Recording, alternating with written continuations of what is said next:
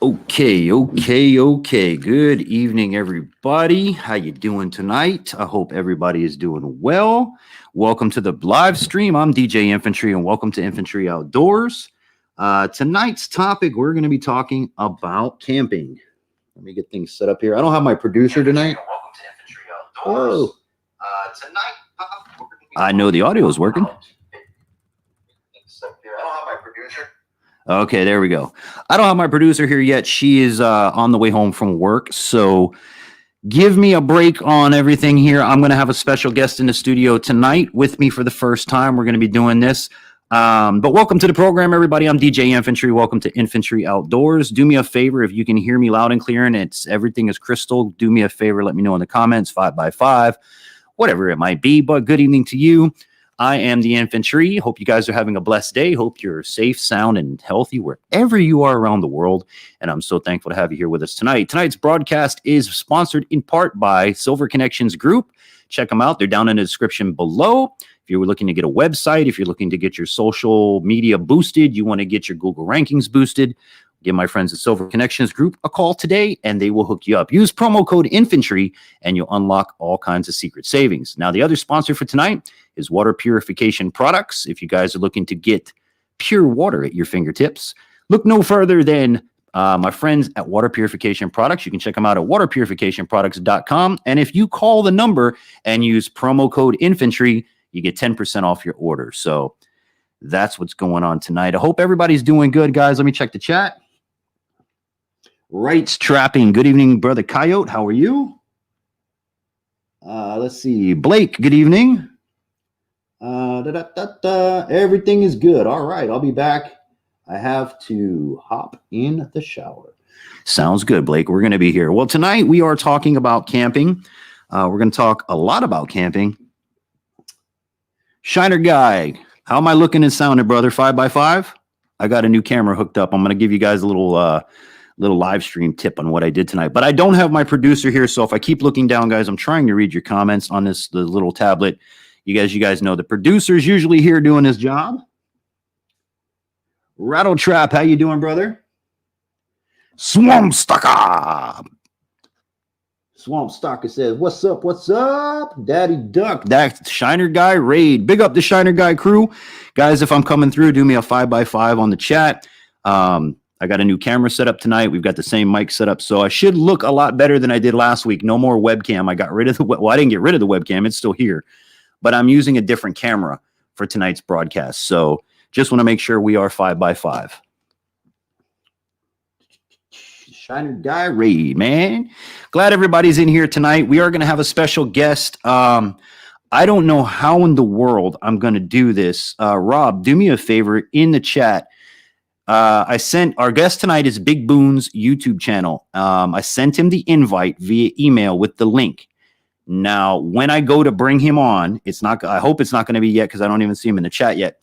But when I go to bring him on, if my producer isn't here, Rob, what do? I have to go around to the computer and literally do it. So if you can tell me what I need to do when it's time to bring him on, that would be a big help because I have no idea. I'm sitting here by myself doing this by myself tonight. So at least for now, let's see what we got in the chat. What's up, Swamp Stalker, Daddy Duck, the Shiner Raid, Rob Raid. Sounds great. What does it say? Bleeding the bass. Okay, let me trim the bass a little bit. Hold on there, buddy. See, that's the nice thing about having a studio equipment instead of just what do you call it? A camera input. How's that? Is that a little bit better, Rob? That should be crispy cream donuts right there. Evening good. The Rights Trapping. All right. Howdy. Big Boone's is in here. Where did he sneak in? I didn't see him. Hold on a minute. There he is.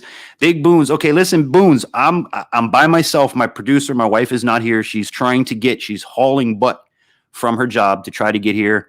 I think I even got to run to the fridge. I think I only have one beer, so I don't even have a beer to greet you guys with yet. That's kind of how today is. She's been at work since 1 o'clock this afternoon and getting all this set up. She was supposed to be home by now, but we're going to get through it, guys. We're going to get through it. So, Rob, if you can tell me what to do when I want to bring on Big Boone's, I have to run around the computer and do whatever you're going to tell me to do. But I did send Boone's the link, so I know Boone's is going to click on the link and something is going to happen on my side, I believe. And then I put the two people screens on.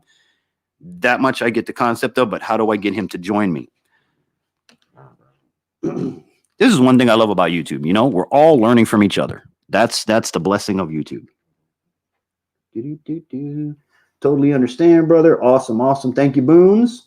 I appreciate the understanding. Now, mind you guys, for those that don't know me, that might be new in the chat, I'm legally blind, and I'm in here running a studio, two sides of a studio by myself. I'm reading the chat. I've got a mixing console. I've got a computer set up over there, a camera, lights, the whole 9 yards. So kind of, thank you, son. Now go to bed. I'm not endorsing this at all, but thank you to my son so I can at least greet and meet everybody. I think this is the last beer in the house. So let's do this, guys. Happy Friday. Oh, yeah, that's what it is. All right. So Rob, everybody, Big Boones, Duck, Swamp Stalker, anybody I might have missed, everybody in the chat that came in, Shiner Guy, Raid, happy Friday, everybody. May God richly bless each and every one of you and your families. I hope you're all safe and sound. I hope you have an amazing Friday, an amazing weekend. Thank you for your support. Cheers, everyone. Happy Friday. Let's all do the drink together. The first one. Here we go. All right. So let's kick the tires and light the fires, guys. Welcome to the program. Don't forget, tonight we are sponsored by waterpurificationproducts.com, as well as Silver Connections Group. You guys have seen them in all my videos. So both companies, by the way, if you use promo code Infantry, you're going to get unlocked savings with one company, and you're going to get 10% off with my water purification company right off the top, just for using our name. So tonight we're discussing camping. We're going to go into camping, whether it's your first time camping, your millionth time camping, whatever it might be. Oh, and one more thing, guys, until the producer gets here, if you can do me the big solid of tagging at Infantry when you want to talk to me, so the red thing pops up on my screen and I can see who wants to talk to me. It'll be a little bit easier. But yeah, we're going to have Big Boone's YouTube channel on here with us tonight. He's going to be our first ever guest in the live stream, which is going to be pretty cool if I can figure it out. But tonight's topic is all about camping. So if you've ever been camping, you've ever wanted to go camping, you don't know if you can camp, we're going to cover all of the basics, from glamping to camping to maybe some bushcraft a little bit. We're not going to go into RVing because that is not camping. I'm sorry, boys and girls. That is not. I will give you a pop-up camper. That's about as close or as far as I am willing to go on that topic. Because truthfully, if you're not camping, you're not camping. Okay? I mean, like camping. Camping consists of a tent. Camping consists of a shelter, something like that. If you're busting out with a $150,000 RV, stay home, in my opinion, because you just brought your house. Why? I mean, that's not camping. So tonight we're going to give you the ins and outs of what it takes to start camping, to go camping, what gear you're going to need, what things I feel are important, what things my creators feel important. Now, the best part of all of this, guys, is we're all going to learn together, just like I'm learning this system pretty much by myself. And I'm going to get through it. I promise you guys that for sure. We're going to get through this. And we're going to have some fun. So as you guys come in, do me the solid of making sure that you make the little red thing come up with my name, Infantry Outdoors. I believe all you have to do is put at my name and it'll pop up in red. Then I will know that you are sending me a message and you guys aren't just chit-chatting, at least until the producer shows up. When she gets here, hey, it's on like Donkey Kong. So Jeremy, good evening, buddy. Let's see, Rattle Trap.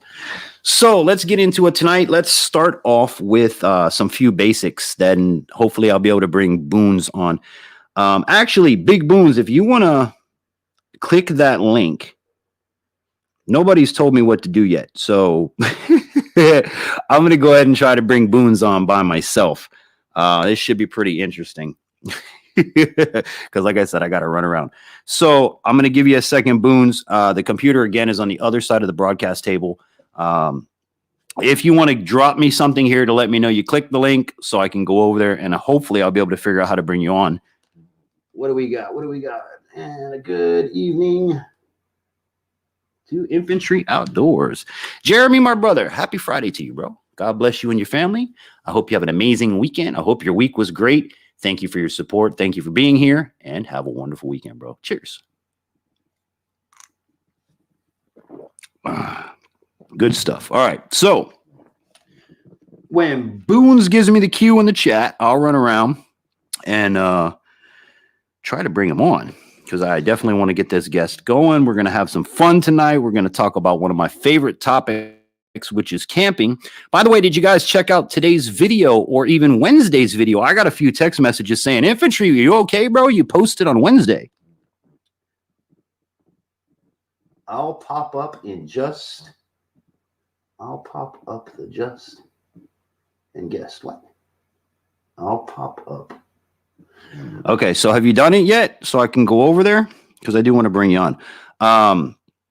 Yeah, did you guys check out this Wednesday's video of the grill mats? They were a pretty neat product that was sent to me. We're going to be doing product reviews on Wednesdays, the show on Fridays, and the live stream Friday nights. So that you guys know, even if YouTube doesn't notify you, you will know Wednesdays and Fridays are Infantry Outdoors.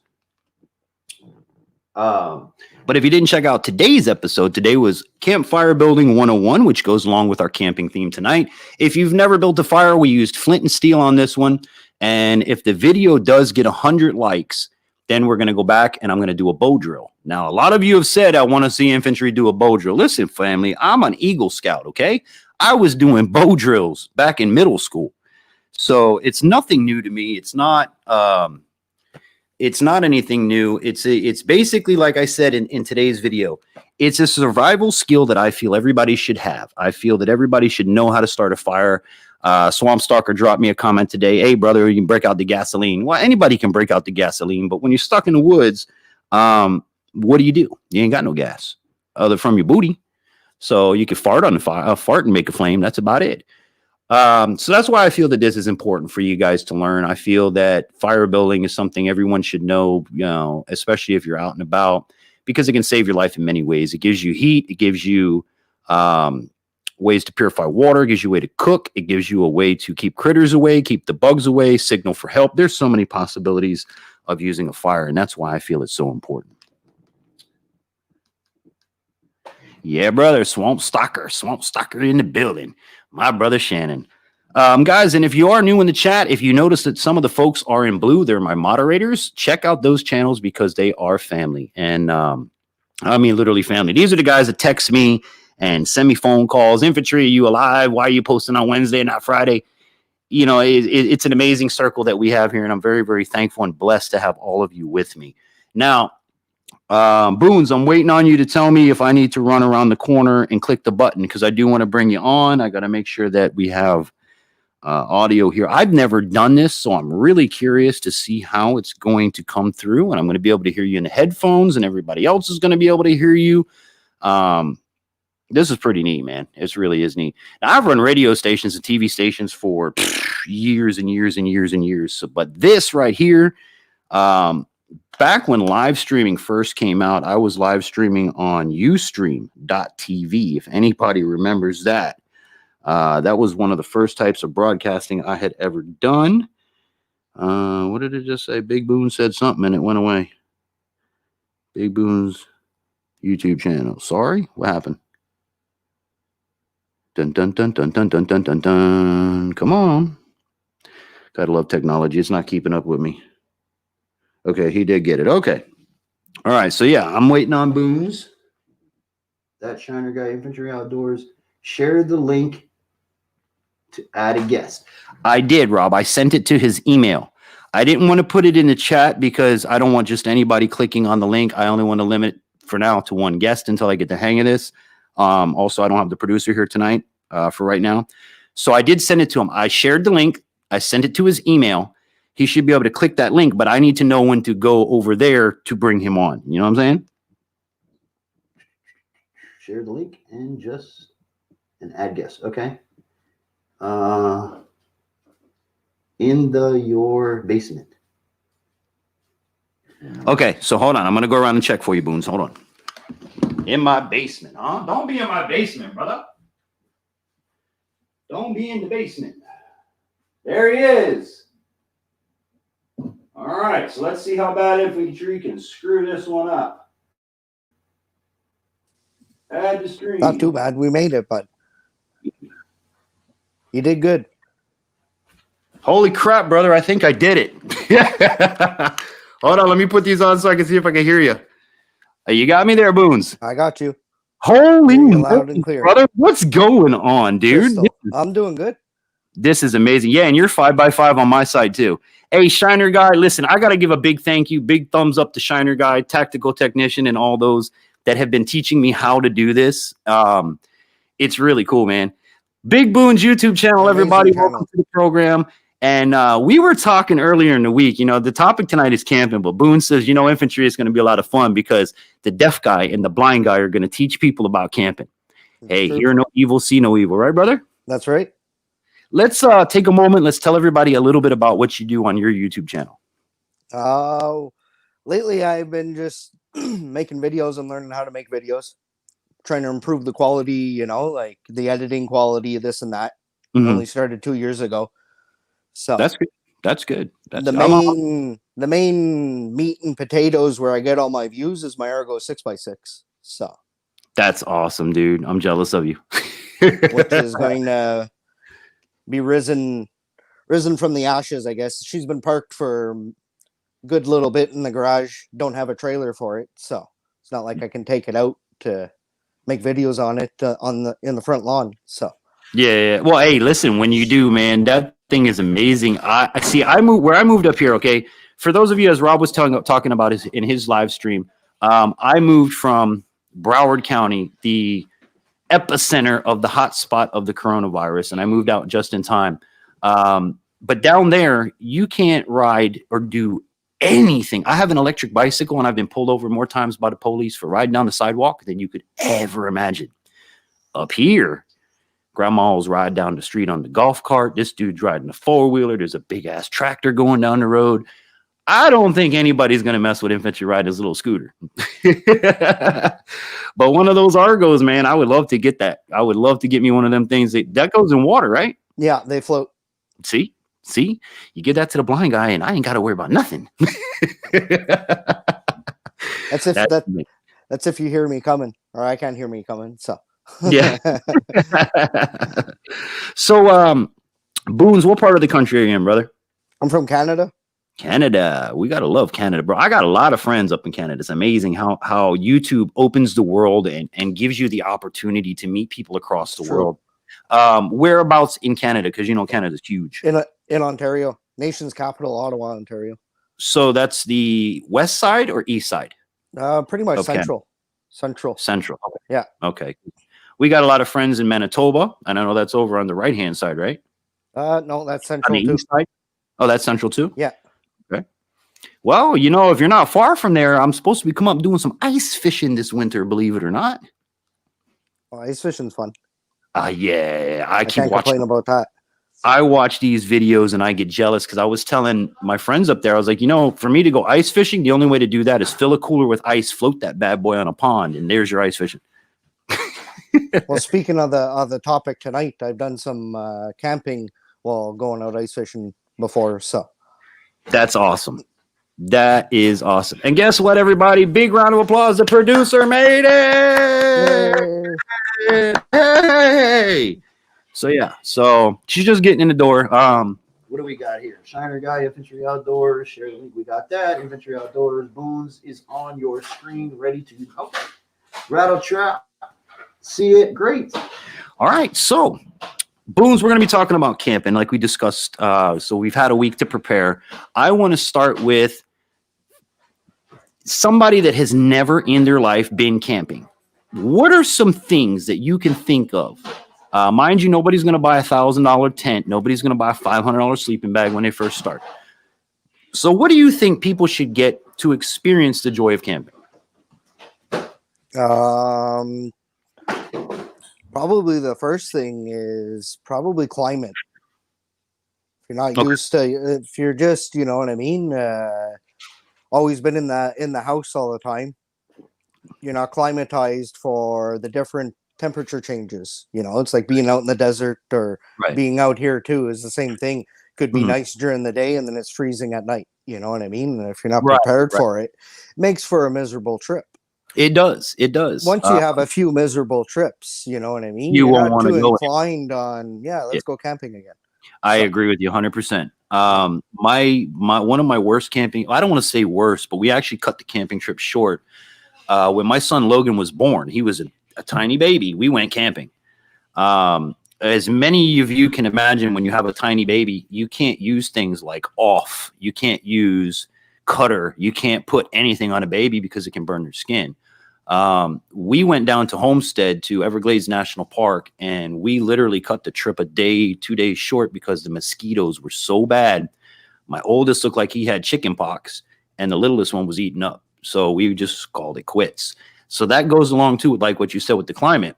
If you're not prepared for what you're going to do or where you're going to go, it can make a bad time and that will turn you off of it. And that's not what you want for camping, because camping is a joyful, almost religious experience when you're out there. It's really incredible.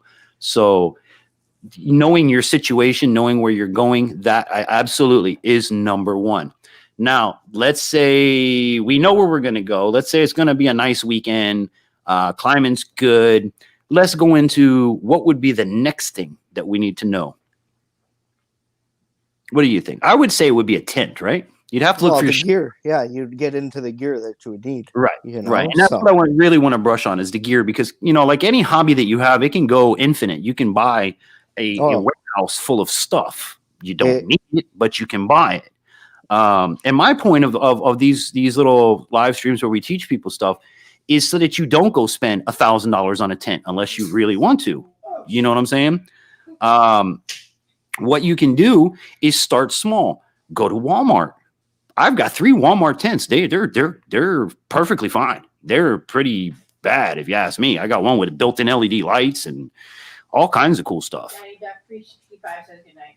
What is it? Daddy Duck 365 is leaving. Daddy Duck, thank you for coming in, brother. You have a wonderful night. Boons, are you able to see chat at all? Yeah, I just pulled it up.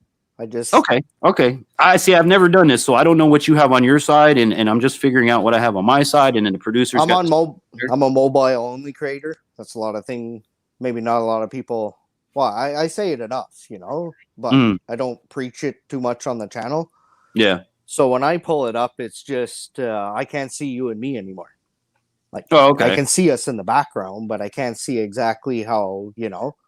Yeah, I got to get myself looking at. I'm so used to looking at you. I got to look at the camera because that's the audience. Yeah. But yeah, so we're going to talk about tents here for a minute. And if you guys in the chat want to join in, or you have your 2 cents, by all means, because that's what this is. It's learning together. Now with a tent, I would always say that if you're a 1-man person, you need at least a 2-3-man tent. And the reason for this is you are one person, but your gear counts as another person. So anytime you buy anything, buy 1 more person or 2 more. It may seem ridiculous, but am I wrong on that, Boons? No, I've always used like a 3-man tent just as a personal tent. Yeah. You know, those little dome tents there, when me and my buddies used to go camping when we were teenagers and kids and stuff, that was the perfect tent. Like you said, put all your gear in, stuff like that. Not your food. Right. Yeah. Don't put your food. We're going to get to that. We're going to country. But you do want to have, and not even down here in Florida, because you got raccoon, you got all kinds of stuff that can come in, rip your tent open and get your food. But we're going to get into that. Always remember that your gear, no matter how big or how small, should account for 1 person. So if you're 1 person with gear, you're 2 people. If you're 2 people with gear, you're 4 people.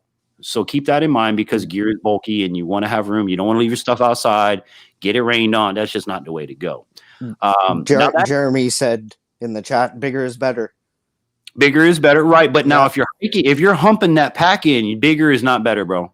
Okay, I can tell you that 100%. If you have to hump to your spot, and when I say hump, I mean hike. Anybody in the military knows that one. If you have to hump in 5-10 miles and you have a 10-person tent that weighs 15 pounds, that's 15 pounds you have to hump for 15 miles. I don't want to do that. Not me. Now, truck camping.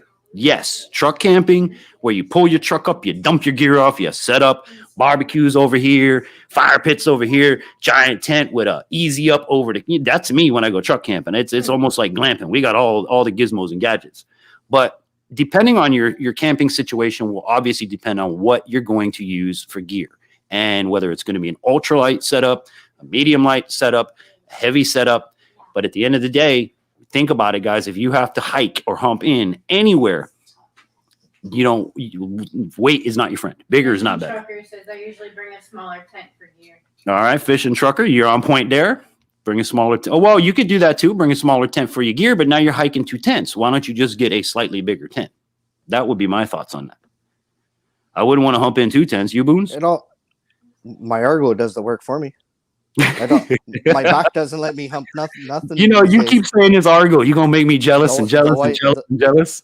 We won't get into what the wife thinks about that. Imagine you tell your wife, hey, we got a 15-mile hump with all this gear. No, my wife will say, no. Have fun. I can take you up, drop a pin. But now that a tent, that is one setup. That is one type of setup. And it's really cool because I got the producer over here. I got Boone's reading comments. So I ain't missing nothing tonight. This is great. Joy Stewart, good evening to you. Got to give you a big Friday hello. Happy Friday. Fishing trucker, my brother, I got to give you your Friday cheers as we always do. Happy Friday to you. God bless you and your families. The right strapping said he has a 16-foot toy hauler. Oh, wow. Camper. So it's like a camper in the front with toys in the back. With the toys in the back. Yeah. It's like an RV car hauler. It's pretty neat. Yeah. But cheers, everybody, on your Friday cheers. Who is it? Coffee cheers. Right. Wright's been with us. Wright's been with us for a while. Okay. You got so old, I got a 15. The producer's catching up. So, now that a toy hauler, but that I would take that into, like I said at the beginning of the stream, where that would be kind of like an RV, and I would not consider that camping. That's a little. I don't know. That's you got tired of freezing in the tent because of the climate change. Right. I give you that. But the average person, remember, guys, we're talking about folks that have never done this. They're not going to go get a toy hauler. They're not going to get a $250,000 RV. I will go as far as this is where we'll be allowed to stop in the conversation tonight. A pop-up camper. Well, that's what my sister did. Right. She went out and bought a pop-up. Because that's still technically a tent. Yeah, she wasn't that big into the camping scene. Okay. Like I was, Right. So.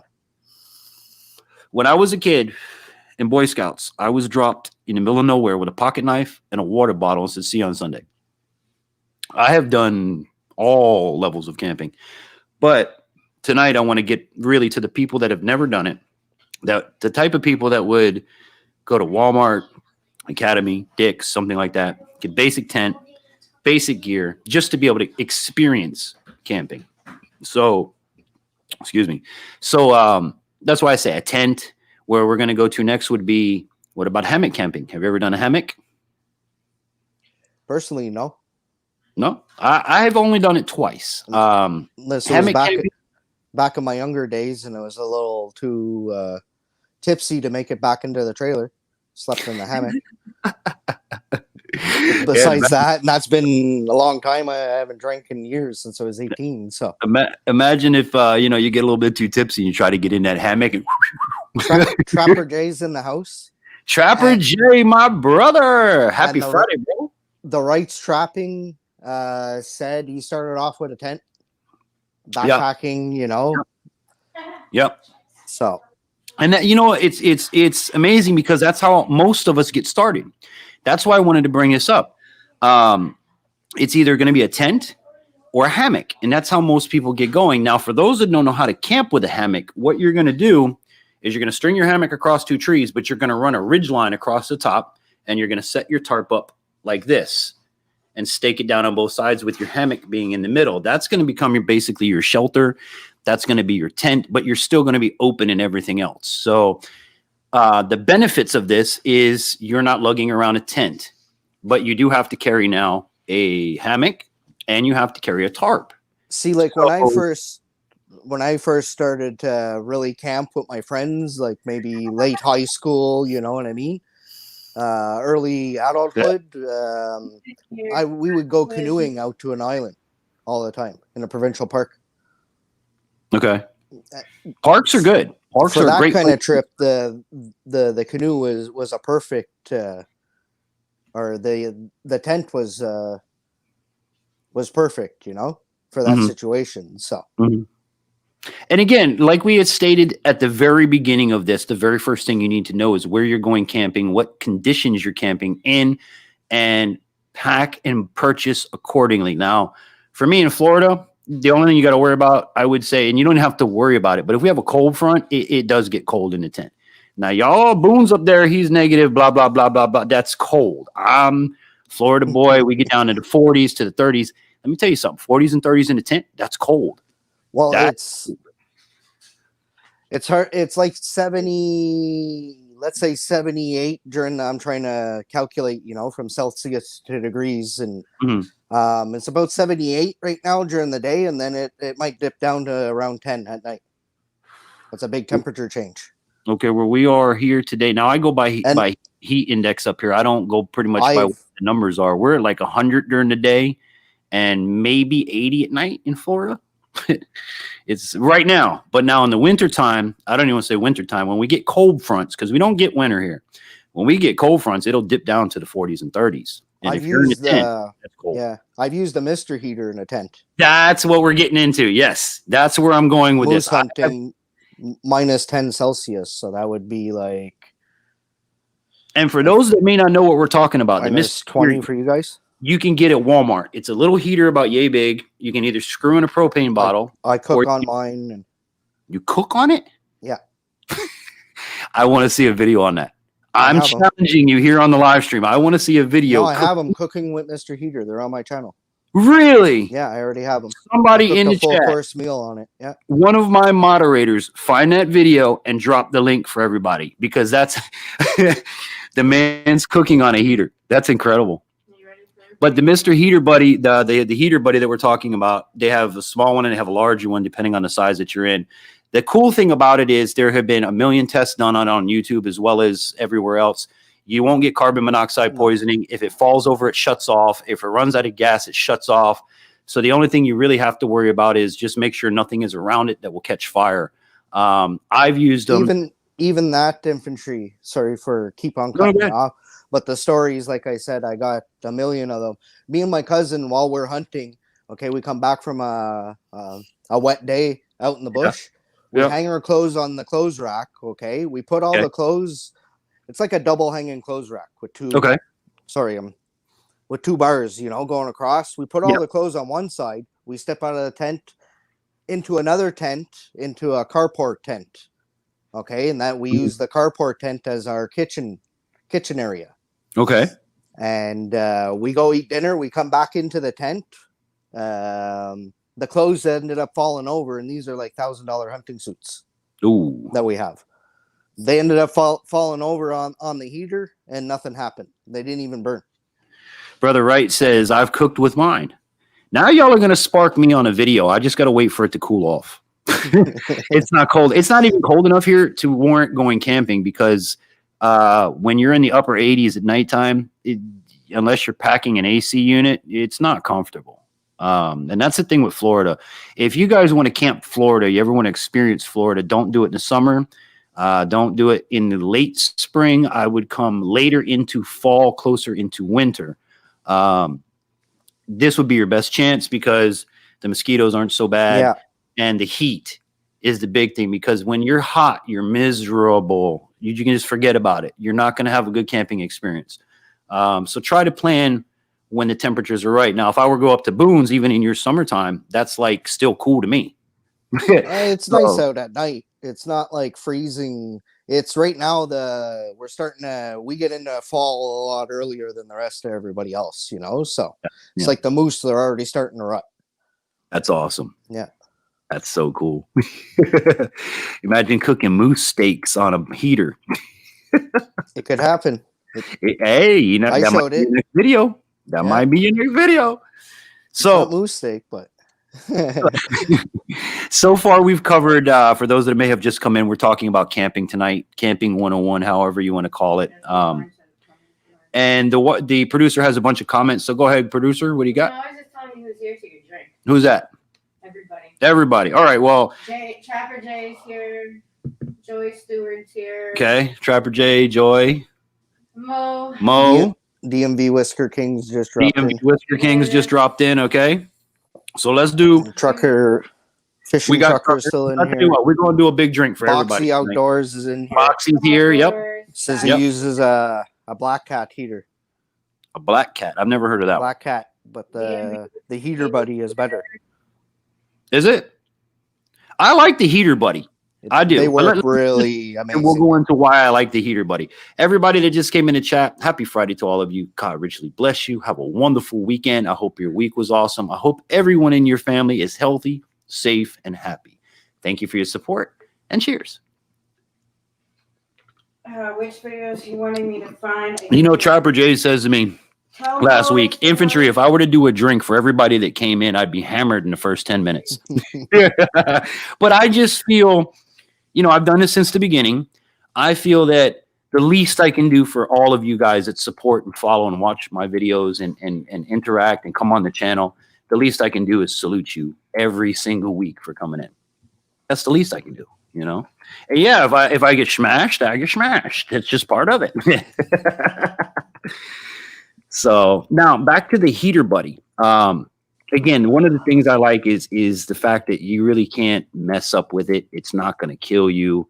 You can put it indoors, outdoors, whatever the case may be. You can screw the little bottle into it. They sell the hose, which is what I use, and I put it into the 5-gallon, you know, or the 15-pound cylinders, and that sucker runs all weekend with no issues.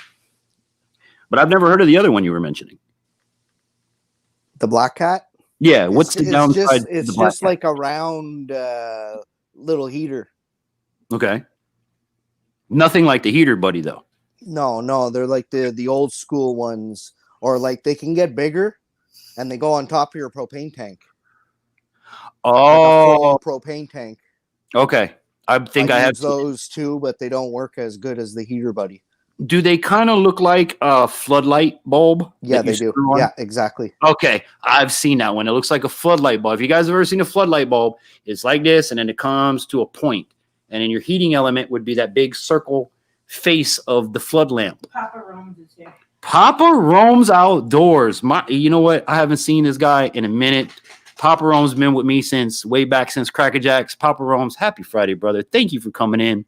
Thank you for being with me all these years, bro. I know you're doing great. Papa Rome's is a hell of an outdoorsman. He is. He is. And if you want to talk about backpacking tents, he has an amazing video. Yes, Papa he does. Rome's Yes, he does. Him and I were actually discussing about one of the ones that he got. I think it was a pop-up, a screened-in pop-up. It was really cool, but to me, it kind of looked a little bit on the flimsy side. But that's part of product testing. For any of you guys out there that test, you know what I'm saying. Rome says the little buddy heater in a new wood stove I'm using tomorrow, actually. See, there you go. A wood stove. See, that's one that I want to talk about here, Boones. Do you ever carry a wood stove camping with you? Yeah. Do you? So you have like a little round with the door and the chimney and the tent? Like a full-size wood stove. I'd put that into one of my trailers. 5 tarps. Wow. 5 tarps. You go all out when you go, dude. I mean, that's it. That's all you bring down. up. Because when you come home with a moose, okay, you're coming home with a couple of thousand pounds of meat. Wow. I used to go up every year, non-resident with my dad, and 2 tags per moose. So it's just us 2 guys. We go up and we haul our moose out on our backs. Wow, we did that for years and years until we bought the machine. Yeah, that's incredible. No moose last year. That's incredible. I couldn't even fathom. Like, I've never seen a moose in real life. I've seen a lot of animals, but I've never seen a moose. And to be able to experience. Yeah, that might be an experience me and you might have to go check out one day together. I'm gonna have to fly up and see about getting a moose with big Boones up there. Because we definitely don't have them here. The luck of the draw. That's why you have to enter a draw to get a chance to go. Wow. And then maybe even Papa Rome's, he just said his trip got canceled, so maybe he was able to get a tag, or you can always go non-resident, but then you're paying extra, you know? Right. Now, does your country do anything special for people with disabilities? Oh, yeah. Okay. Yeah. Because, here in the States, they do a lot of like, I don't pay for my hunting and fishing license because I'm handicapped. Yeah. I do have to take all the tests like everybody else. I got to do the same stuff as you, but because my hunting license, I still have to get. My fishing license is covered underneath the handicap permit. Okay. That's really cool. Yeah. That's good. And do they offer different programs for the disabled to hunt? You have your own seasons, and it's usually before everybody else. That's amazing. See, and that's what I you're like able to depending on your disability, if it's a lower limb, you're able to shoot off a four-wheeler, shoot out of a vehicle. You know what I mean? Yeah, right. Same applies here in Florida. Yeah. That's really awesome. Now, Papa Rome's did pop up. He did say, I like how we can pop the comments up. Rob, my wife learned this from watching you, dude. Papa Rome says, yeah, that tent was cheap, but it works good for bugs. Yes, it does. It worked for good for bugs. But, that's the thing, like I was saying about being product testers that we are as influencers, We get products, we put them up. If it makes it the weekend, it's a good product. If it don't make it the weekend, well, you know what it is. But, excuse me. But they have all kinds of tents. So we've touched on climate. We touched on tents. We even went a little bit into hunting. What about sleeping? It's hunting and camping are like this. Okay? Yeah. Because there's a lot of times you're going to stay out there. You come back and camp at night and spend all day hunting. Yeah. That's, like. Yep, for sure. Yeah. For sure. Mo put up the link for. Mo put up the link? Yeah. Okay, Mo dropped your link for your video. Thank you, Mo. That's awesome. And if you guys want to check out that video, I'm going to check it out later. The cooking on a buddy burn, or not a buddy heater. That's crazy, dude. But hey, let me tell you, I give you brownie points for the survival skills to think of. Let me flip my heater over or set my heater so I could cook on it. I wouldn't have thought. With my mystery heater, the reason why I started doing that is probably because out of laziness. You know what I mean? Like, I have one hose. It's an adapter hose that goes onto a big propane tank instead of running the little green tanks. I run one of the big propane tanks lasts me probably a week. And that's using it every night, 8 hours a night for a good sleep. 15 pound or bigger? Is that a 15 pound or bigger? 25 pound. Yeah, you're bigger. I think they are. Yeah. And I run a hose directly into the Mr. Heater. Okay. And those hoses, so you guys know, are available at the same store that you buy Mr. Heater. Like, if you see Mr. Heater, look up on the shelf and you usually find the connection hoses. You can even get, they have what they call trees that you can screw the tree onto your bottle. Octopuses, you can run the heater buddy. You can run your grill. You can run whatever might run by propane. You can run, like, I think 4 items. I usually put I still run the old school lanterns. So yeah, the lantern on top. Yes, sir. And then you got 1, 2, 3 in the bottle. So you got the light plus 3 other items that you can run simultaneously off of 1 propane bottle.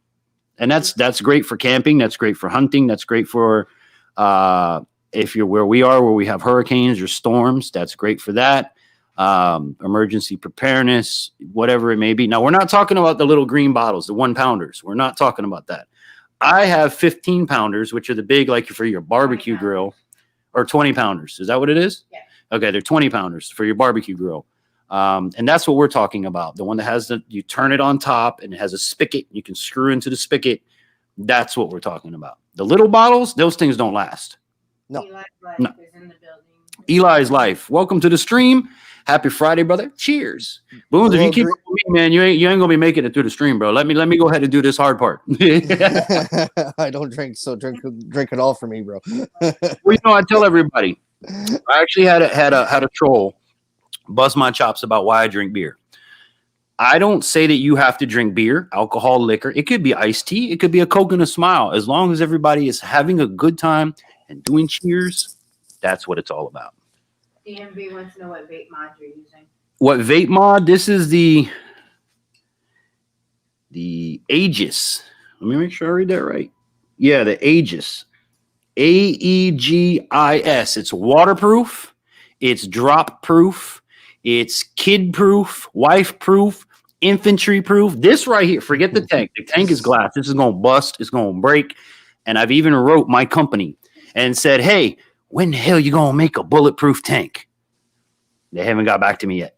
This thing is damn near bulletproof. I can vape in the shower. I can vape in the pool. The battery on it, to show you guys, is ridiculous. When I show people this, they're like, holy crap, are you serious? Amazing how we go from camping to vaping. But look at the size of that battery, Boons. It is like a double A on crack. Yeah. And you just shove it in there and off you go. I haven't gotten, grief one night because I vape. I'm a grown man. Yeah, if I want to vape, I'm going to vape. If I want to drink, I'm going to drink. I work hard to pay my bills. My life is good, There's Karens in every corner. Of course. Yeah, Karen. Yeah. God, need to take Karen fishing. We'll call her Chum. She's the anchor. Yeah. Down here, we call her Karen Gator Bait. But, yeah, now going more back into camping, we've, with the heater, that's a great thing. But something that we do need to speak about, because we've done the tent, we've done the heater. What about sleeping conditions? Cot Now, or yeah, we're not going to mattress? go in basic first time camper. Think of that. Basic. What would you recommend for the first time person? They're probably going to go with an air mattress. Okay. And Good not choice. think about a cot Yep. for Yep. the same price, almost. Correct. Now, if you those army cots are so comfortable. if you For really me, want to get bougie, put an air mattress on the cot. There you Then you're living a lap of luxury. Believe it or not. That's almost glamping. Yeah, it's almost glamping. Yeah, we need to stop right there. But yeah, the average person, now this is myself included. I have 3 air mattresses, one for me and my wife, and each one of the boys has their own. But there are, now when we say air mattress, okay, most of you are thinking big poofy air mattress, which is what I have, which is what we're talking about, right? The big poofy one you buy at Walmart, and it takes like a pump to blow it up, and it's like this tall. There's other options as well called inflatable bedrolls. Now, an inflatable bedroll is only about that thick blown up, but you feel like you're floating on it, and it packs to about this size.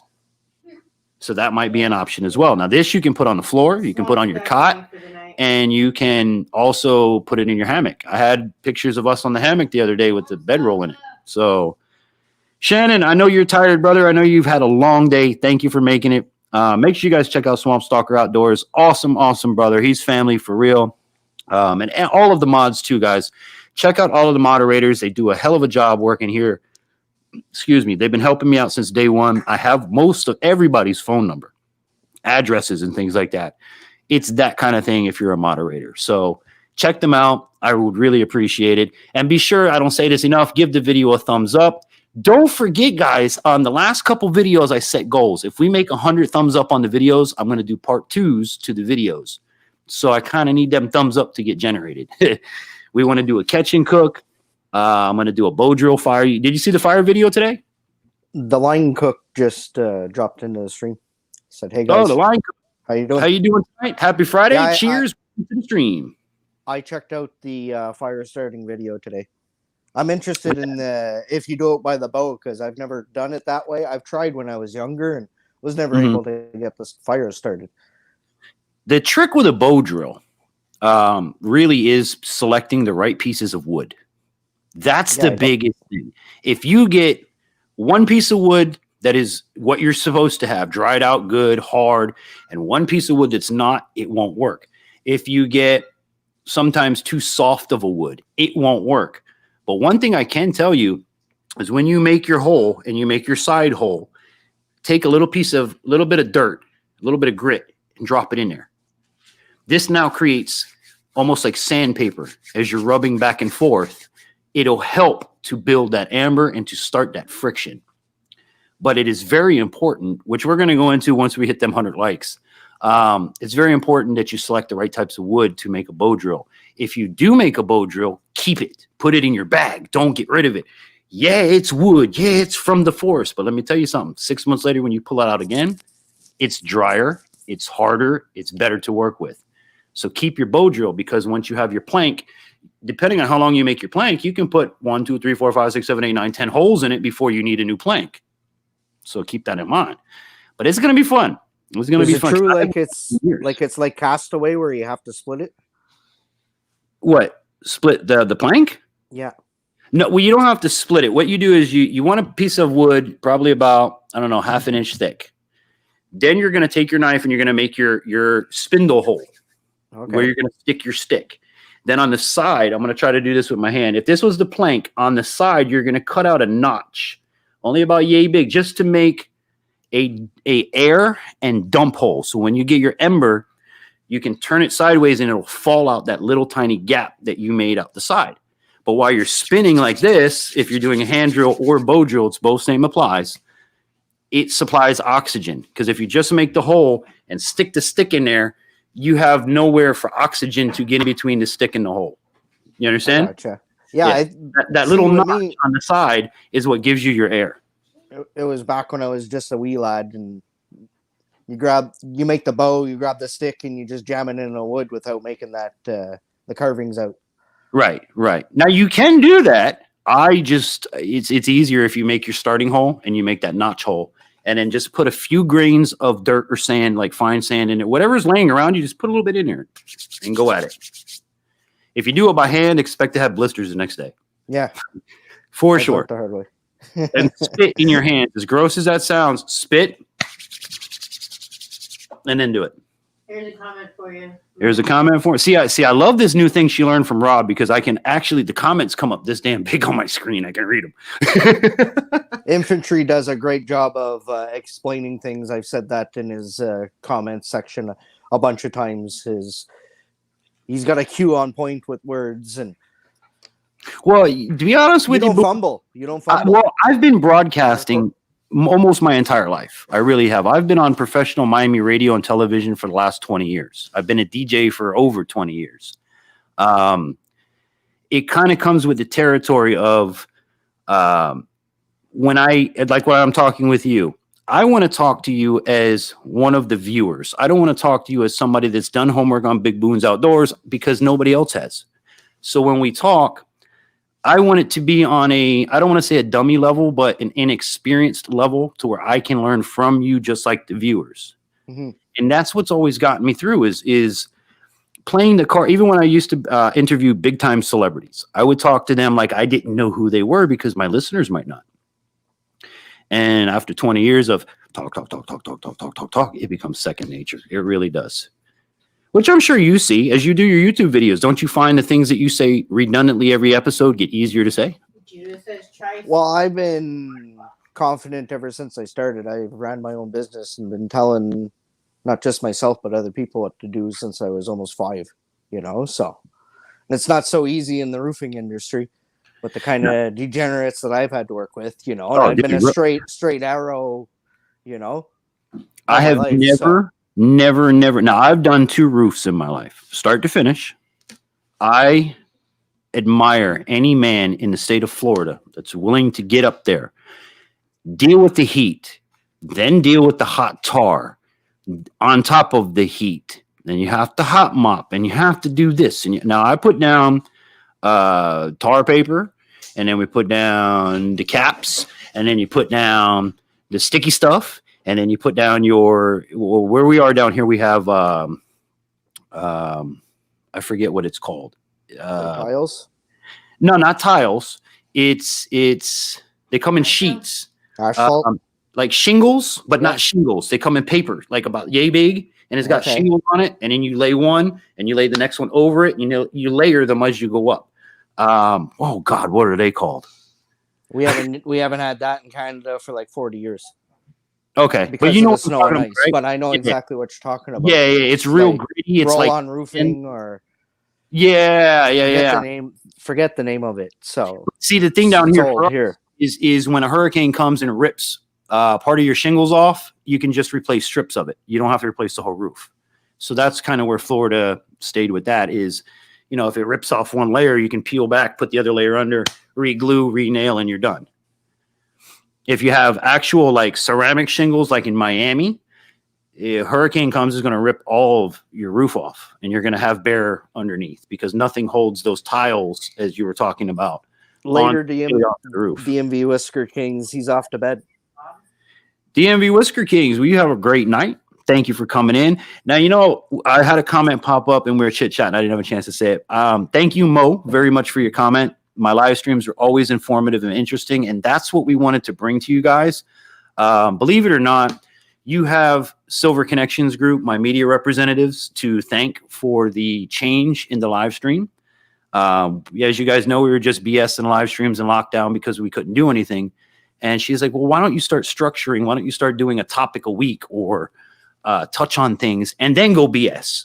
So Silver Connections Group, thank you. Thumbs up. That's why I have them. That's why I use them. They built my website. They give me pointers on what I'm doing wrong, what I'm doing right, how to modify and change what I'm doing.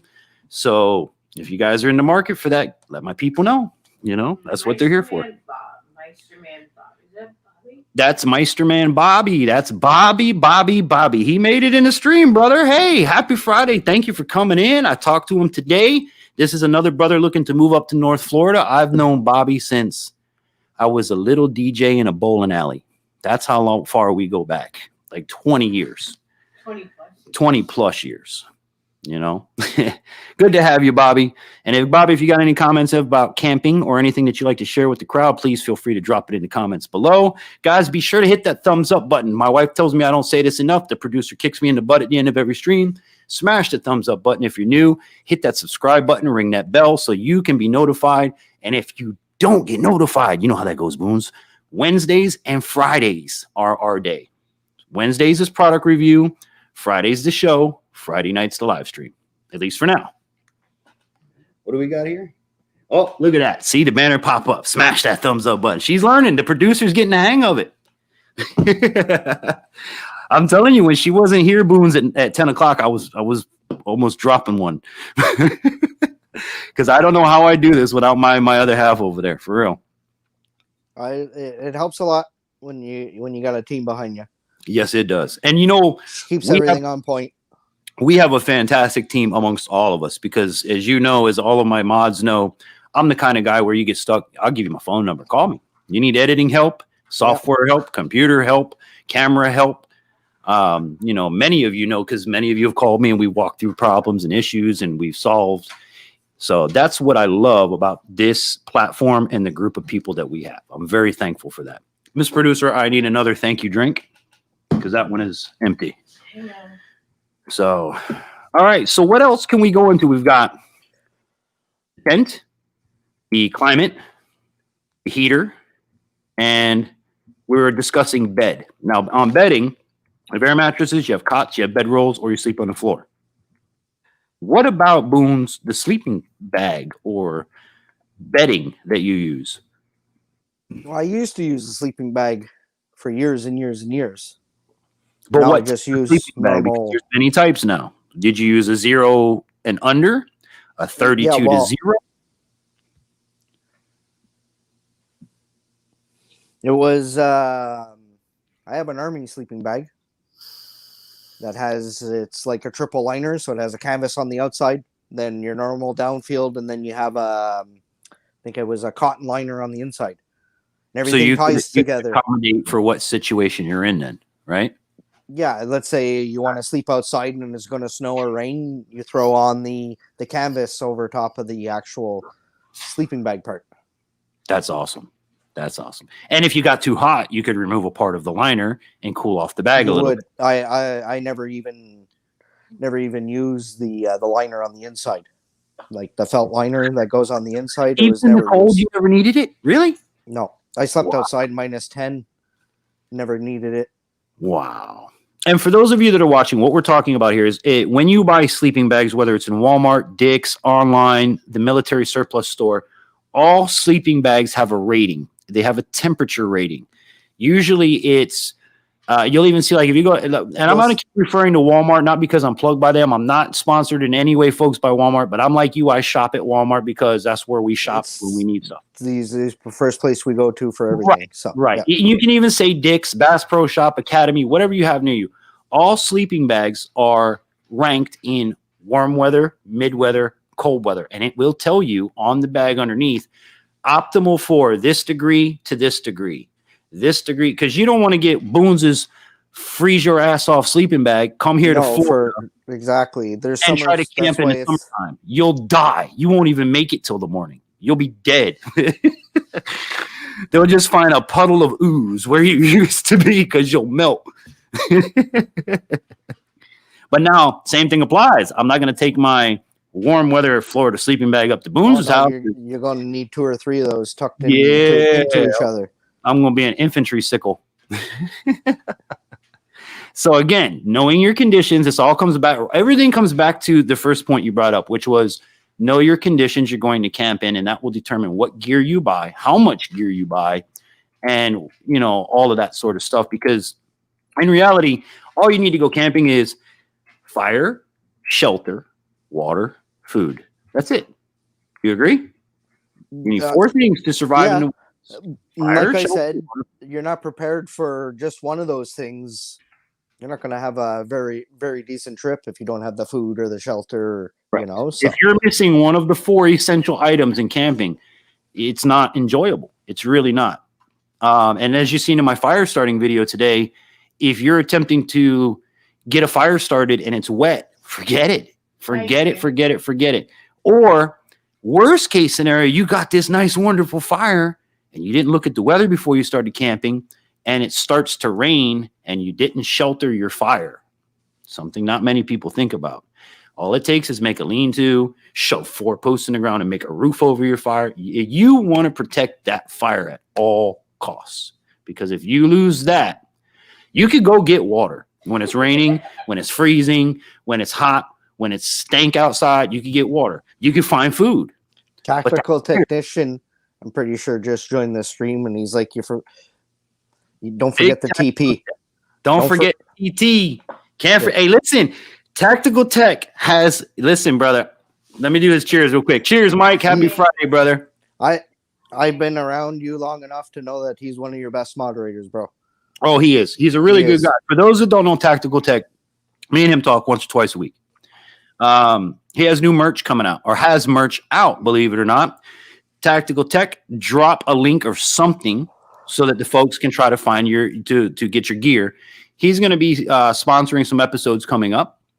He's got coffee mugs, which I know y'all drink coffee. He's got campfire mugs. Boone's, you camp. See, we're going to hook it up. So check out Mike. He's trying to do some stuff. We all want to boost and encourage each other. So Mike, go ahead and post a link. I told you to have it ready for that new merch that you got coming out.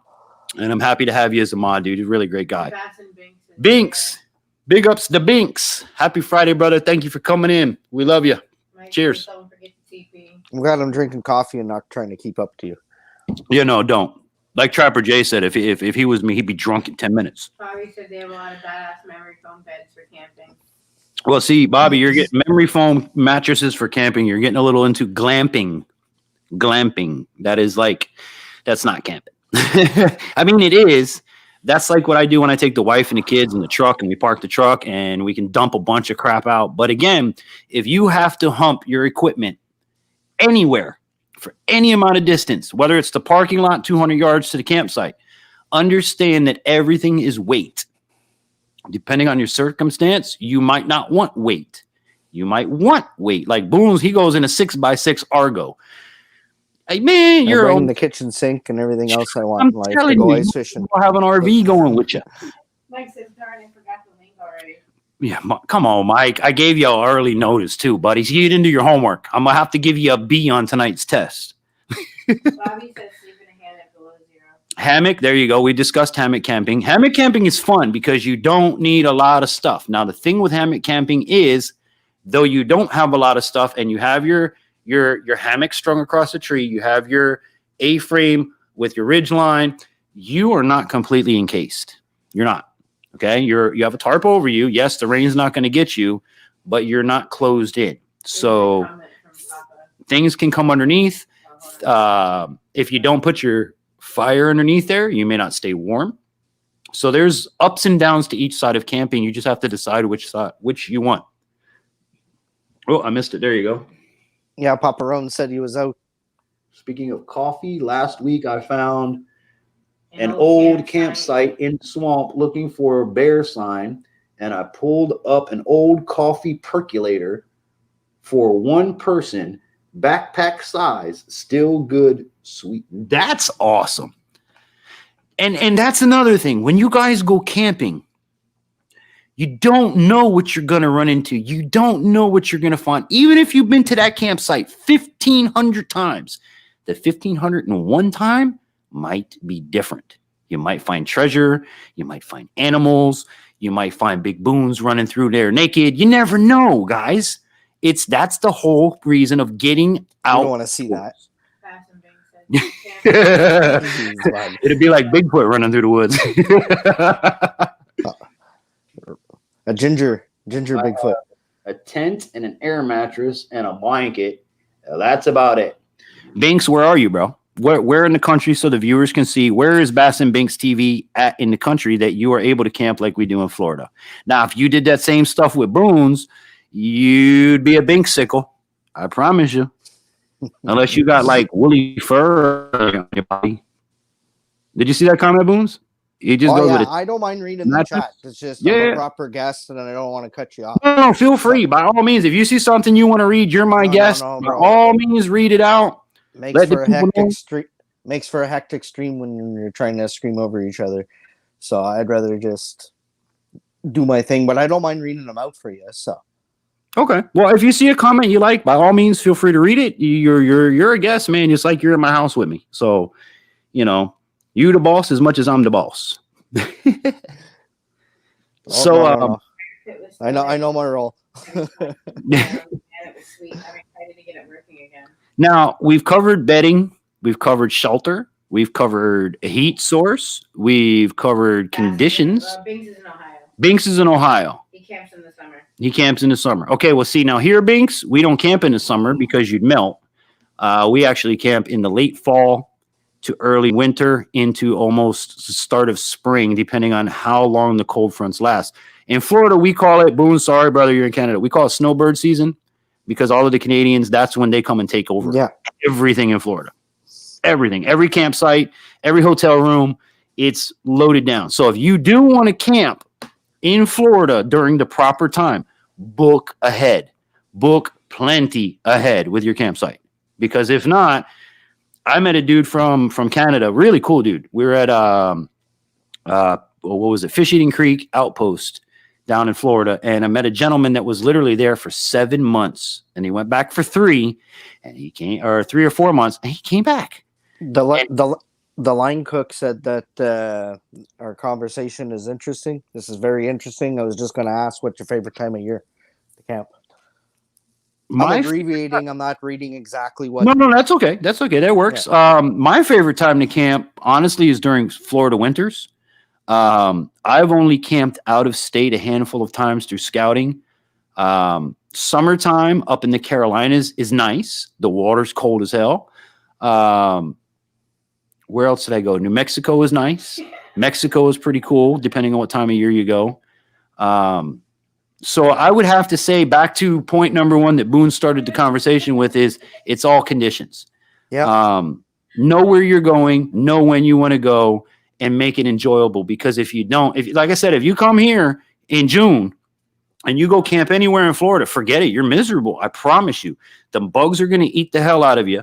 You're going to sweat all day, sweat all night, and it's just not fun. So to optimize your experience, I would say cooler months, late fall, winter. We don't have winter, so winter and early spring. Papa Rome says another thing that could ruin a good trip is one fart in the tent. Hey, listen, ladies and gentlemen, a Dutch oven is not just for cooking. No. But the nice thing is, if you're in a tent or a hammock, it kind of, if you don't have the top on and it's a nice night, it goes right out. But if you have the top on, Dutch oven, people, and we're not talking about making cobbler, all right? Hypothermia, maybe that's the cure. Yeah, no, I didn't even want to think. I'm one of them people where I love the cold, but if I get a chill, I'm freezing. And you're not used to this type of cold, so you'd be chilly pretty quick. Well, no. I've learned over the years how to acclimate my body to my environment. For me, basically, is if my feet are warm, I'm warm. Believe it or not, guys, this will, if you're That ever doesn't cold, happen here. what do you mean that won't happen here? It doesn't happen. But you ice guys have a fishing- different cold though than we do down here. And I don't mean this in a bad way. And I argue this with North versus South all the time. No, When you come to Florida, because we're surrounded by the ocean, even say 40 degrees, if the wind blows, it's 20. And it goes, because it's a wet breeze, it goes right through every layer of your clothes and goes right to your damn bones. The folks that are in the middle, north of the state where you are, even up to Canada, you have a drier cold because you're not near the coastlines. I have the Gulf of Mexico over here, the Atlantic over here, and we're smack dab in the middle, at least where I am now. Where I used to live, it was 15 minutes to the beach, literally. So that breeze, whenever it got cold, did not make it good for a good time. Texas Outdoors and somebody else. Texas Outdoors. Purple Gang. And who? Purple Gang. Purple Gang. Happy Friday. Cheers to you. Thank you so much for your support. We love you. Glad you're here. Happy Friday.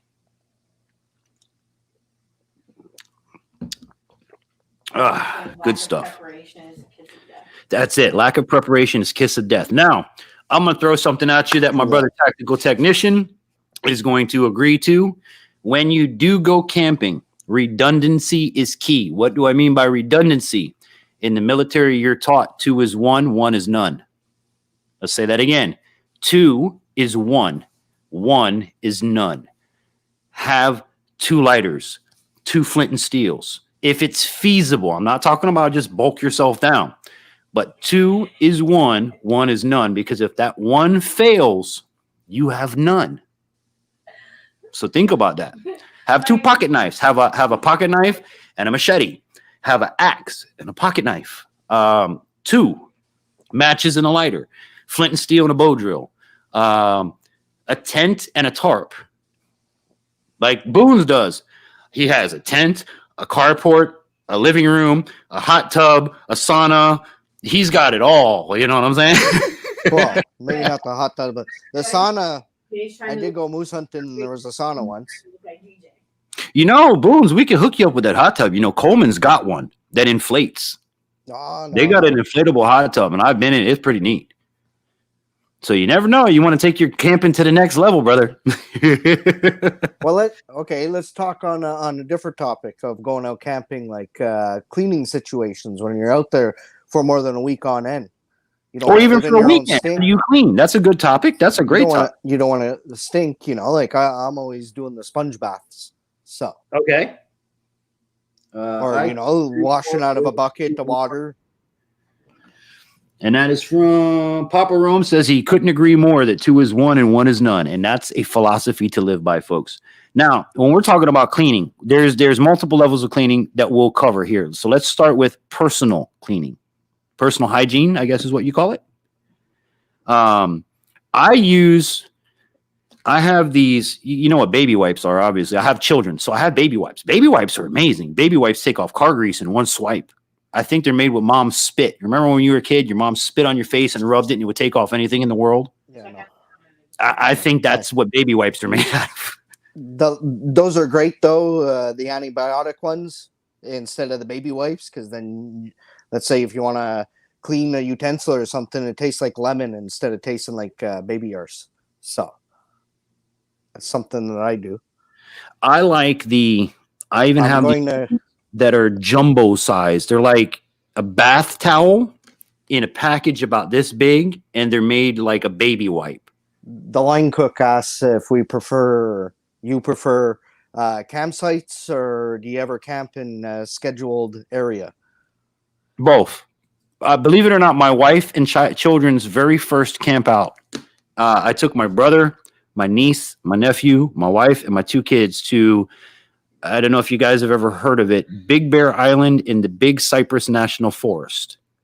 This is a campsite where there are no bathrooms, and you have to bring all of your own water there's nothing there.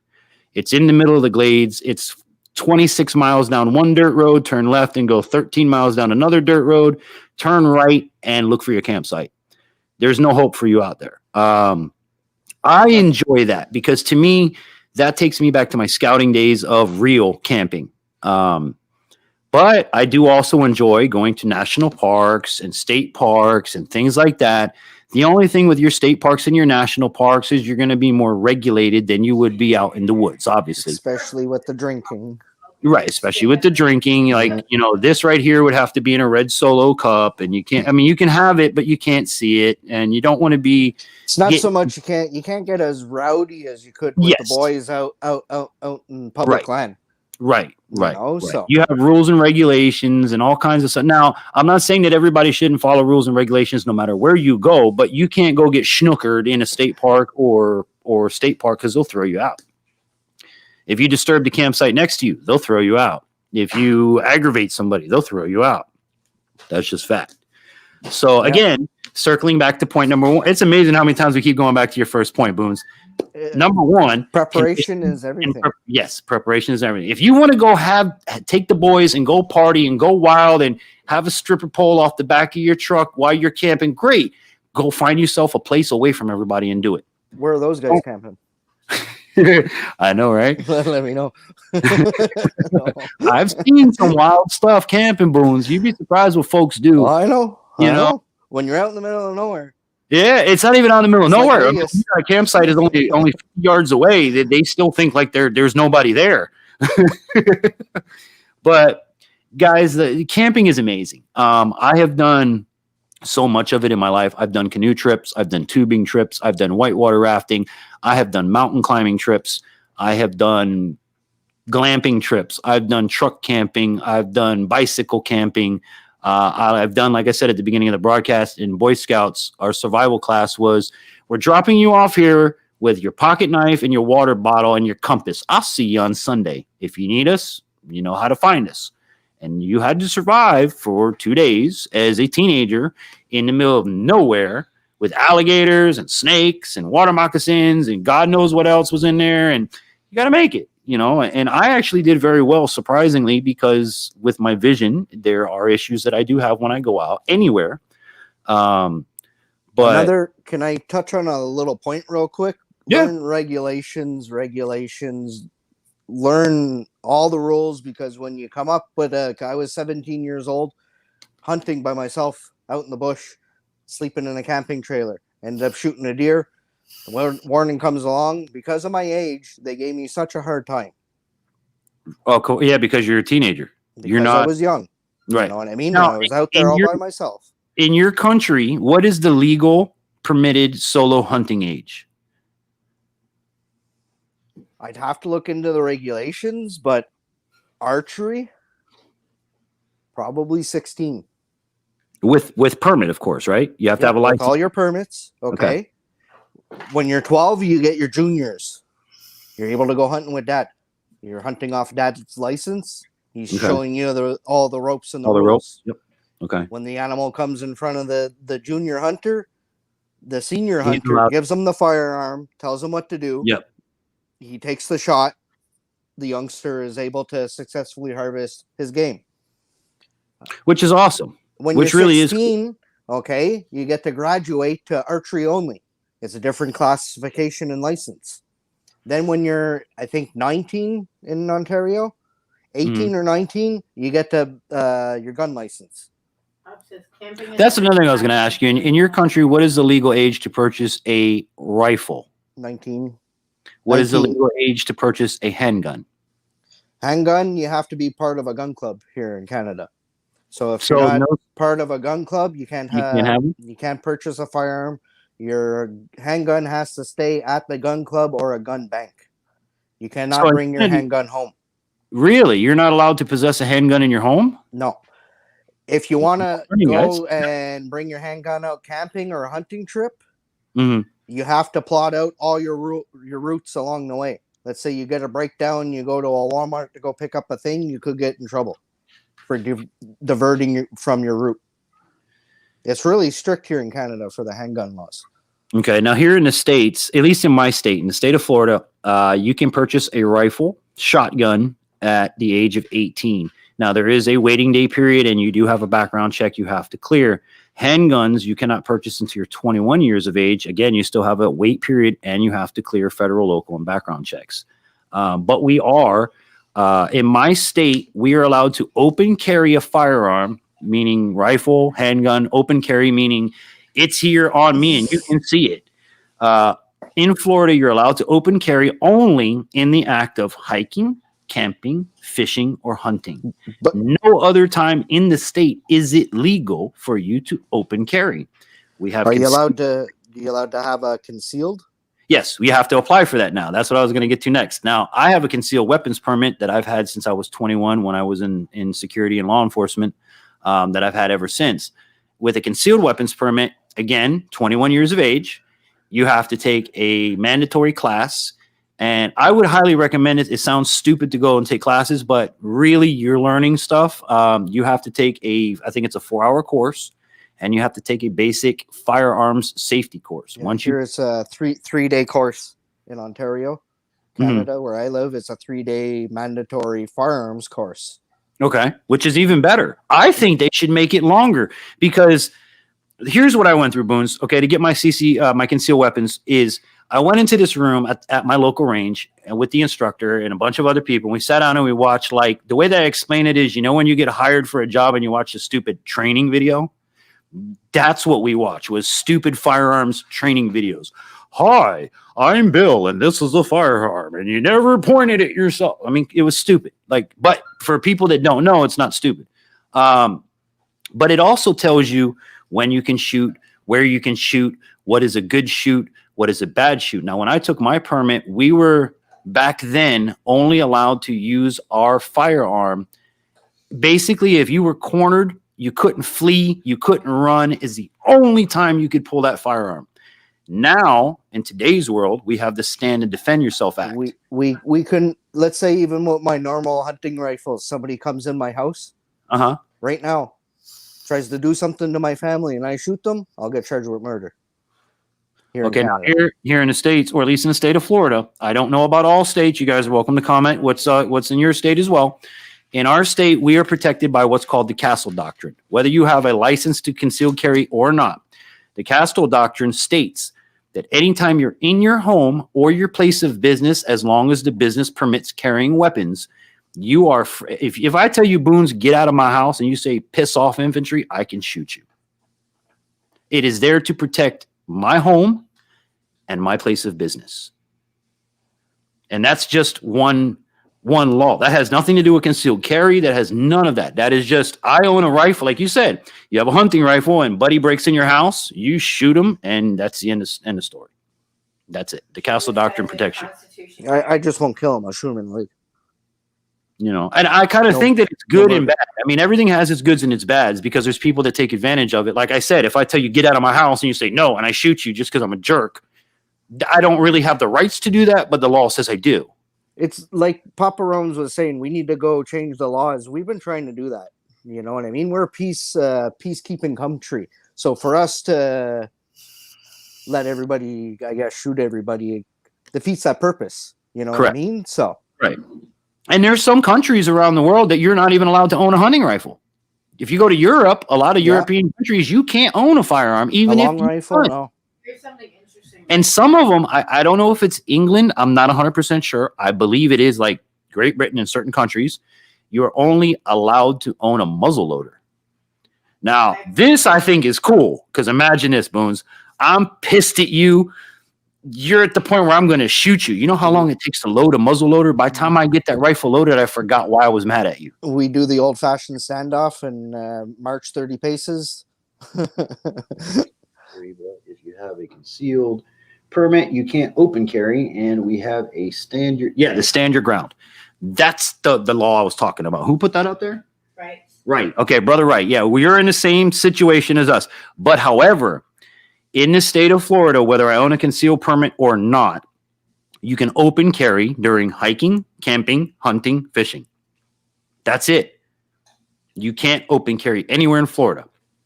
Other than that, now, if you watch these, I don't want to say the wrong word. If you watch these YouTubers that put on an AR-15 and grab a fishing rod to go out and prove a point that their right is to carry a freaking firearm, and the only reason it justifies them is that stupid fishing rod, you're causing more problems for everybody else that's doing it the right way. Okay. You are causing problems for all of us doing it right.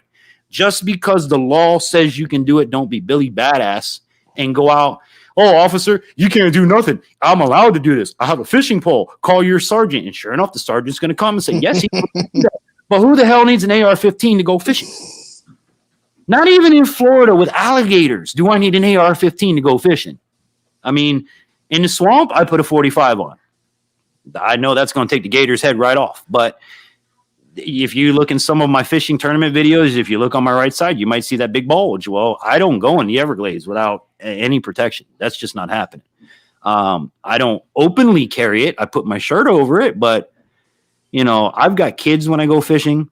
Kids like to stand right at the water's edge, as many of you know. In Florida, that's the wrong place to stand because that's a dangerous zone. 6 inches from the water, in the water, is a damn 12-foot alligator that nobody sees, and all he has to do is jump up and bite, and there goes your kid. Well, I've taught the children get on that topic because I was talking about food and grizzly bears and bears earlier. Mm-hmm. And now that you're talking about the gators, I got a question. Go ahead. You know, like if you're a water's edge, where would be the best, or how would be the best place to set up camp in gator country? As far away from the water's edge as you can. Number one, if you're near water in Florida, whether it's salt or fresh water, water is where the bugs live. And when I say bugs, it's not mosquitoes that you so much have to worry about. We have these things called no-see-ums. That's what I know them as. I don't know the scientific name for them. But sand fleas, I think is what they're called, or something along that lines. Shad flies. What is it? Sand fleas. I think they're sand flies. I think we know them as no-see. Anybody in Florida that's in here is going to tell you you see them. When they bite you, you burn for days. You can't see them. They're too tiny. But man, when you get bit up by them, you will feel like sunburn for days. It's horrible.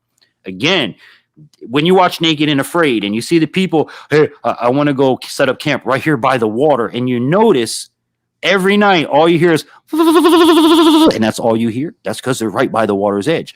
Move about a half a mile away from the water's edge, and you'll reduce that by about 50%. You know the cicada bugs? The ones that I have cicadas. Yep. When I moved up here, I have. If I open my door now, you'll be deaf from the amount of cicadas we have outside. That's right now. Exactly what's going on in my right ear. Oh, really? Cicadas don't stop. All 24/7. The only relief I get from the cicada sound is when I go to bed. And you know, the one thing me and the wife notice is living up here. The house that we're in is surprisingly soundproof. Like, it has nothing to do with the bugs, it has to do with the deafness. Yes. Yeah. No, they're deafening. They're so loud. It's amazing. Like, again, if I were to open my front door, which is over here to my left, you would hear them from here. It is loud, and it's I can't even make the noise. It is incredible. Up here, like Papa Rome's was saying, when he's out turkey hunting, they're horrible. They get underneath your mask, you know. I haven't seen one. I haven't had one land on me, but I hear them everywhere. We have deer flies and black flies up here. They take a chunk the size of a dime. No joke. They'll take a chunk the size of a dime out of you. That's like the horse flies down here. Yeah, the horse flies yay big. Down here. Yeah. And for me, when they fly by, they literally sound like a helicopter. Yeah, in May, it's unbelievable. It's unbelievable. Oh, hold on. Speaking of that, Papa Rome, we're going to pause 1 second. Bug control. Let me show y'all something. Hold on, I'll be right back. Hold on. I'm going to give y'all a sneak peek. He disappeared. I'm going to go get a fogger. Fogger. I'm not going to open it. I'm not going to open it yet because it's coming up in a special upcoming video. See this box? This box was sent to me by the good folks. I know what you're talking about with the black flies, bro. Yeah. I know exactly what you're talking about. This was sent to me by the wonderful people at Thermocell. If y'all don't know about Thermocell, you're sleeping in a hole somewhere. I reached out to them. I had about 4 units. Thermocell is a device that you put a little blue pad in, on the top. You screw in propane in the bottom. It heats up. And whatever the hell comes off that blue pad, 15 feet around you will not have bugs. I guarantee you, at least 15 feet. The bad thing of them is they have barbecue igniters in them. If the igniter goes bad, call Thermacell. Thermacell will turn around and send you new stuff because it's guaranteed. It's warranted. In this box is not only Thermacells, but special gifts that the company sent me because I swear by it. I talk about it on YouTube. It's in my link down below. So anybody, Papa Rome's is right. If you smell that, Papa Rome's. Well, Yeah, they do. Yeah. No, they will. It stinks. It smells like cat piss. It smells like to me. It smells like ammonia. But it works. And the reason I found out about this is back to that story where I took my kid camping when he was an infant. You can't put bug spray on a baby. You can't. You'll burn the baby. You remember that old Rain Man hot water burn baby? You put bug spray, you put DEET on your infant, you're going to burn your infant. Skin So Soft is a great product, but it only goes so far. This, you put a Thermacell. You put one of those. Sorry for cutting you off, but the line cook was asking if they work for mosquitoes and flies and everything. Bumblebees, bro. Well, don't bees kill bumblebees. And what? No, they will because it came into my tenting area and the bee didn't survive. I'm just saying. Yeah. If you want to know what it'll do, it'll. I mean, it's much any bug. Guys. And they even sell. I went to the point where I found they have a holster that you can clip on your belt. You put the Thermacell in it. Now, mind you, it gets hot. Okay, it does heat up. So you don't want to set it on you. You don't want to touch that plate or you will get burned. But they sell a holster that you slide it into. And on each side, you have pockets that's where I keep extra pads and I keep extra butane. You'll get 4 hours out of one butane. You'll get 8 hours out of one pad. So you're going to go through 2 tanks of butane per pad. When the pad turns white, push it out, put a new pad in, Bob's your uncle. But I have not found a product that beats this. Now they have the one I have, which is they call it the handheld unit. They have lanterns. They have a wide variety of products that you can put on your camping table. You just don't put it in your tent because you'll kill yourself. Do not put it inside your tent. I don't know why you did that, Boone. You kill yourself that way. Oh, it's the bug screen. You know, like the ones that go around your picnic tables. Yeah. To keep the bugs out. Oh, okay. Yeah. No, like you said, it'll kill a bumblebee. If you put this in your tent, it'll kill you. You do not want to do this indoors. No, not like an inside tent. It was a bug tent. Okay. Yeah, you had me worried there for a minute. No. Because, I mean, as cool as the product is, again, if you have a little baby or even a little kid or whatever, if you have the baby buggy, you put it underneath the buggy and let the smell come up around the buggy like this, and that child will never get bit. You'll be tore the hell up, but your kid will be, he'll be safe. And if you have an infant and you're an outdoors person like I am, you're going to take your kid outdoors and you're going to do things outdoors. You want to make sure that they're safe. Thermacell is the way to go. Foggers work too. I have a Black & Decker fogger that I can go spray the trees and it'll take care of the area. But that only lasts a little while. If it rains, that doesn't last at all. So you know that. Foggers only work to what they stick to. So if it rains, you just wasted your time, your money, and your effort. Just throwing it out there. The Thermacell, that's going to work all the time. Mike is going to lose signal. He'll see us in a little bit. Mike must be on the road. Brother, we're here, man. We're having a good time. So come on back in, or if we don't, I'll call you tomorrow. Mike, before you go, are you streaming tomorrow? Drop it in the chat. I don't think he is, but I just want to make sure, as I do with everybody. But yeah, Thermacell is an amazing product. For those that don't know about bug control when you're going, you know, obviously you have off, you have cutters, you have DEET, which is in off and cutters. Those products work good. Some people tend to get a burning sensation because of the DEET. The higher the level of DEET, the more you're kind of radiating chemically heat. I don't know how to explain it, but it's almost like a chemical burn. So do a little spritz on yourself, rub it in and leave it before you go spraying your body. Now, if you've never used it, and be cautious of it because, again, this is all chemicals that we're putting on our bodies. I use Deep Woods Off up here, and I've always used Deep Woods Off back in scouting. Skin So Soft for my ladies, y'all. Avon calling. That works good. Right, but you have to I get used to use that as I was when I was a kid. right, and you have to get the right one now. Not all Skin So You have to get the oil. Don't buy the cream. We've tried that. The cream don't work. Speaking of oil, Papa Rome's was saying or asking if I've ever made birch oil to keep away the bugs. I haven't. Birch bark oil. Yep. Yeah, the birch It's a good bark one. oil. And that's natural. Cedar oil is another one. Bugs don't like cedar at all. I That's use cedar natural. leaves instead. You grab the cedar branch and you rub it all over you. Okay. Now Like a I've got little one that's cedar going to blow shower. your mind. The only people that are going to know this is anybody who ever seen season 1, episode 2 of Moonshiners. You ever seen that TV show Yeah. on Discovery Channel? Yep. All right. Go to the grocery store and buy the orange original Listerine, put it in a spray bottle and spray yourself. I swear to you, it works. I don't know why. I don't know if it's the alcohol content. I don't know if it's that nasty orange flavor. Listerine, $3-4. And you can spray yourself all day. Amazing. And that all comes back to the more comfortable you are, the more better pleasant your- your trip's going to be, the more willing these first timers are going to want to go back out. Yes. Yeah. Now, there was a comment up earlier. What was the scariest time you've ever had camping, whether at a management area or campsite? What was your scariest experience? Up north, Quebec, moose hunting, wolves probably 5 feet from the tent. That's a good one. That's a good enough reason. Or the carport, not the tent, the carport, because that's what I use for moose hunting. Now, I showed you pictures of that.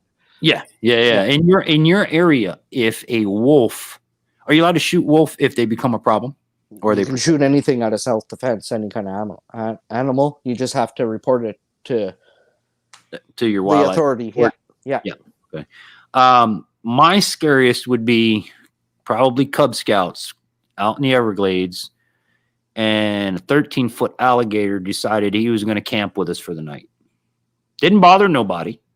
Didn't do nothing, but he sat where you could hear. That wasn't my most miserable experience, though. That was the scariest, most miserable. When I haven't hit when the skunks come in the camp, like in the camp. I'm not joking.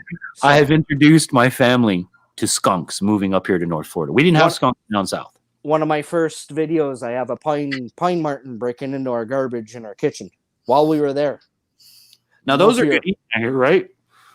I've never tried it. Martin, never tried them. I hear they're good eating. Trapper J, if you're here, you ever trapped a marten? Let me know. Does it eat good? Y'all ain't seen Trapper J's video. My boy right here, he went and did this video, Boone's, where you like frog legs? You eat frog? Yeah, I've tried it. Okay. It's where there's a frog spear up there. Okay, so you're gigging is what we call it, right? You're gigging for your frogs with a stick? Yeah. Okay. I didn't know that's what it was called, but yeah. Yeah. When you have this, it looks like a pitchfork with. Everybody's learning something. Yeah. Down here in South Florida, we call it frog gigging. It's usually it looks like a pitchfork. It's got 3 points on it, and you gig that's what you do to frog. That's right. You spear it. You walk around, and at nighttime, you put the flashlight. The eyes light up. You see the frog, and you take your time, and you got frog. That's one way. Another way. Have you ever caught a frog using a rod and reel? Yes. What did you use? Worm and a hook. Worm and a hook. It. Yeah, but it wasn't in the water. It was the frog was on land, and I dangled it in front of his face. Oh, that's cool. And he went for it. I have caught in many of bass tournaments down here. It is very common to take a hollow body frog and catch frogs. Very common. As crazy and stupid as that sounds, frogs eat frogs. So if you throw that popping frog or that pad crasher right in front of his face and just don't move, reel it, just wiggle, wiggle, wiggle, wiggle, so it aggravates the hell out of him, he's going to hit that frog and you got yourself frog legs, right? Well, Trapper J did a video the other day. If one of the mods wants to put it up there, or Trapper, if you're listening, you want to put this video up there, I want you guys to check it out. You know when you get your fishing kits, the little crappy jigs with the little teeny tiny... Yeah, the little curly tails in them. Curly tail grub, right? And it's only maybe about this big, guys, which is maybe about an inch, maybe an inch and a half in size. He was pulling them in left and right. They were just loving that jig. And he put jig. I thought he put a typo. When I looked at it, I'm like, dude, did you put it wrong? You're gigging and you put jigging? Well, no, I was wrong. He was using a damn jig off the Jay bridge. has one of the best frog leg videos I've ever seen when he salted them and they all started to When they move? Oh yeah. Yeah, that's a normal occurrence with fresh frog legs. Now, if you buy them at the store, it won't do that, boys and girls. You have to get your frog fresh. And when you put seasoning on it, the seasoning is so fire and tastes so good, the frog legs start moving. Shiner guy said it's getting late and he's off to bed. All right, Rob. I appreciate you, Rob. Thank you very much as always, brother. Hey, listen, I need to call you tomorrow. Believe it or not, I'm curious of what you're going to do with that second motor you have and that second trolling motor. But I'll call you tomorrow. I may be interested in one or the other. If they work, if they don't, I'll call you. But yeah, I know you're switching over from one boat to the other. So the motor and the trolling motor that you're taking off, I'll call you tomorrow. Rattle Trap, Curtis and Francis. If y'all don't know Curtis and Francis, hey, check them out. Wonderful people. Their family too. Are they blue? Because on my screen I can't tell. They're not blue. Let me see. Hold on. I can't tell either. I'm on. Yeah, I'm on a tablet, so I don't even know what's going on. It's just I'm lucky to see the views. Nope. Yeah, they're blue. They're blue. Rob says he's keeping the trolling motor. The second motor's junk. Okay, 10-4. I thought I'd ask because I saw you doing it, and you're like, "Yeah, I'm going to take this motor off and do this." I'm like, "All right, well." Yeah, he's taking all the good parts and junking all the good parts. Well, I've got an old '87 Evinrude, and as many of you know, Evinrude is no longer in business. When I blew my lower unit in the tournament, it was a real mission to find the innards for the lower unit. So I'm afraid that as I proceed in life, this motor, as great as it is going to be obsolete, and I need to start thinking of. You'll have to find a donor. Another used. And yeah. Where they blew the top and the bottom end is still good. Right. No, what I ended up doing was I forget what we did. My sponsor took care of it all. I think he looked for like 4 days, and he finally found the gears. We could find the water pump and all the other stuff, but the problem was the drive gears and everything inside the metal stuff. They're no longer pressing or making it anymore. So unless you find a company that has overstock or old stock, I'm talking about an 87 motor, guys. I'm not talking about 2007. An 87 motor, it's going to be harder and harder and harder to find parts. So for all y'all that are like me, keep in mind, you might have a 1947 Detroit diesel that needs a clutch. Yeah, but if you can find one. Detroit diesels you can find. Here in the States, I guarantee you I can probably find you something for a Detroit diesel because they're still used today, Detroit diesels. It's whatever kind of clutch that we have is like marine grade. We've sent it to tugboat graveyards and all over Canada. We sent it down to Florida once. And to ship a clutch that weighs 300-400 pounds is not. No, it's not cheap. And then back to you is double price, right? And then we hadn't had any luck at all. So we're gonna have to figure out a different clutching system for it. Do you have trying a place there that redoes old clutches? Like, we can get it machined. Maybe that's your option. If you can't have it done, maybe you can have it remade. There's 30 some clutch plates that have to get rebuilt. They're not guaranteeing the work after it's done. That's the thing with the older stuff. $4,000 isn't cheap for that job. So no. But then again, you're not talking about. I'm glad it's my dad's boat, not mine. You're not talking about a car clutch at this point. You're talking about a clutch, a big clutch. Yeah. The engine originally came out of a street grader. So. Oh, sweet. Yeah. Sweet. Yeah, you got some pretty cool toys up there, Boones, between the 6-wheel and the tugboat. It's to get around to making toys. Making the proper content. You know what I mean? To keep people interested and always have it coming out. And so, like, you understand being on the disabled aspect, you know what I mean? It's hard to get out there every weekend. Well, believe it or not, my disability challenge for me is being able to go. I can't drive legally. Legally, folks, I can drive a car. I've been a recovery agent for 2 years. I stole cars for a living. I can drive anything on wheels. I can't do it legally.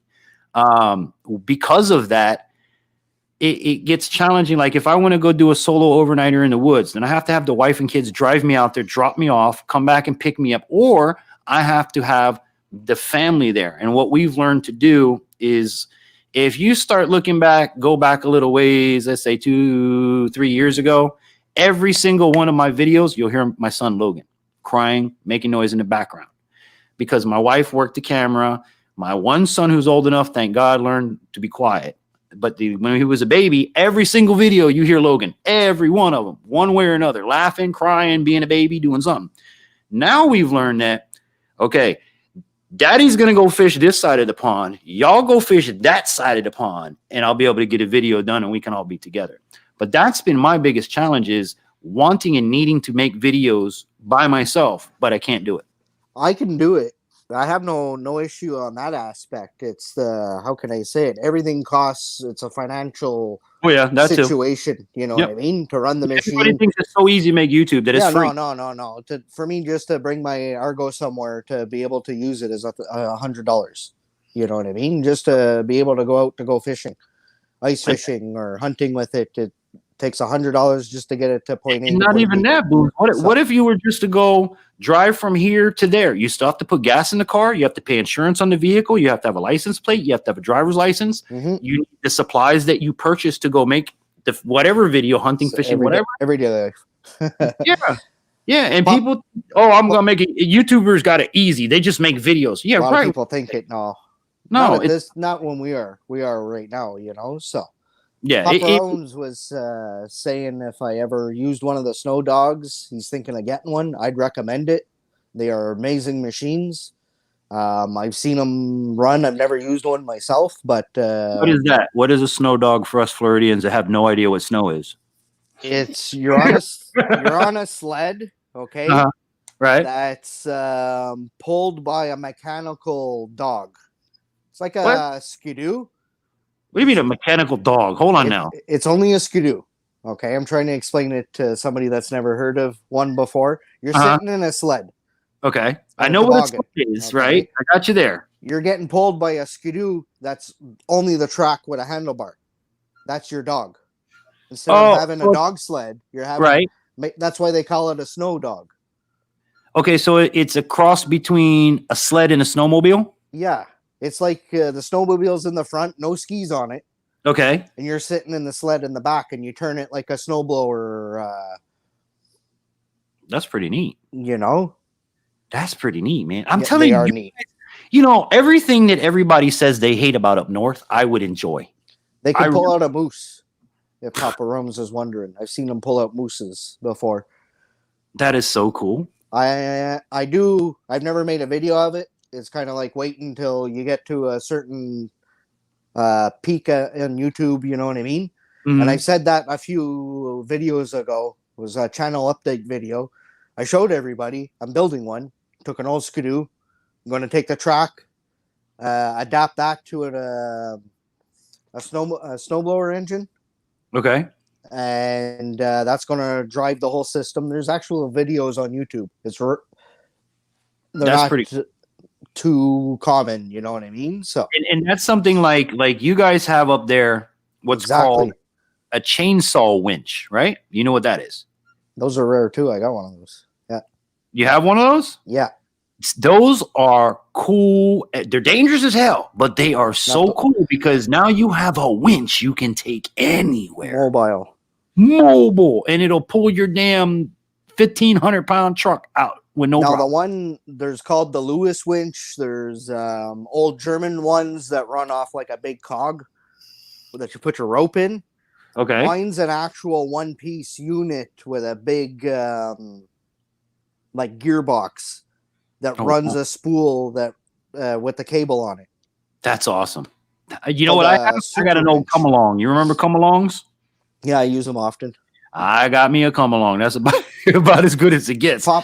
Papa Rome's and everybody else. I've never made a video on it, but I've sank a truck ice fishing. What? And I got it out myself. Oh yeah, I sank a truck ice fishing. I got it out myself. Big diesel truck.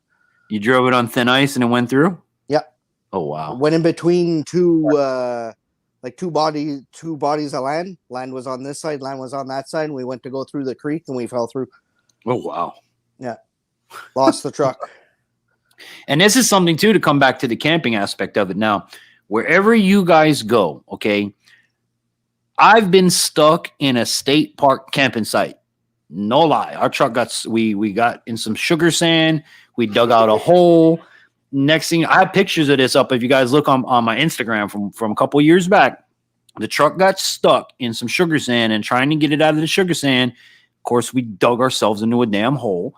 I have a 1500 Suburban that is not full wheel drive. Thank God I had it. Yeah, it's just a real wheel. So imagine, as we tried to get out, we just kept digging ourselves a deeper grave. So I ended up having the neighbors come over. We got our tow strap out. And yeah, embarrassing as it is to say, my Chevy got pulled out by a Ford. But we used a tow rope, and it literally had to go get my firewood, which I'm sure you know about this, and you have to plank behind your tires in order to be pulled out because you just sink. It's sugar sand. It was just a rough time, but thank God I had what I had. Otherwise, we would have been stuck, you know? I've been stuck out ice fishing. The only thing I had to pull me out was an extension cord. That's creative as hell. Now, extension cords, they'll hold some weight, folks. If you get a regular gauge, a regular standard extension cable, my truck out. Yeah, man. It wasn't good afterwards, but it did the job.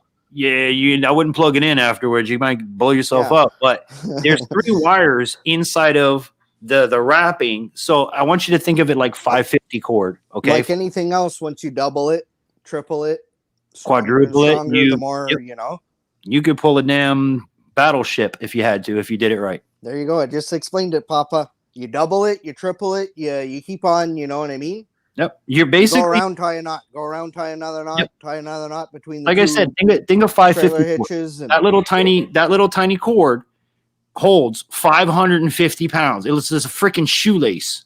My bootlaces, I take all my bootlaces out and I replace it with 550 cord. Do this, guys. Trust your brother on this. Take all your bootlaces out and replace with 550 cord. You will thank your brother when you're stuck and go, oh, hell, I got cordage right on my feet. Now, you might not be able to, what I do is I take the innards and I leave the outer to put back in my boot. Okay, so I can get home. That gives you 5 strands at 50 pounds per strand, I believe it is. Now, if you double 550, what's 550 plus 550, everybody? Now we're at 1,100. 1,100 plus 550, 1,650. You see where I'm going with this? Same principle applies with the extension cord. A single piece may pull 100 pounds, but if you double it over, you get 200 pounds. Double it over, you get 400 pounds. It's really cool when you start. I've been on a lot of adventures in my lifetime. My dad, I don't know. It seems like I'm the common sense of the group because oh my goodness, I pulled a moose on a flatbed trailer for 4 hours with no tires on it. No axle, no nothing. Steel on pavement, sparks are flying. Oh Lord, there goes that trailer when you got home. My boat's on it right now. Oh wow! Just needed an axle and springs and tires. So. Oh yeah, you killed the whole lower end of that trailer. I killed the whole suspension. Everything was broken. We popped every tire that we had. Wow. Yeah. But you're home. Being prepared. Don't bring a 1,000-pound trailer when you shoot a 1,300-pound moose.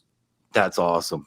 So that's really cool. Boone's, man. You ever get some moose meat? Send me some, man. I want to try some. Somebody got to send me. If I could figure out how to get it across the border, it's once it gets there, it usually doesn't make it.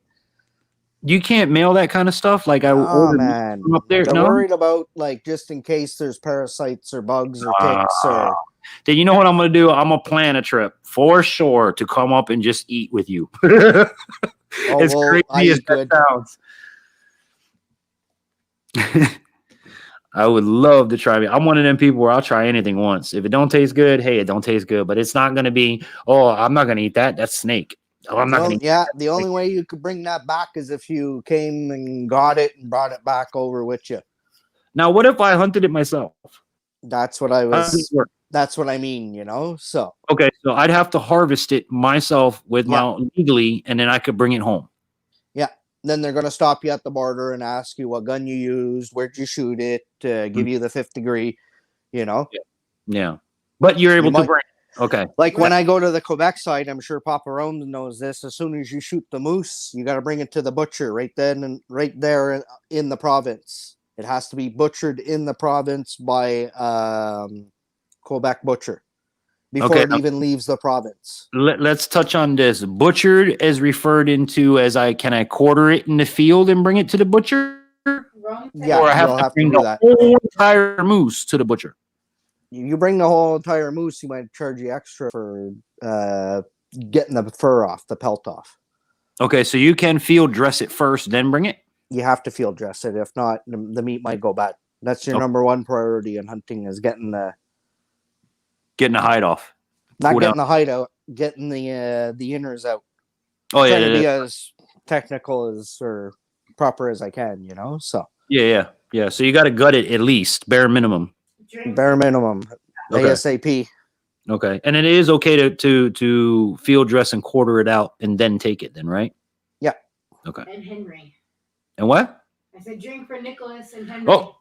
Oh, my buddy Henry. Hold on a minute, Booms. This is like having your son pop in here. If y'all don't know Nicholas, Nicholas hey. Cool Out Outdoors, Oh, y'all go he's- check out Nick, man. And I fired Nick a couple months ago because Henry is the superstar. So Henry, if you're listening, if you're watching, your buddy infantry, I love you to death, buddy. You keep up the good hard work. I'm inspired by you to trying all this stuff that your dad put you through, and your dad's fired, Henry. Tell him to give you the paycheck, buddy. All He right. says every time I get signal back, we're on a totally different subject. Well, we can't stay on one subject in here. Camping is a bit. Well, we've actually talked camping, hunting, because, like Boone said, the two go hand in hand. If you go hunting, you're not coming back today. You're not coming back tomorrow. You might come back in a week if you get your thing. yeah, you're usually camping for, I forget who said, sometimes months. You know what I mean? You're going out and you're moose hunting. You're spending a lot of money to go on a moose hunting trip. Yeah. And remember, people, just like I always tell you, it's called fishing, not catching. It's called hunting, not eating. Okay. And it's called that for a reason. If you guys look and go back to my very first hunt ever, my problem with hunting, okay, being down in the city, all of my friends were city boys.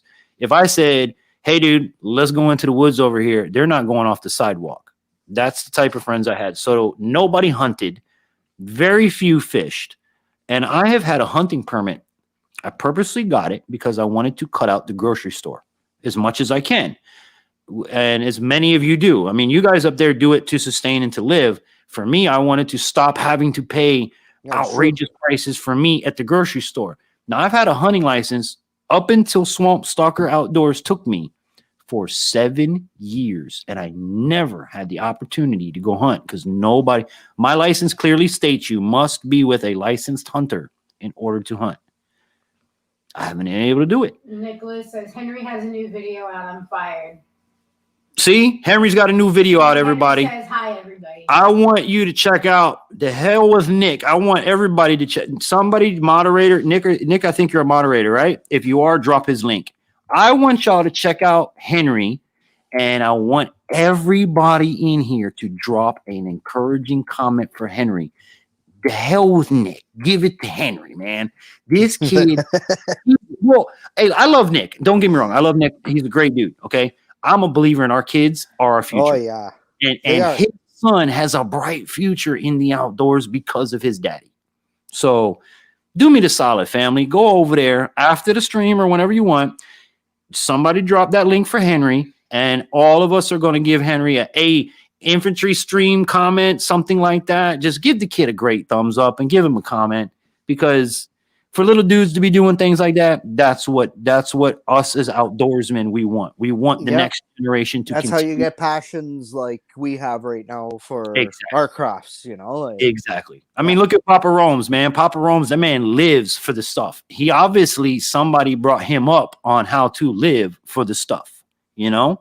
And that's where it all comes from. Your dad taught you, his dad taught his grandpa taught him. It's like, you know, a tradition in a lot of families and a lot of places. Up here where I live in North Florida now, it's like heritage. Everybody hunts, everybody fishes up here. But now you go where I live in South Florida, everybody fishes, but they fish saltwater. Nothing wrong with saltwater. I don't knock saltwater people. I fish saltwater, but let me tell you what's the problem with saltwater is it's 3 times the cost, 4 times the work, and when you show up at the boat ramp, everybody's gone and you're left with all the shit to do. That's why I don't like saltwater. And your boat rots, your trailer rots, the gear rots. You have to wash everything. Even if it didn't make it in the water, you have to wash it. Wash it. Yeah. I mean, it's nice when you pull in a tarpon or when you pull in a snook and you pull in dinner and snapper and grouper and things. I agree 110%. Infantry, on the other hand, I got tired of it. We got to the point where when I was working in the radio station, the station I worked for was a Caribbean station. So I had primarily Jamaicans, Trinidadians, Guyanese, West Indians at my radio station, and all of them, all they eat is fish. They eat any fish from the ocean. If it's not from the ocean, they won't eat it.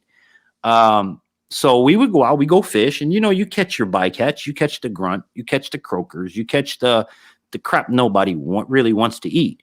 Then you catch the snappers and all the stuff you want to eat. I go and I make one phone call. Hey, anybody want some fish? I got croaker, I got this, I got that. And what I would do is I'd pull up the local Fish Mart's webpage and I'd see what they were currently selling market value for that fish. And I'd do it like $1 or $2 less per pound. All I care about is gas, chum, and bait. That's it. So speaking of kind of the topic on hand, you know what I mean? Unless you've never had a moose steak before, you're missing out. So growing up, you're kind of like spreading all those fish within your community. You know what I mean? Right. My next door neighbor used to be big into fish and never hunted in his life. Now he doesn't fish at all. All he does is hunt. It's hunt, right. You know, that was infectious of us. Here, try this deer steak, try this moose steak. And it's like, oh my God, that's amazing. You know, I remember going out ice fishing with him in the middle of the wintertime before I even started deer hunting. And I had deer steaks for all the boys. There's 10 of us, you know what I mean? Don't worry, I'll bring all the steaks. We got to miserable night getting into the Gaban. Probably took us 4 hours because the trail was so rough and beat up. It was late winter time. We're trying to do the last ice fishing trip of the year. But it was so sloppy and wet, you know, the 4-wheelers getting into the Gaban. It wasn't a fun day. It was more work than fun. Yeah. So by the time we got to the Gaban, I start cooking up the moose steak or the deer steaks because everybody's starving, you know, like, and the boys ate like champs. Deer hunting was in everybody's mind after that. Yeah, because they were so good, you know. Like, deer is one of the best meats you can, in my opinion, that I've ever eaten. And I've eaten a lot of stuff now. I mean, stuff you should have had. That kind of moose is I haven't done yet. We don't have those down here. We don't have elk. We don't have moose, but that's the last moose I shot was a big female, and she tasted like she was marinated in sweet onions naturally. Wow. Because of the aquatic vegetation that they eat all the time. Right. And that's something I was just going to bring up is for those of you that don't harvest your own food, whether it's deer, elk, moose, or even fish, okay? Whatever environment that animal is in and whatever it ingests is the natural flavor of the animal. For example, you get I'm going to say snapper because everybody pretty much knows what snapper is around the country. Red snappers and you got red snapper. It's one of my favorite fishes to eat. Okay. Everybody knows snapper. Now you get a nice snapper from the ocean and everything. It has a very clean, non-fishy taste. Okay. It tastes good. You get into where you guys are from, salmon. I hate salmon. Salmon is the most fishiest fish I have ever eaten on the planet. Trapper J needs a cheers. Oh, He's taking shots. I got shot for not shot for shot, brother, but I'll do a big one for your shot, brother. Here we go. Can't leave a brother hanging. For Trapper J. If you eat catfish, okay, if anybody's ever eaten catfish, I'm a firm believer in if you get catfish and you clean catfish, you better soak it in buttermilk. If not, my thoughts on catfish are it's muddy. You taste mud. Well, they're bottom feeders, Correct. So This, of course, comes to where I'm saying they eat from the bottom. They eat crap off the bottom. Sturgeon isn't the number one thing around here to eat, even though they're the biggest fish you can catch. It's, every time when you say sturgeon, I think of that movie with Ice Cube, where they are we done yet? Where he moved and the people just kept bringing him sturgeon and sturgeon and sturgeon and sturgeon. He's like, "What are we gonna do with all this fish? We're gonna be eating sturgeon for a month." But and the same thing applies. Like if you, Mike says, "What the hell is a snapper?" what is a snapper? Who said that? Mike, you don't know what snapper is, bro? You don't know what yellowtail snapper, lane snapper, red snapper? Just give me 2 seconds, bro. I'm gonna get my other battery for my vape. Okay, no problem. 2 If seconds. you haven't had snapper, go to your local grocery store and ask them. Number one, in my opinion, would be yellowtail snapper, followed by red snapper, followed by lane snapper. Those are 1, 2, 3 for me. Try it, dude. Try it. Snapper is the bee's knees. It is really good. It's not fishy. So if you're a person like me, I don't like fishy fish. I'm a white fish person. That would be the best way to put it. A white fish would be cod. It would be pollock. It would be grouper. It would be like if you go to McDonald's and you order a fish, that's either going to be pollock or that's going to be codfish. Papa Rome says, "What about a whippersnapper?" A whippersnapper. That's what we call kids over here. That's what old people call kids. Hey, you young whippersnapper, what are you doing over here, sonny? Yeah, I don't know what a whip. Did you say the bee's knees? The bee, that's right, the bee's knees. Y'all don't know about these old. See, I might be, not really old, but I got some old sayings like Bob's your uncle. People don't even know what the hell Bob's your uncle means,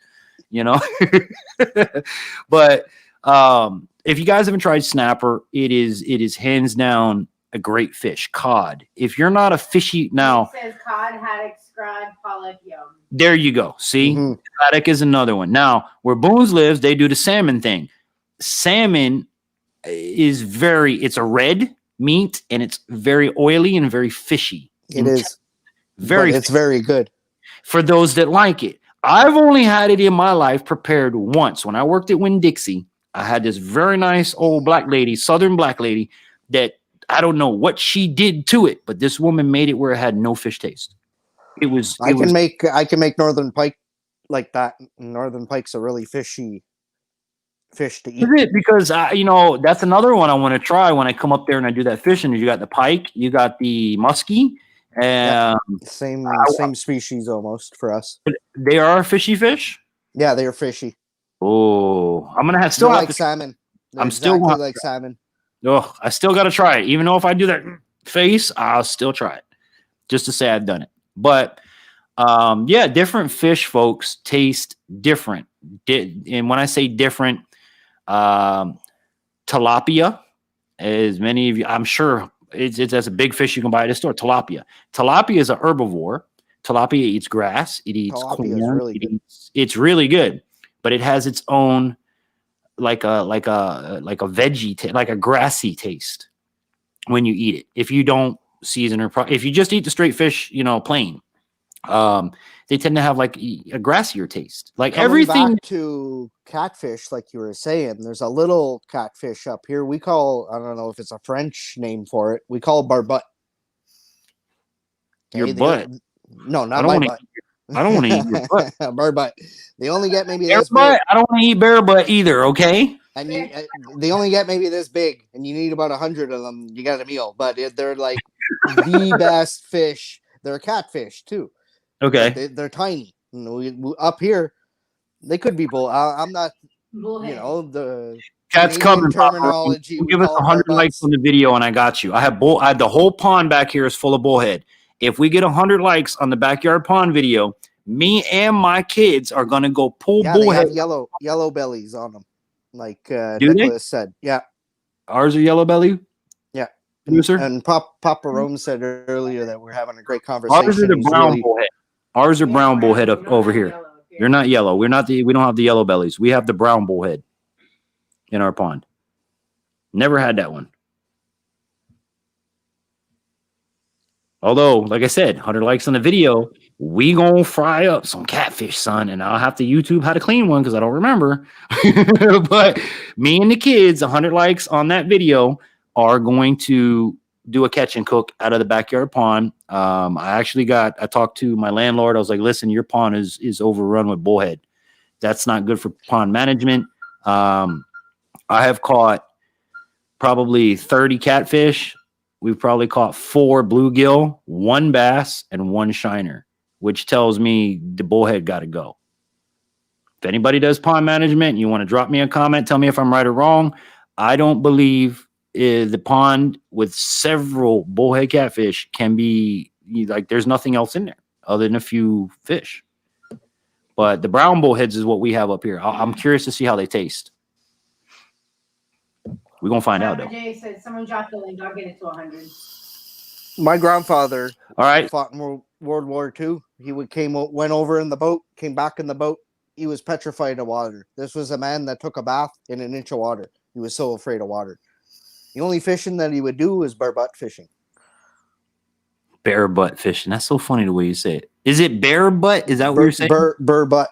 B-U-R. Burr Yeah, butt? I'm probably the Canadian accent. No worries. No, that's why I wanted to clarify because it sounds like bare butt fishing. And you give me 1,000 likes on a video, I'll go bare butt fish for you. the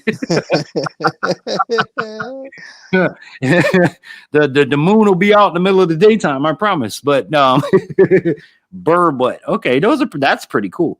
That kind of makes me think of like crawfish, mud bugs, as we know them down here. Mud bugs. If you get mud bugs, you could better have a whole bunch of mud bugs in order to even make a meal. Yeah, they're only about this big. Yeah, it's not like crappie where you can get into some good sized crappie and you got yourself a good little snack after a dozen, So yeah. Well, see, I'm going to let you know because South Florida, we don't have crappie. In order to get into crappie, you have to come Okeechobee North. Now they're starting to make their way down south. I did catch 1 speck in a fishing tournament. It's actually, I think we might even still have it in the freezer. Nick dropped all right, Nick dropped that link. So everybody, Trapper J, there's your link. If you get me to 100 likes on that video, anybody, if that video reaches 100 likes, me and the boys are going to do a bullhead catch, clean, and cook for you guys. Everybody wants to see me do it. As a matter of fact, Swamp Stalker was like, man, I hope Infantry catches a damn mudfish. Bowfin mudfish, they're edible. I hear they're okay. I'm not mudfish, mud puppy. Well, they're called here. They're actually called bowfin. That's the actual name for the fish. They walk on land? No, that's a walking. Okay, these are you catch them in the wintertime and they'll walk up your leg. Oh yeah, no, we don't have nothing like that. We have walking catfish here. Like literally, the catfish will walk from pond to pond. Yeah, it's something like that we have up here, but it has a lizard head on it. We call them mud puppies, mud spout. Anybody in the chat know is that the same as a bowfin? I know bowfin are all over. We know. See, bowfin is the actual name. Floridians, we just call them mudfish because that's exactly where they live. When you grab them, they're full of teeth. They are slippery as motor oil, as gear oil. You grab it, But I've never eaten it. Might not be the same, but they're slimy little, almost like reptiles. They'll walk on land. Ours, they get this big. We get big ass bowfin. Big bowfin in Florida. Mudfish, all the same. What is it? Nick says Grinnell, bowfin, mudfish, all the same. Grinnell, bowfish, bowfin, and mudfish are all the same. Okay. And Papa says no, not bowfin. See, it's different. Different. I'm way up here in Canada. Different. We're calling it a different thing than you are way down. No, but you might not have them. You might have a different type of fish. They're like a salamander, like Papa Rome said. Yeah. The one I'm talking about. They're salamander. Okay, yeah. Then that's completely different. A bowfin people down here mistake for snakehead. Do you know what a snakehead is? I'd have to, like, I've seen Jeremy Wade catch them before on River Monsters, you know, so They're it's everywhere. just, They're everywhere. They're like, and see, the thing is that I don't like when, you know, South Florida, when you live down here, you have the media screws things up for all animals. When the snakeheads first hit the scene, oh my God, they're so invasive and they're going to eat your dog, and they can breathe air and they can walk and live on land for 3 days. Now, out of that, one fact I told you is not true. Do you know which one it is? They don't eat your dog. That's horse crap.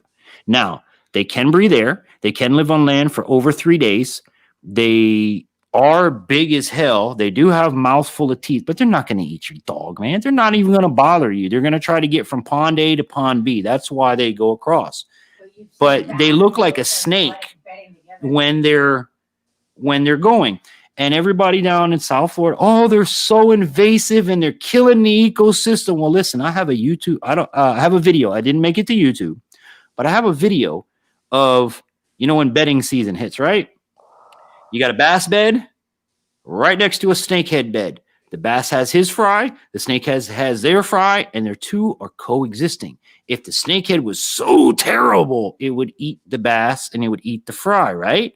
It's not doing that. Yes, they're invasive. So is Oscars. So are cichlids. So are half of the damn species in South Florida waterways, because none of it came here. None of it is original here. It was all brought in by the immigrants and by the fish farmers. And the snakehead got released during Hurricane Andrew back in the 90s. There was a fish farm on the C9 Canal. I know the whole story behind this, you know, living there. The hurricane devastated the fish farm, and the damn the snakehead got out. Pythons. And let me tell you something. That's horse crap too. Okay, that is total horse crap. Yes, there are pythons. Yes, they are out in the wild, but it is not what you see on TV by any stretch of the word. I went out python hunting for 3 days and didn't see one. If there's but it's the same thing that I think one of the hurricanes ended up releasing them out of captivity. No, the pythons is due to people buying them as pets, and then the damn thing got 16 feet and they couldn't deal with it no more, and you have to feed it 4. I've raised reptiles since I was a kid. I've had pythons. I've had a green anaconda that I sold to Miami Metro Zoo. I've had nothing poisonous. I stayed away from the venomous stuff. But I've had lizards and snakes. Matter of fact, to my left of me, I have a blue-tongued skink from northern Australia, and below the blue-tongued skink, I have a Russian tortoise as pets that we have. Before we moved up here, we sold our python. We had a pastel ball python we got rid of. But it's not what you guys see on TV by any stretch of the words. If you watch those the Save the Everglades guys where they go out and they hunt all these snakes, it ain't like that. That's made for TV. It's really not. Yes, there are pythons, but no, it's not what you guys' media makes it out to be. Boones, we could go spend 3 days and not see one damn snake. I haven't watched TV since 2012, so I don't blame you. I've been on YouTube since then. I'm the same way. I scream at my wife every time she turns the news on. What the hell you got that on for? That's the same news that was on 4 days ago. Turn it off. No, I feel like you. Like it's not, you know, TV is not entertaining. It's all jargon, you know. They're trying to hype you up, and they're trying to get you scared, and they're trying to make you, you know, do things like when we lived down south. If there was a hurricane coming, oh my God, it's going to hit South Florida. You better be prepared. Now, as a South Floridian, you're going to go buy gas. You're going to stand in a long ass line. You're going to buy plywood, food supplies, da da da da. Next thing you know, you're $600-700 in the hole, and the freaking storm don't even come. That happens a lot. So the media, you guys have to be careful. And I worked for the media for 20 years. I can tell you the ins and outs that we lie to you specifically to get you to do what we want you to do. We're going to scare the hell out of you. I want you to go spend money at Home Depot. Hurricane's coming. Buy 4 sheets. They're trying to get the preppers going, so they go out. But see, the preppers don't need to because they're prepared. It's the dumbass people that are last minute and really wait to the last minute that screw everybody up. It really is. That's why there was no TP in both Canada and the States for a while. Hey, Boone, I saw 2 packs of toilet paper in 5 months. Do you understand what I'm saying to you? 2 packs in 5 months. But I got smart. I have an infant. If you went over to the next aisle where the diapers and baby wipes are, there's plenty of freaking baby wipes, bro. There's boxes and cases of baby wipes. No toilet paper, but baby wipes. And between me and you, I'd rather wipe my butt with a baby wipe than a toilet paper anyway. No. Okay, for all you hunters out there. Okay, Are we saying what? I don't know if Papa Rome's does this, but inside the hunting outhouse, you got your toilet paper. Then the last thing you're going to wipe with is a baby wipe. There's a baby wipe. You'll be amazed. Hey, let me tell you guys How something. much Y'all don't cleaner- know about the baby wipe game, all right? I'm going to educate y'all. Fellas, ladies, listen That's up. a hunting trick. That's an everyday occurrence in my house. I got baby wipes in every bathroom because your butt has never been cleaner and fresher than you using a baby wipe. Y'all think I'm joking. Baby wipes, go work on your car one day. Get your hand covered in grease. Take a baby wipe and do one, honest to God, one wipe and see that your hand don't come almost 100% clean. It's amazing. Roofing tar, one wipe, it comes off. For those that smoke other things, resin, one wipe, you're done. It is. I'm wondering what the hell is in a baby wipe, because the only thing equivalent, like I said at the beginning of the broadcast, was mom's spit. The alcohol. I don't know. Yeah, there's got to be alcohol. Because remember when your your mom goes, "Hey, Boone, come here, you got something on your chin," and she'd spit and she'd rub it off, and it would take off concrete. Your mom spit. It's the same thing. Grandma's alcohol on her Grandma.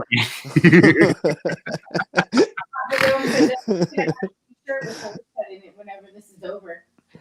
You know, I'm gonna make a T-shirt. To be honest with you guys, Top it off with a pine cone. as you guys know, I've been doing some pretty cool merch. Like we've got the bass with "Tell Your Mom I Want to See Her." That's finally out on Amazon. We've got the "Buck Off," where the deer's looking at you with like an expression of, you know, kiss my you know what, and it says "Buck Off." I'm gonna make one that says "I survived the pandemic," and it's gonna have a roll of toilet paper. Because the whole pandemic, the only thing we couldn't find in my house was damn toilet paper. It was bad. Mo says we ordered that who gives a crap toilet paper. Ha ha ha. You ever heard of it? 48 rolls in a box and automatically delivered every 8 weeks or so. I never heard of that, but I've heard of who gives a crap toilet paper that has the little poo emoji on it to make it a little funny. I think somebody was going to send it to me for you know, to put up on the channel as a review or something, but you know, at the end of the day, thank God. And, you know, and what was crazy when this whole thing started and we were preparing for the pandemic, like all of you, I went to the store and we got water and we got food and we got the basic essentials. And I'm looking at people walking out with shopping carts full of toilet paper. And I remember looking at my wife and going, is one of the symptoms shitting till you die? Because I don't understand why Everybody was saying that. everybody's buying crates of toilet paper. Like, are you going to poop yourself to death? Are you going to, you know, it's just going to ooze out of you? I don't know, but who the hell needs 5 cases of toilet paper?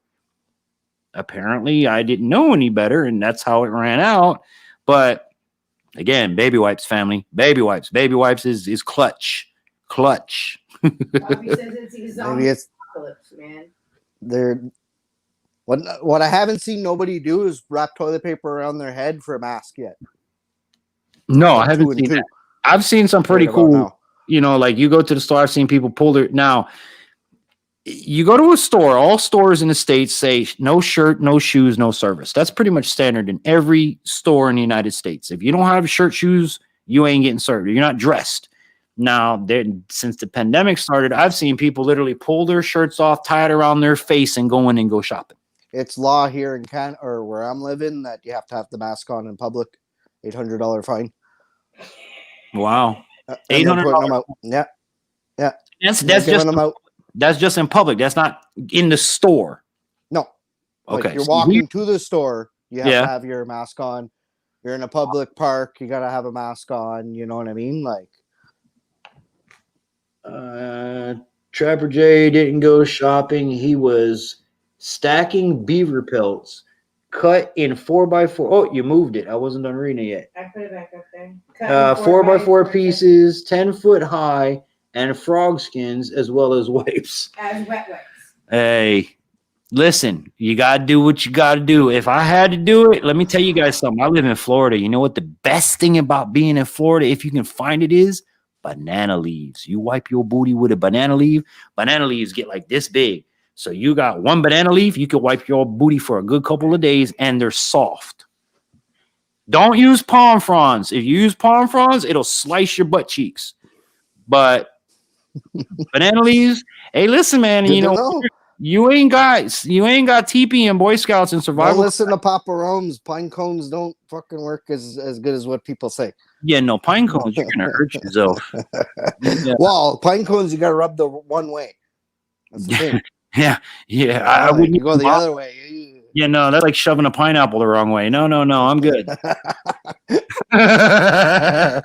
But seriously though, and when you go in the woods, if you don't have paper, God has made these wonderful thing called leaves, and you get yourself some big leaves. Just make sure it's poison ivy, poison oak, or poison sumac, and you're pretty much. And don't use palm fronds, because you go one way, it's great. You go the other way, it's razor grass. So banana leaves in Florida, that's your way to go, man. They're big, or even we have these things called elephant ears. That should say enough. The big giant leaf, but. There's all kinds of ways. Hey, Trapper J, if you want to use pelts, brother, go ahead. But I'd hate to do that. That sounds like you're losing money.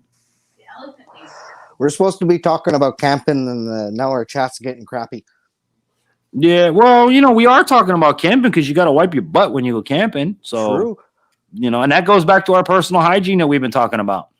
You got to keep personal hygiene. And then to bring us back into the camping world, don't forget you have to take care of your campsite too, guys, when you go camping, and clean up afterwards. Don't just clean up. Well, don't just clean. People leave a lot. I was taught this: leave the campsite in better shape than you received it. So that translates, family, into, oh, somebody left a beer can. That's not mine. No.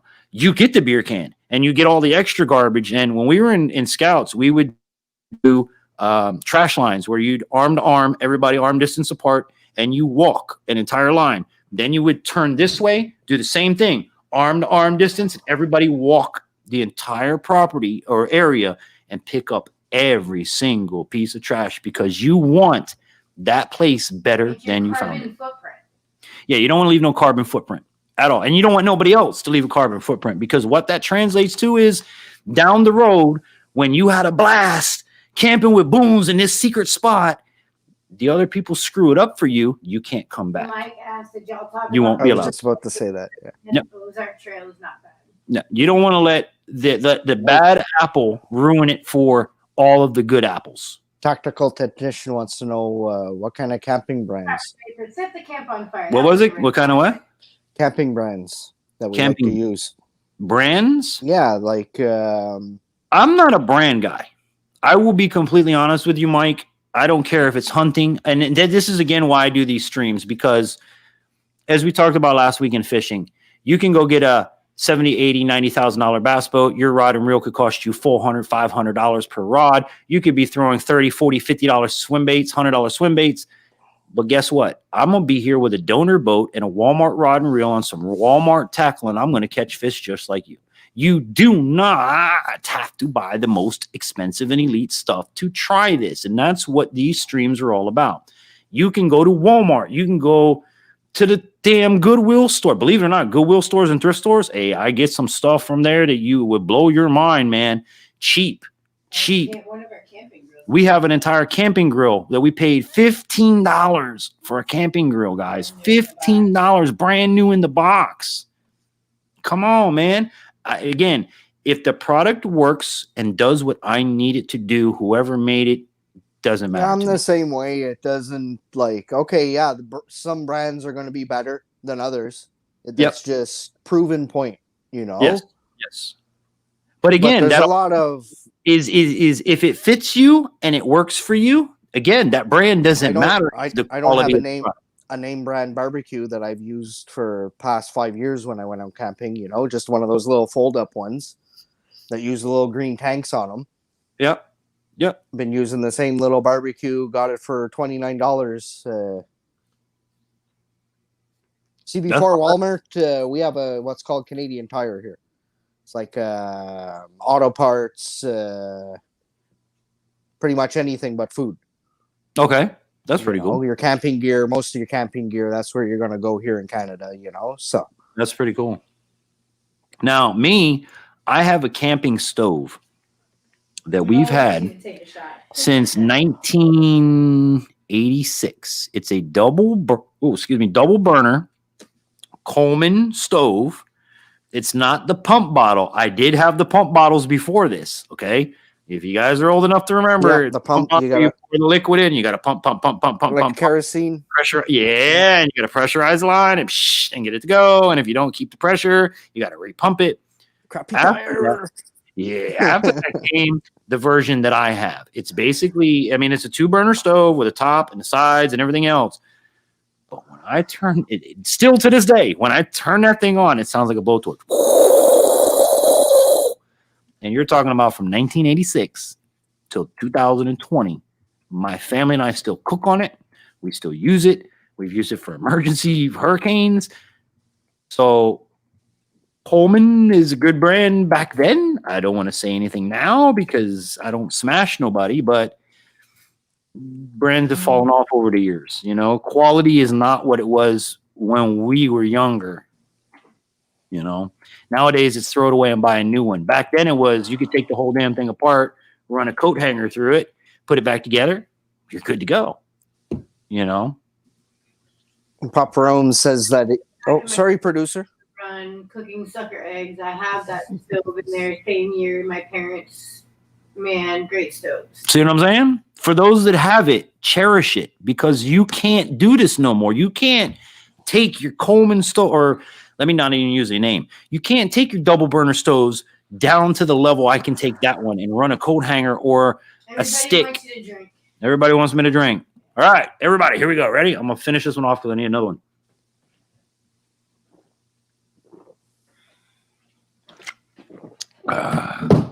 Happy Friday, everybody. Happy Friday.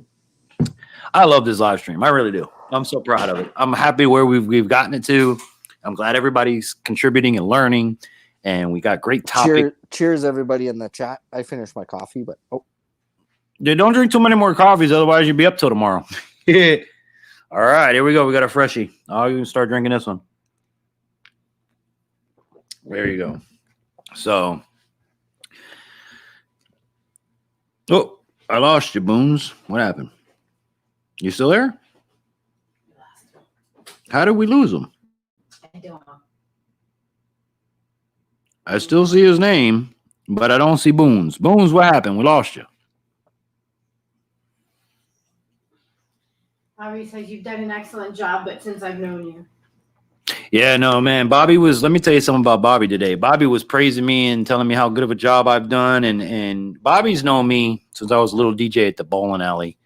And it really is encouraging when friends that have been friends for that long see what I'm doing and are inspired by it. Canada cut the internet, laugh out loud. Canada cut the internet? Boones, you there, buddy? He says, well, I had to ask since some camping equipment sucks and some are good. You do the product reviews. I do. I really do. And I'm going to get you guys more of those as we come up. As you guys see, I started dropping them on Wednesdays. This Wednesday, we're going to be talking about Thermacell. So you guys have a heads up. I'll show you what's in the box, show you what the company sent to me. I do not work with Thermacell. I am not affiliated with the company. I did buy the product outright. The product went bad. I called the customer service and they were amazing. Amber J says, Boone's was like, here's my chance to bail. So this week I want to, basically show you guys the Thermacell as a way to say thank you to the company because, like I said, the igniter went out on 2 of my units. Sorry. And you come back on, Boones. You'll see him in the bottom right. Add to stream. I got him. And you just click add to stream. New phone issues. There you go. All right. He was giving me a thumbs Oh, up and you need below. to hit the split screen. There we go. There he I is. didn't bail. I didn't bail, bro. Canada kicked you off, brother. That's what happened. They were like, no, he's done. He's telling. No. New phone issues, trying to swip through the chat and stuff. So Oh, okay. instead of swiping through the chat, I closed the window. And that's why I It's don't all want the to, same. because I'll end up between looking at my forehead the whole time. Hey, thank God for the producer. But Rome says, because of you, I'm giving those thermocells another chance in the spring. hey, you got to. I'm going to be honest with you, Papa Rome's. I have been very happy with the product, and even more so happy with the company. If you get it, and let's just say your igniter goes out, call Thermacell. Hey, listen, I have this model. I just bought it within this year, and the damn igniter went out. Everything was great of it. I love the product, and they're going to send you a new one. They didn't even want my old one back. I'm like, you want me to send you an old one? Nah. That's good for customer reputation. Now you're gonna exactly what you're doing right now. You're telling your audience, this company did this for me. They stand by their product. And it's a great product. It really is. Especially, like I said, when you have an infant that you cannot put bugs or pesticides on your child because it'll burn their skin. What are you supposed to do if you want to go camping with your baby? You might not be crazy like me and do that, but you might be. And what are you going to do? Get you a Thermacell, put it next to the baby, and 15 feet from where the Thermacell lands, you will not have any problems. So, food for thought. Boone's killed bumblebees with it, so it works. You can kill. They good. Yeah. And they offer a wide variety of products too. It's not just a handheld unit. They have different units. They have lanterns, all kinds of stuff. They sell the refills. And I know Papa Rome's asked if the deers could smell it. I'm pretty sure they can. Somebody else asked if you could use it for hunting. Yeah, you can, but you gotta, downwind. My thought of it, honest to God, is it smells like cat piss.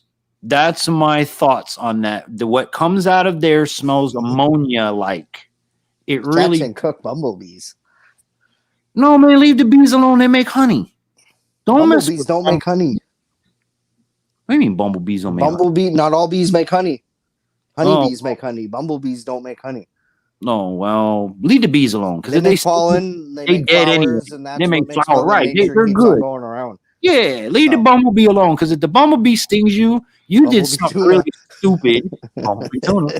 Bumblebee tuna. If you get stung by a bee, like I was telling my son up here, because living up here, we have an overabundance of bugs, and he's starting to learn that. And in the city, we don't have bugs like we do here. So he's like, Dad, the bee. I'm like, look, the bee don't want nothing to do with you. If you leave the damn bee alone, he ain't gonna bother you, because if he stings you, he's dead. Period. A bumblebee or honeybee, they get one sting and the bee dies. Do you think I want to die for you? No. No, I haven't tried it, but in my one video where I went bear hunting, the black flies were so bad at the end of the video, pretty sure it was Tennessee deer stalkers, ended up recommending me to rub a bounce. The bounce sheet you put in your dryer? Yes. Rub one of those all over you? Yeah. Put them in your pocket, put them in your collar. Yeah. Put them in your shoe. Even for mosquitoes. If you don't like mosquitoes, take a bounce fabric softener sheet and tuck it in your shirt. Let it hang out. You kind of gonna look silly, but put it around, your shirt. Tuck it in your shoes. Let it hang out. There's something about that fabric softener they don't like. Now, here's another trick with fabric softener I learned from Swamp Stalker and a bunch of folks. We have these things in Florida called love bugs.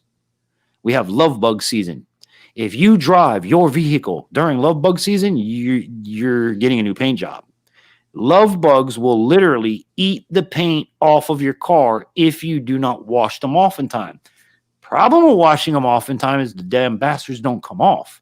You go through a car wash, you'll still have love bugs on there. But you take a dryer sheet and a little bit of water, they wipe right off. It's amazing. Papa says, I amazing. I never heard of this in my life until Swamp Stalker and a few folks told me from driving up. The truck got plastered. It was love bugs get this damn big, people.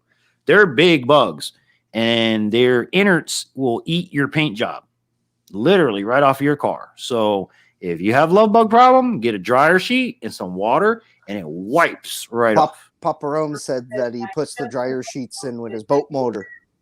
Keep them out. In the winter, it keeps them out. Really? And then Mo says she puts the dryer sheets in the windows in the kitchen to keep the gnats and the ants out. Okay, gnats and ants. Now, let me. Wants to know if those are like the kissing bugs. Yes, they're the kissing bugs. Yes, they're kissing bugs. Yep. Yeah, that's why they're called love bugs. Nick says you want a good trick with dryer sheets. Put it in your boxer cup pocket. Wear them backwards so when you eat Mexican, it smells fresh. Nick, you're too much, bro. You're too much, bro. Yeah. Oh, it smells dry or fresh. And there's no static. Your ass cheeks won't spark. Might fix the Dutch oven in the tent. Yeah. Be like a filter. Yeah, it'll make it smell like peach cobbler instead of Dutch oven, you know. It's good info to know, and there's a lot of us channels that are willing to give you that kind of information, and having conversations like we are right now, we all get to spread that information, you know. So yeah. And we have a big outdoors community here, especially, you know, Boone's is in Canada, Papa Rome's is in Canada. We are spread out across the country. Papa Rome's is in New York. Oh, New York. I'm sorry. Yeah. But he's up there. Good. He's up there. That's still northern for you guys. Right. Northern for, yeah. You know, we've got people spread all across the country. Obviously, what applies in Florida, some things apply in Canada, some things apply in New York, in other states. But generally, this all circles back to where point number one we made today is conditions. Where are you going? And what conditions are you going to be in? Like I said, if you come down here in Florida and you go camping in the summertime, I don't care what you put, thermocell, all that crap, you're going to get eaten by bugs. It's just inevitable. It's so bad because you got to understand, Florida is a swamp, period. It is a swamp with land on top. Everywhere there's water. And anywhere there's water, there's bugs, especially mosquitoes and ticks and chiggers and... Cheers, man. Yeah, the list goes on and on and on, my friend. And like I said, the worst is the no-see-ums. Those summer guns, like, they're in salt water, they're in fresh water, they're on land. They're just nasty, and they burn, and they burn for days. So just be aware, you know. And like I said, the facts that we're giving you are spread out across the country. So, you know, Papa Rome's going to tell you what's up there. Boone's going to tell you what's up here. Mike might tell us what's over here. I'm going to tell you what's down here. At the end of the day, you're covered, you know? And that's what I love about this. There's so much information from so many people. It's really incredible. This community is amazing. You guys are all amazing. I'm going to have a drink for everybody. Here you go. Ready? There One. you go, bro. So, yeah, man. So camping again, I want to end up the camping segment just so we can BS some more. Get out and go camping, guys. It's a magical experience. You will not regret it unless you are not prepared, as we've said. And get the kids out. Get the kids out there. Yep. And don't be afraid. See, my thing is being able to open the door and say, go. Go. What are you going to hurt out here? Go. You know, you got your kids at home and it's don't touch this, don't do that, you're gonna break it. No, man, camping, go. What are you gonna hurt? Go climb a tree, go jump in the damn lake, go dig a hole, have fun, be a kid. Mike says breaking a dryer sheet save campers from Dutch ovens. Yeah, I don't know about that. Some Dutch ovens, you know, you just can't help them. There's no help for some. There's no help for some. Like my son, he'll clear a room, all right? I mean, clean out, clear the room. Trapper Jay wants you to tell the story of the blind sniper. Well, tell me what. Hey, I've been bragging about you all week about that. I'm like, hot damn, I got a new nickname. Thanks to Trapper Jay, the blind sniper. Bro. Those are t-shirts, bro. I'm telling you, it's going to be a new t-shirt. Yeah. You guys are helping me out with these t-shirts. I got to get Mike his Tell Your Mom I Want to See You shirt because we've only had it out for about a week or so. Couple good-looking guys. Couple of good-looking guys. Watch out now, Boone. See, we're getting compliments. Yeah, C-Pro's in here. We complete each Wayne, other. That's what's up, right, brother. Good to see you. Good to hear from you. I got to do it. Tag blind sniper says Trapper. There you go. Hey, we're gonna run with this, Jay. I'm telling you, we're gonna run with this blind sniper thing. I promise you, and you're getting all the credit on it. See, bro, happy Friday, bro. Thank you for coming in. I hope you and the family are safe. And you know you're welcome up here anytime, brother. I hope you come up and visit real soon. Cheers, man. Happy Friday. For y'all that don't know, Sea Pro Fishing with Wayne. Wayne is amazing channel with amazing editing. Yes, yeah, he's good, man. I really good, Wayne, man. He's really good. Wayne is down close by where I used to live. He's, I believe, Port St. Lucie area or a little north of there, somewhere around there. Really great channel. He's fished with Flo. He's fished with Shiner Guy. He's fished with me, Flo, and Shiner Guy. Justin Porter says Lake City. What is it? Justin Porter, Lake City. Justin Porter, are you seriously in Lake City? If that's the case, brother, you're 20 minutes from me. I'm in Suwannee County. So we're not far from each other. If you want to collaborate, you know how to get a hold of me. If you don't know how to get a hold of me, well, you ain't been following the channel. We're across all social media platforms as Infantry Outdoors. We are at infantryoutdoors.com. We have a comment section here. You have a chat section here. Hell, I even give out my phone number live in the chat because it don't matter anyway. It's on my website. So you want to get a hold, you want to collaborate, you want to have some fun. I'm new to the Lake City area, so I need places that I can go and create content, fishing, hunting, bushcraft, everything. The Facebook forums, try to look for a group in that area. And don't be shy to ask. Say that again, producer? That's my friend Jen, the girl I work with. Oh, well, hello to Jen from Ross. Big thumbs up. Let's do a cheers for her. Cheers, Jen. To you and to your family. And it's nice to have you in here. Thank you for your support. I'm sure the wife is boosted me at the department store. But cheers, and I'm sure we'll be seeing you here very, very soon. Cheers. I never said that I pulled the diesel truck out of the ice with an extension cord. Yeah, that was did you make a video on that? No, that was way before my channel time. Oh, you should do it. You should do a little something like that. Inspirations, all the adventures I've been on. Start filming all this because that would have made. Talking to guys that do YouTube, right? Everybody nowadays has I'm not even going to say a name, an action camera, because I don't care what name it is. At the end of the day, if it shoots 1080p or higher and it gives me 44.100 hertz stereo quality, I don't care what's on the camera.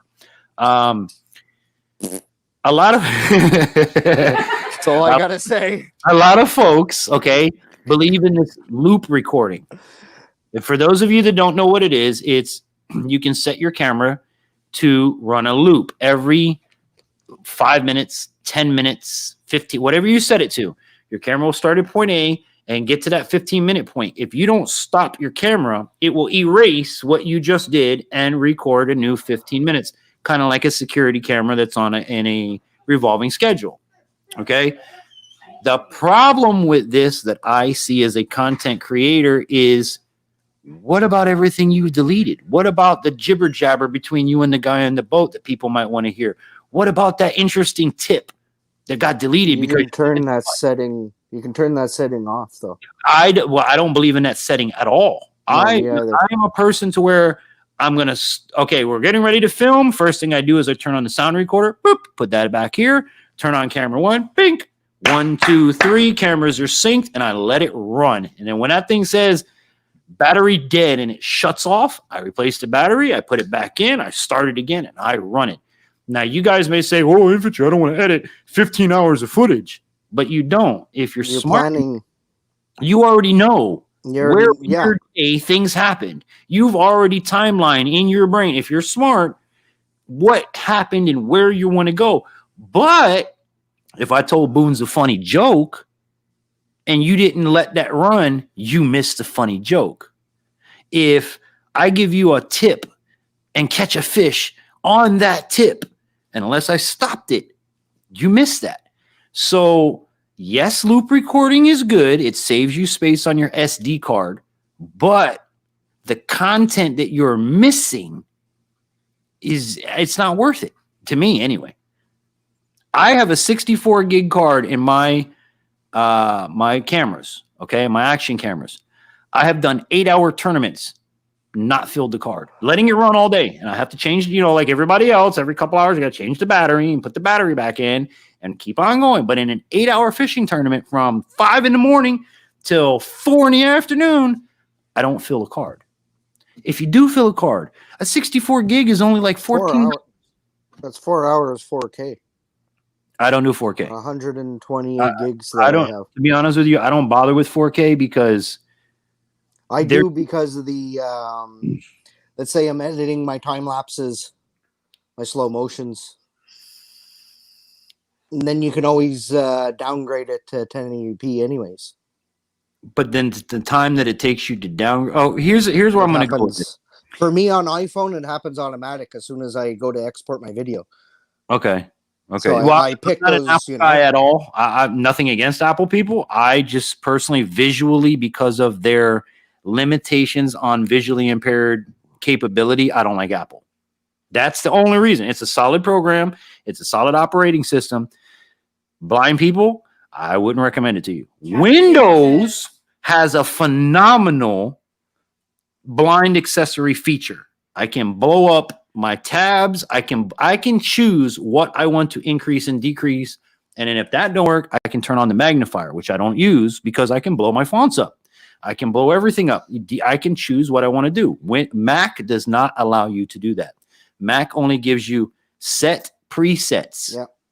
And that's like it. For my text, I have to do my text a different way and then import them as a picture in a picture or an overlay. Right. If I want to color their different fonts or. Right. Yeah, no. Mac is I had a 17-inch MacBook Pro that was like $5,000 the state bought for me to work with, and I didn't like it. And the other part that I didn't like was in the radio world, everybody had PC. Mac was just phasing in because, again, a laptop's $5,000.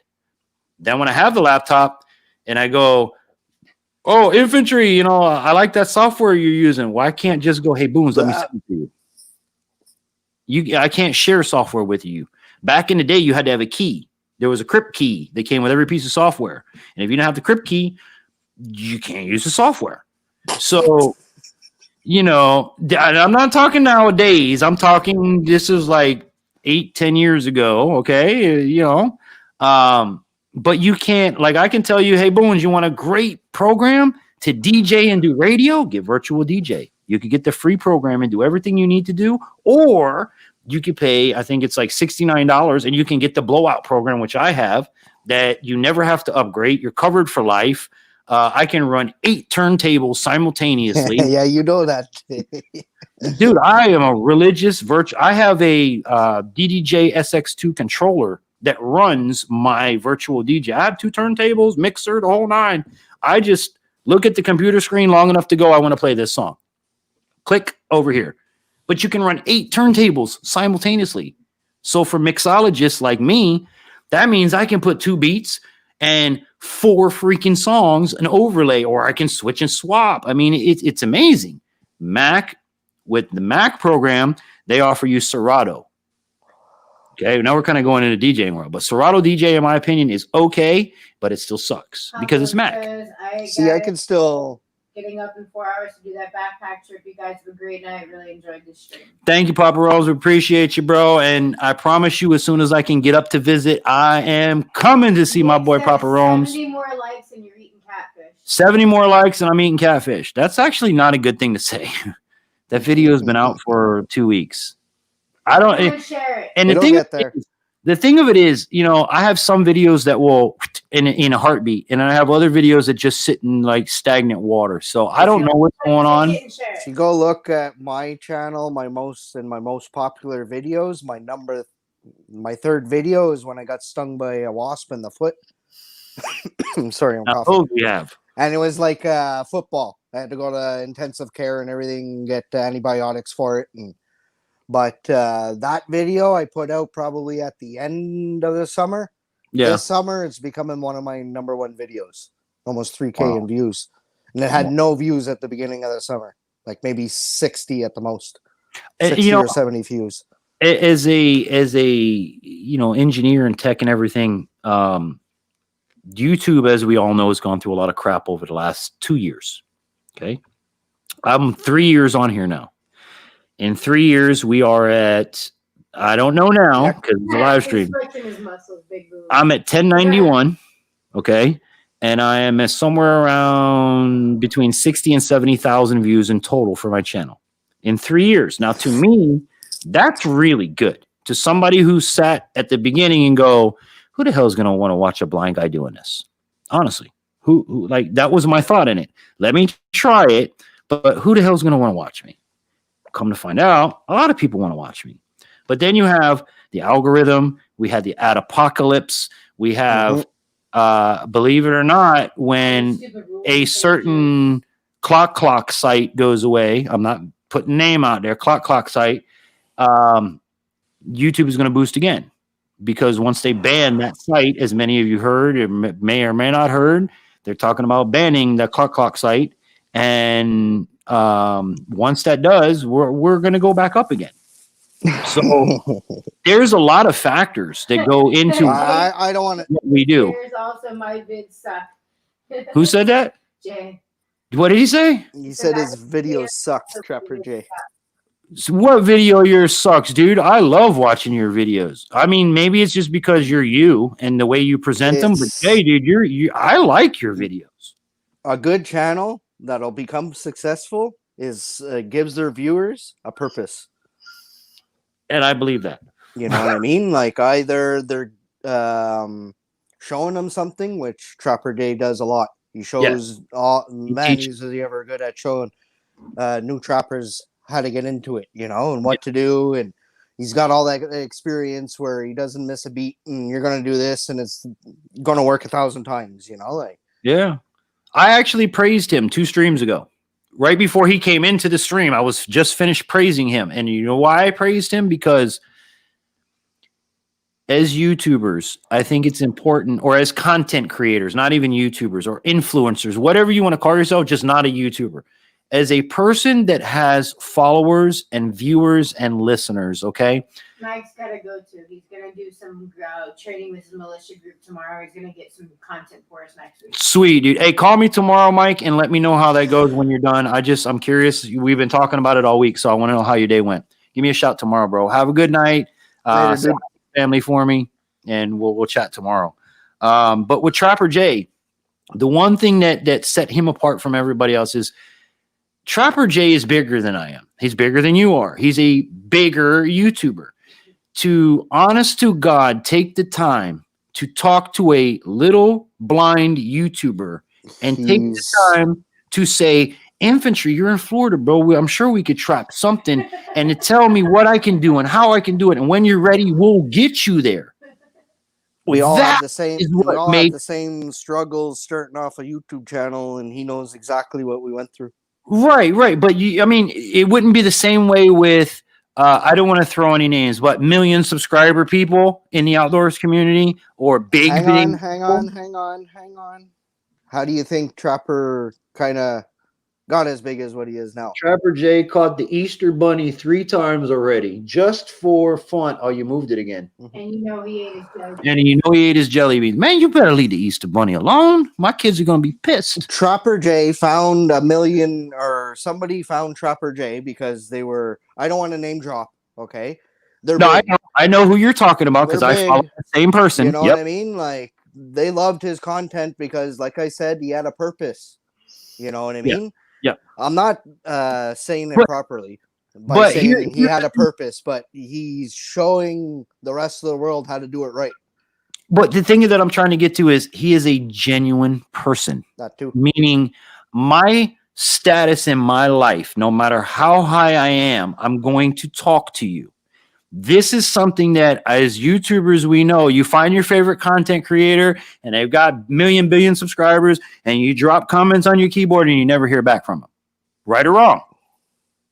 That's how YouTube is. You gotta make your comment kind of, I don't know. I get it all the time. I've gotten shout outs from the LA Beast, from Welker Farms, from Muskie One, like there's a lot. And I know all the channels that you mentioned too, right? But you know what I'm saying? Like when you get to a certain point in life, you either continue to be you or you get, and And I've been in entertainment for years, guys. You either get that celebrity complex or you stay genuine. Bobby says I appreciate Trapper Jay for staying genuine. I appreciate the time he's took to talk to me and say, infantry, bro, you could trap. Why not?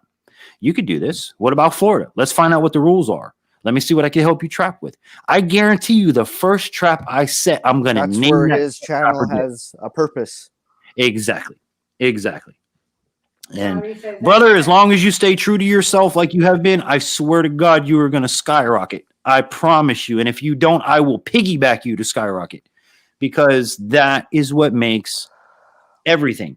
In my celebrity career, and I've been doing radio in Miami market, which Miami market is the second largest market in the country for radio and TV. I have never gotten, and my wife producer will tell you flat out, I have put celebrities in check on radio live. I've made them feel this big because they come in with this cocky attitude and I'm better than you. No, that doesn't work. You're on my radio station. I'm the one that's making you your money, not you. I'm the one. Me and the listeners are the ones. So if you come in here higher than high, holier than God, I'm going to put you in your place. Now, if you come in being big boons, hey, infantry, like we're doing tonight, this is what it's about. These people are what it's about. Not you, not how high you are, not how much money you make, but the people that are bringing you to the point you want to be in life. That is what you have to focus on. If not, you are going to crash and burn. I promise. Nick said Jimmy Houston subscribed to his channel. Oh, I love Jimmy. Jimmy and Roland I talk to. Okay, Jimmy and Roland. I've reached out to Scott several hundred times. I do not get a reply from Scott. And I don't mind putting it out here because I'm not slandering. I'm not bashing. I'm telling you the truth. I'm telling Judas is saying that Trapper Jay is helping other channels catch better numbers. No, he is. Like his slogan, stream, dude. I mean, look what he does. Got the best slogan. Yeah, he's got the best slogan right now because it's true. He's making trapping great again. And he is. And that's the slogan, and it's true. There is nothing better for a blind person or disabled person, however you want to sugarcoat what you are. If you don't like handicap, you don't like disabled, that's fine. I always tell people, you sugarcoat it the way you want. I don't care. I have no embarrassments. I'm handicapped. I'm disabled. I'm crippled. Whatever you want to call me, just don't make me late for dinner. Okay? The God's honest truth. But for handicapped people, I want you to think about this. There's passive and aggressive everything.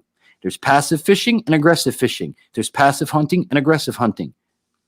The passive way for disabled people that can't walk a long distance, can't see the target out at 150 yards.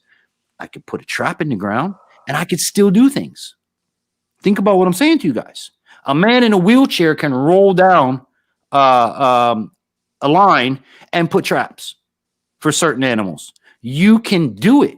Now, the guy that aggressively hunts, that walks and stalks and shoots his prey, and you guys go for moose for 50, 60 miles to go get the damn moose, my buddy in the wheelchair, he can't do that. So what option does he have to give that experience? Try trapping. You can't fish? Get a fish trap. Put some dog food in a damn fish trap and throw it in the water. I guarantee you get something off of dog food. If not dog food, hot dogs. Hot dogs work great. It's also part of human nature to overcome our obstacles. Yes and no. Just to survive. Yes and no, because you have disabled people or people in general. I don't even want to say disabled people. You have people in general that dwell on little reasons why they can't. When in reality, you could do anything you want.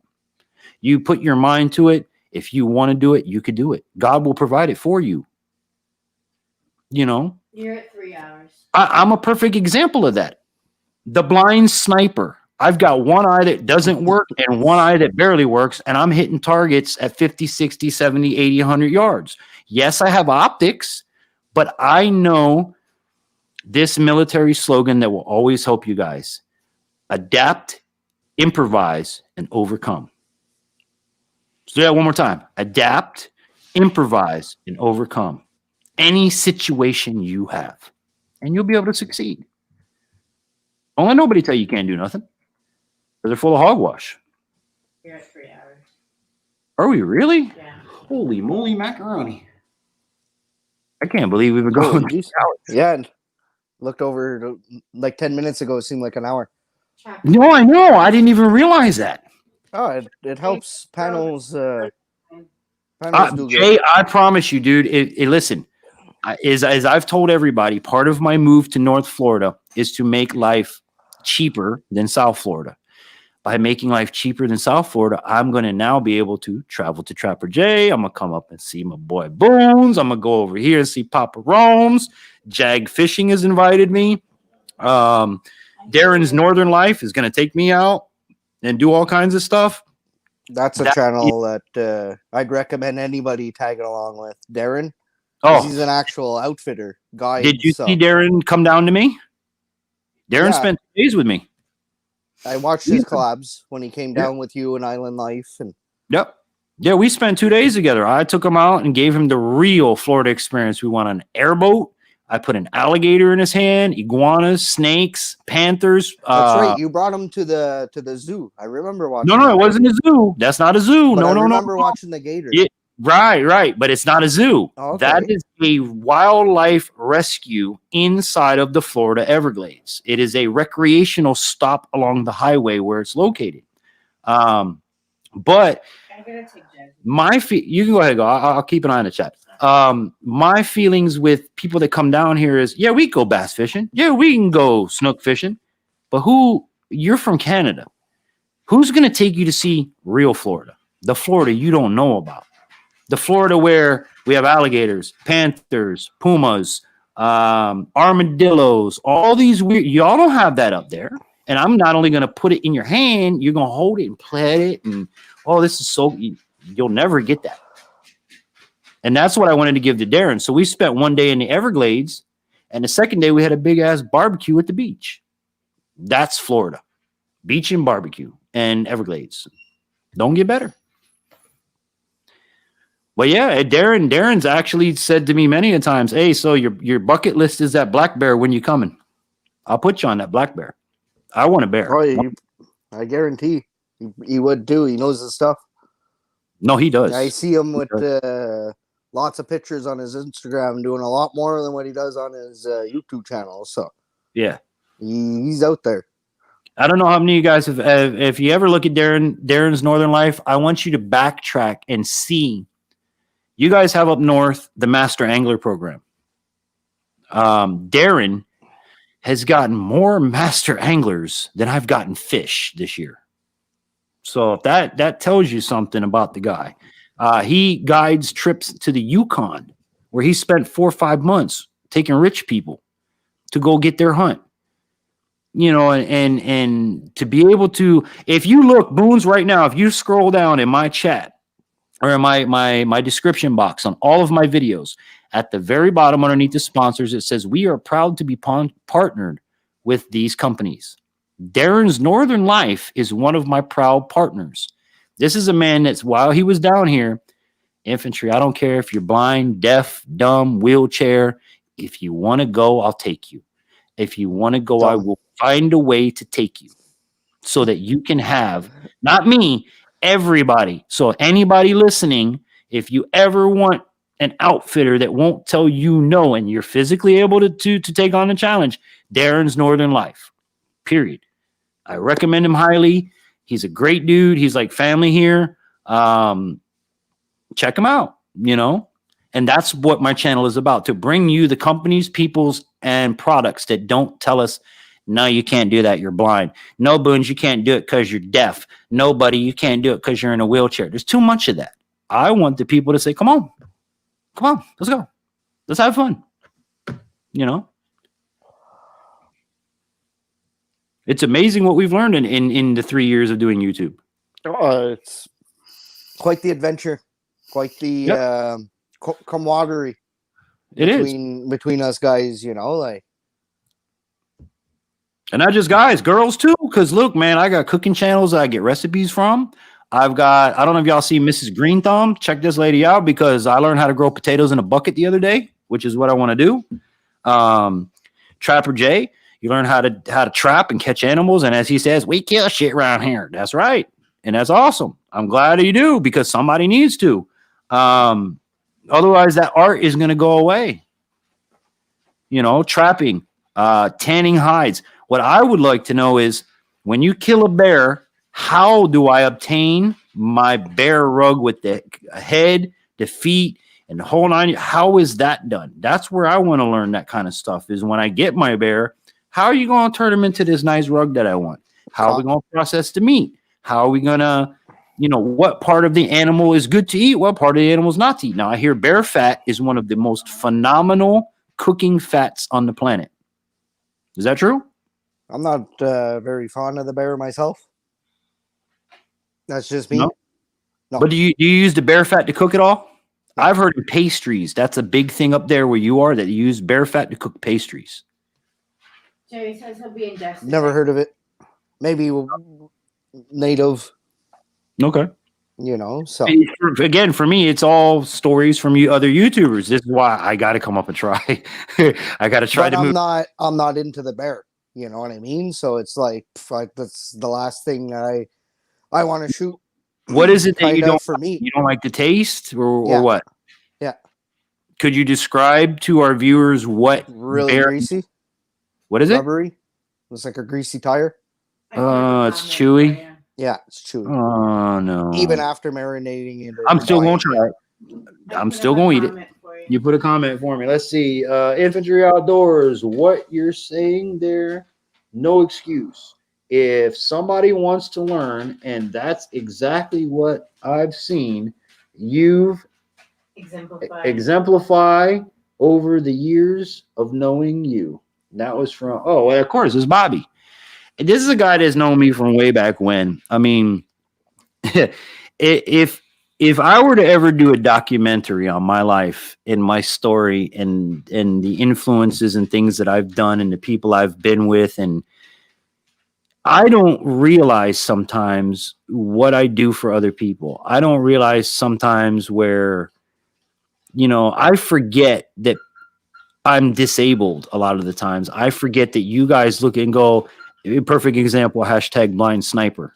To me, I'm just shooting guns. But to someone on the other side of the lens, it's holy crap, dude, this guy can't drive and he's only got one eye. Look what the hell he's doing. And that's what I want from it. But I was raised normal. I was never raised handicapped or disabled. I was told, go out and try it or I'll beat your ass. Don't come tell me you can't do something until you tried it.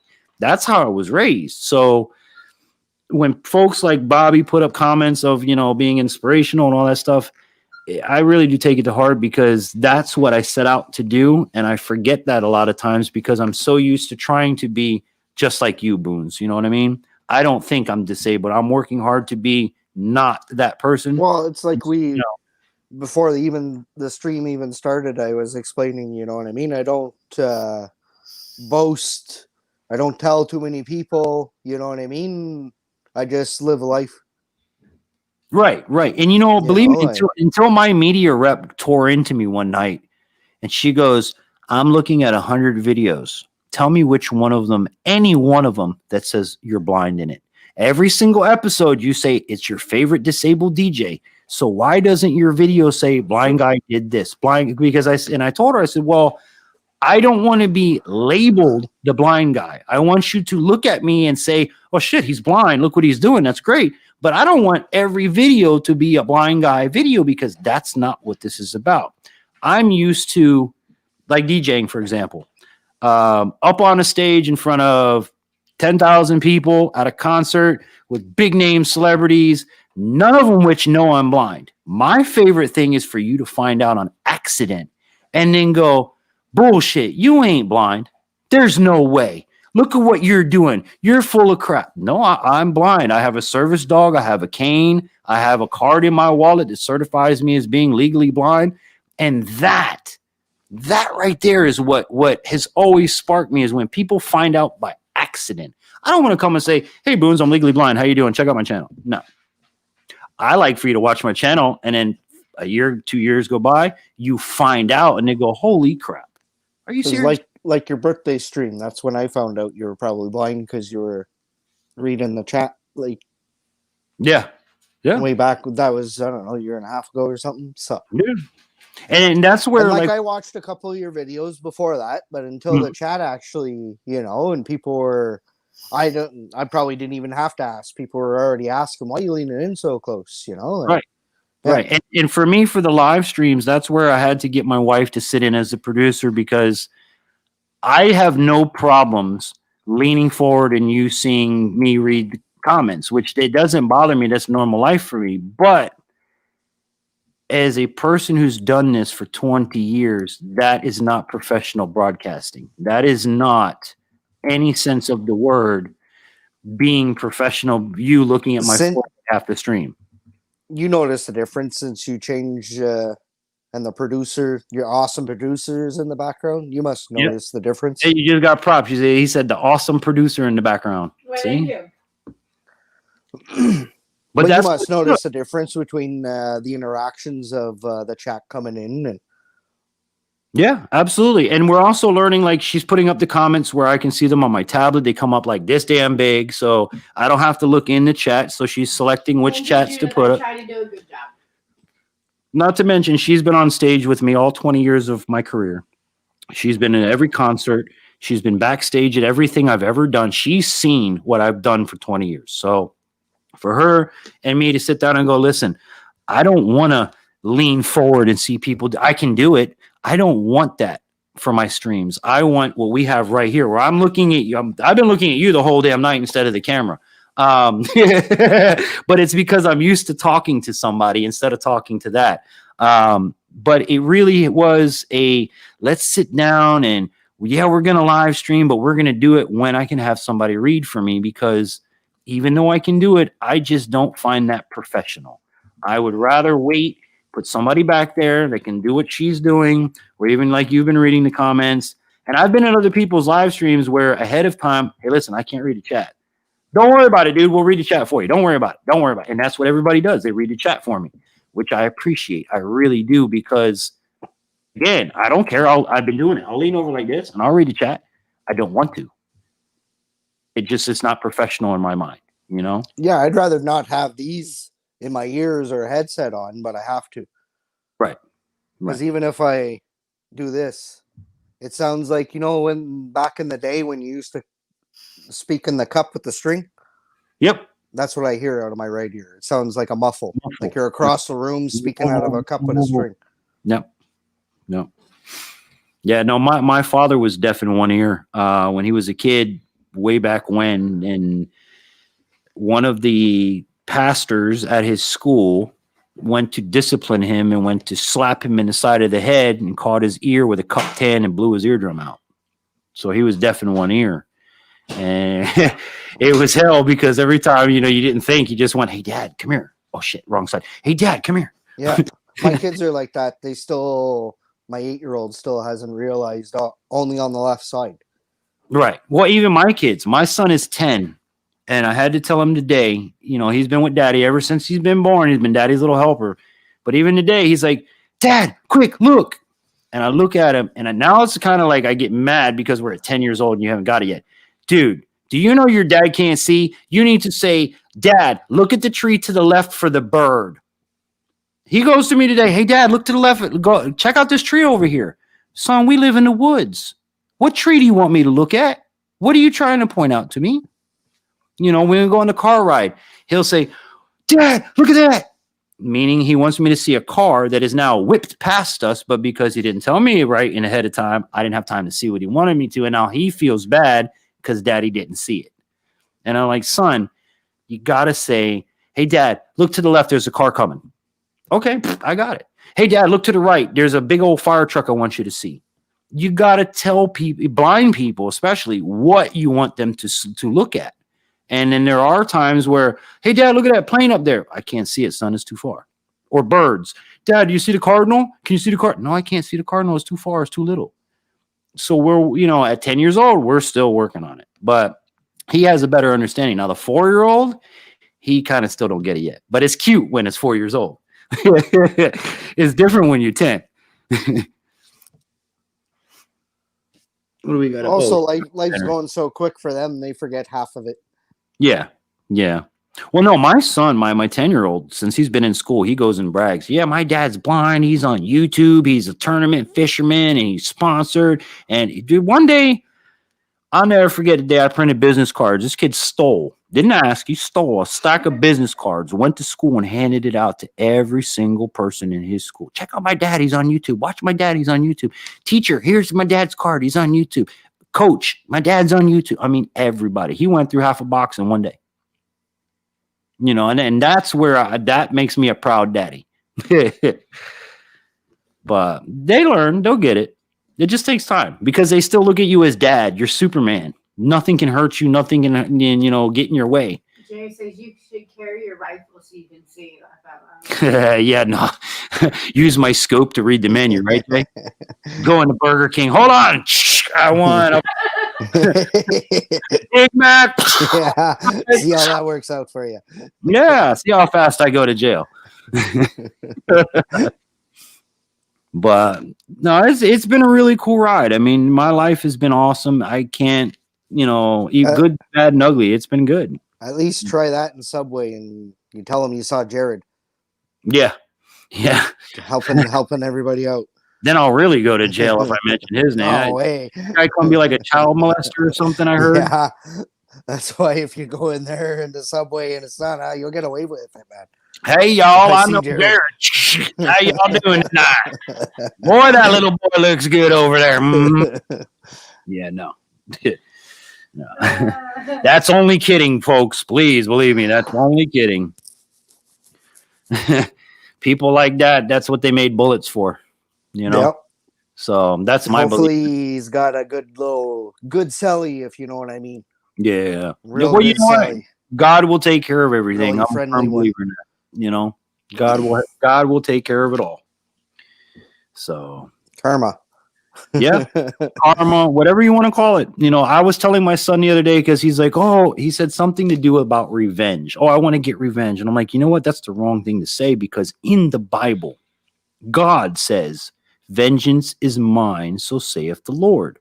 So for you to want to take vengeance out is wrong. And he looked at me and then he got it because you could see in a kid's face when they get what you're saying. But he was still, kind of like, on an edge. So I'm like, listen, what it means is somebody does something wrong to you, leave them alone. Don't revenge them because God will revenge them. It may not be today, may not be 10 years from now, but I promise you one day God will make it right. And he's like, okay, Dad, I understand that. And I haven't heard that. I haven't heard revenge out of his mouth in a couple days. So Jay says media rep is writing your book now. yeah, somebody needs to write my book. I guarantee you it'd be in Amazon top 10. If you wrote a book on me, I guarantee it would be something y'all would read. You would cry. You would laugh.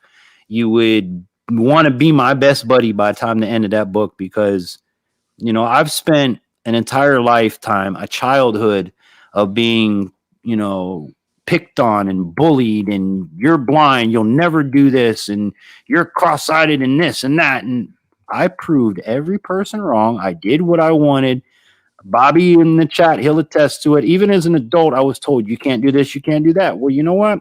I can. I can do anything I want to do and you're not going to stop me and nobody else is either. That's how you're supposed to live life. Just because we're disabled or handicapped or whatever you want to call it doesn't mean I'm supposed to be in a little cage not doing anything. That's not what it means. It means that I should live life fuller than normal people, and try harder than normal people. Bobby says, and let's face it, you guys always put up with my shit over the years. And let me tell you something. This dude, Bobby, all right, Bobby that you guys are watching here, Bobby is like 6 foot tall, 200, almost 300 pounds. As long as I've known a big son, bro, that you don't mess up with him. Cheers, everybody. I put infantry outdoors, coffee table. Ask Bobby about the time I cracked a dude with a spotlight in the bar because he was messing with my 6 foot friend. I busted that dude so hard in the back of the head, it was lights out. Nothing incriminating. I don't care. It was more than in the state of Florida. You can't go past 7 years. Sorry. Yeah, true. Sorry. It's past Same statute. here too. Same here in Canada. I just try to look out for you guys. Oh no, no, That's no worries. all. It's Me, like, I whoa, whoa, wouldn't put whoa. nothing out there that I wasn't Stop drinking good beer in about. the laneway. You You know what know? I mean? Like, Yeah, no, I'm not going to get myself in trouble. But again, boys and girls, I've been a DJ for 20 years. I was a recovery agent. I stole cars for a living. I've done security, armed and unarmed, as a blind person. Imagine this. I have done mechanics. I've done boat mechanics. There's nothing I haven't done. I've been fired for more jobs in my life for being blind than you guys have ever had in your life, and I guarantee it. I'm at like 19 jobs in that's my, not right. That's discriminatory. but it's not to the. I'm in a right to work state. They have the right to hire, they have the right to fire, and they do not have to give you reason for it. But Yep. here's the truth behind it. It wasn't being fired. Hey, you're fired, infantry, because you're blind. No, no, no, no. It was, dude, I want to keep you on, but my insurance company said, fuck no. Hands down. That's the word, the phrase that was used. The insurance company will not insure you to work here. I wish to God I could keep you, but I can't. And I understand that. I get it. It's not you. It's you can't insure me. I'm a risk. I understand that. But sad to say, I've been fired from more jobs for my disability than most people have had in their lives. It's crazy. And all I want to do is get a good job and provide for my family, but life doesn't see it that way. I feel you there. Because my dad had a roofing business ever since I was 5 years old. That's the way I grew up into the family business. Yep. Yep. Right up into the point where we sank that truck ice fishing. And then we just closed up shop. It was too much of a loss. Yeah. We started working for somebody else, You're the comment. legitimate company, until I fell off the roof. Then we went back to doing our own business again No. until about 2 years ago, and then it was the body just wouldn't let me do it no more. Mm-hmm. Mm-hmm. I thought I had a hernia in my hip, and it was just from the back pain gives you hip pain over time. So Now that is awesome, Judith. Judith says, my husband guided hog hunts for spinal bifida kids in the Dream Catcher organization. That changed him in good way. Of course it did. of course, Of course. because Of you get course. to touch. How can I say it? People that would never be able to do that without. Right. And believe know? it or not, folks, by doing that, your heart is going to melt. I don't care how tough you are, how Billy badass you are in the woods. Take a handicapped person out and do something with them. Watch your heart melt. Watch the joy on their face when they just get out there. They don't have to drop a hog.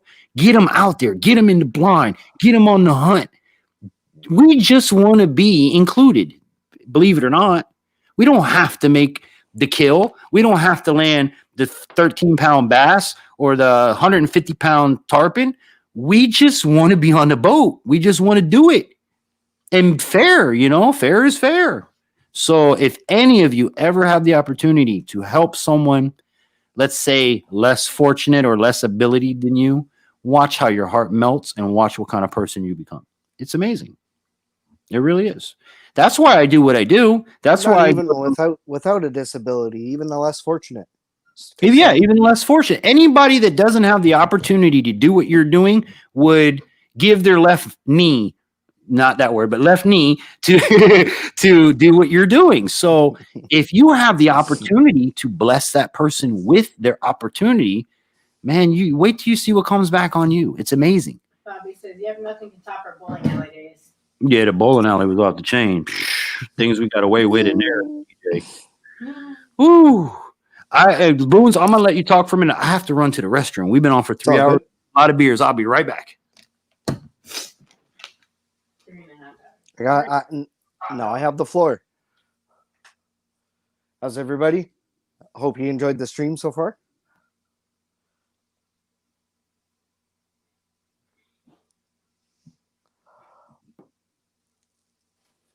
Yeah, DJ Infantry really has the talent to talk. I have to say that. He's really good. Pretty much all of his videos have been really good. I stumble on my words a lot, so nothing I can do there.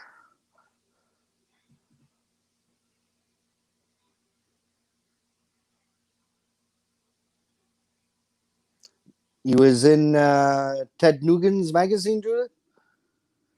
I'd love to do a hog hunt. That's one hunt that I've been trying to get on, and I'm in Ontario, Canada, Ottawa, nation's capital, Raymond.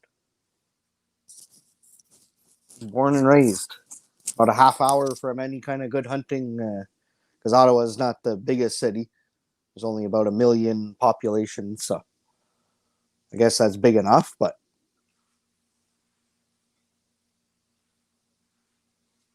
oh, thanks. Thanks, Judith.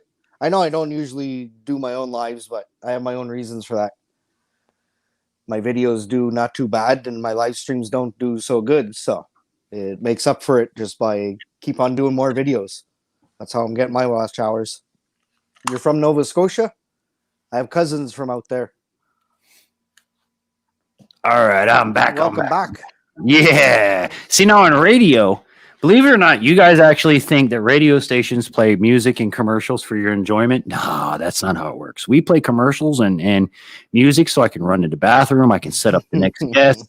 Believe it or not, that's really how it works in radio. Yes, it's for your entertainment, but things are set up so that the host or guest or DJ or whatever it might be can move forward. I used to teach people in radio. It's all about keeping it going, no dead air. You got to be ahead. I would have 4 songs lined up ahead plus a commercial break of whatever I'm currently running now. So if, but God forbid, I have to go and do something, I have the ability to do it. Most people think that it's music and all that stuff is played just for entertainment. It's really not. It's set for a reason and it's used for a reason, because behind the scenes, when you don't have these cameras on you, the actual person is answering the phone, putting in a CD, setting up the computer. I can even go back to cart machines and reel-to-reels if you really want to. You know how long it takes to set up a reel-to-reel for a commercial? Oh, it takes a good couple minutes. So this live stream stuff is great until you got to run to the bathroom because you don't get the opportunity for commercial breaks. So, well, we're going on almost 3.5 hours. I can't believe that. This is the longest live stream in infantry outdoors. Good for you, bro. Good for you. No, it's good for us. Thank you, bro. You're my I don't mind. guest, and you took it easy on me for your first time, bro. Well, this is how I do interviews. I don't have to pucker tomorrow. All of these guests that I've done over the years, it's the same way. Like I used to have people, even big name celebrities would come on. Hey, infantry, I'm a little nervous. What are you going to interview me about? Dude, we're just going to talk. There's no interview. We're going to talk like we're talking right now. Yeah. No, I haven't. That's why, hey, I'll break the ice. I'll get everybody else wanting to come up. You know what I mean? Yeah. Hopefully you'll have the best program from here on in. And I've done it for a lot of channels. I've been on the first one on stream, usually the first one modded, because I have a lot of common sense with the YouTube stuff. Yeah. Sometimes. Yeah. Sometimes I just don't give a rat's, you know what I mean? So that's just real life stuff, man. Right. And that's YouTube. And this is something that, going back to when I was on Facebook at the radio station, Facebook advertises, share your life, Facebook Live. Okay. Well, if I'm a disc jockey, I'm not allowed to share my life because of copyright problems with Facebook, even though the damn artist is standing in front of the camera going, infantry can play my CD anytime, anywhere, I don't care what hits his. But yet Facebook, the minute I play the song, boop, you need to stop playing the song or we're going to cut you off. I have, from 3-4 years ago, I still have releases coming out. Sony Media has released their claim against you. MGM has released their claim against you.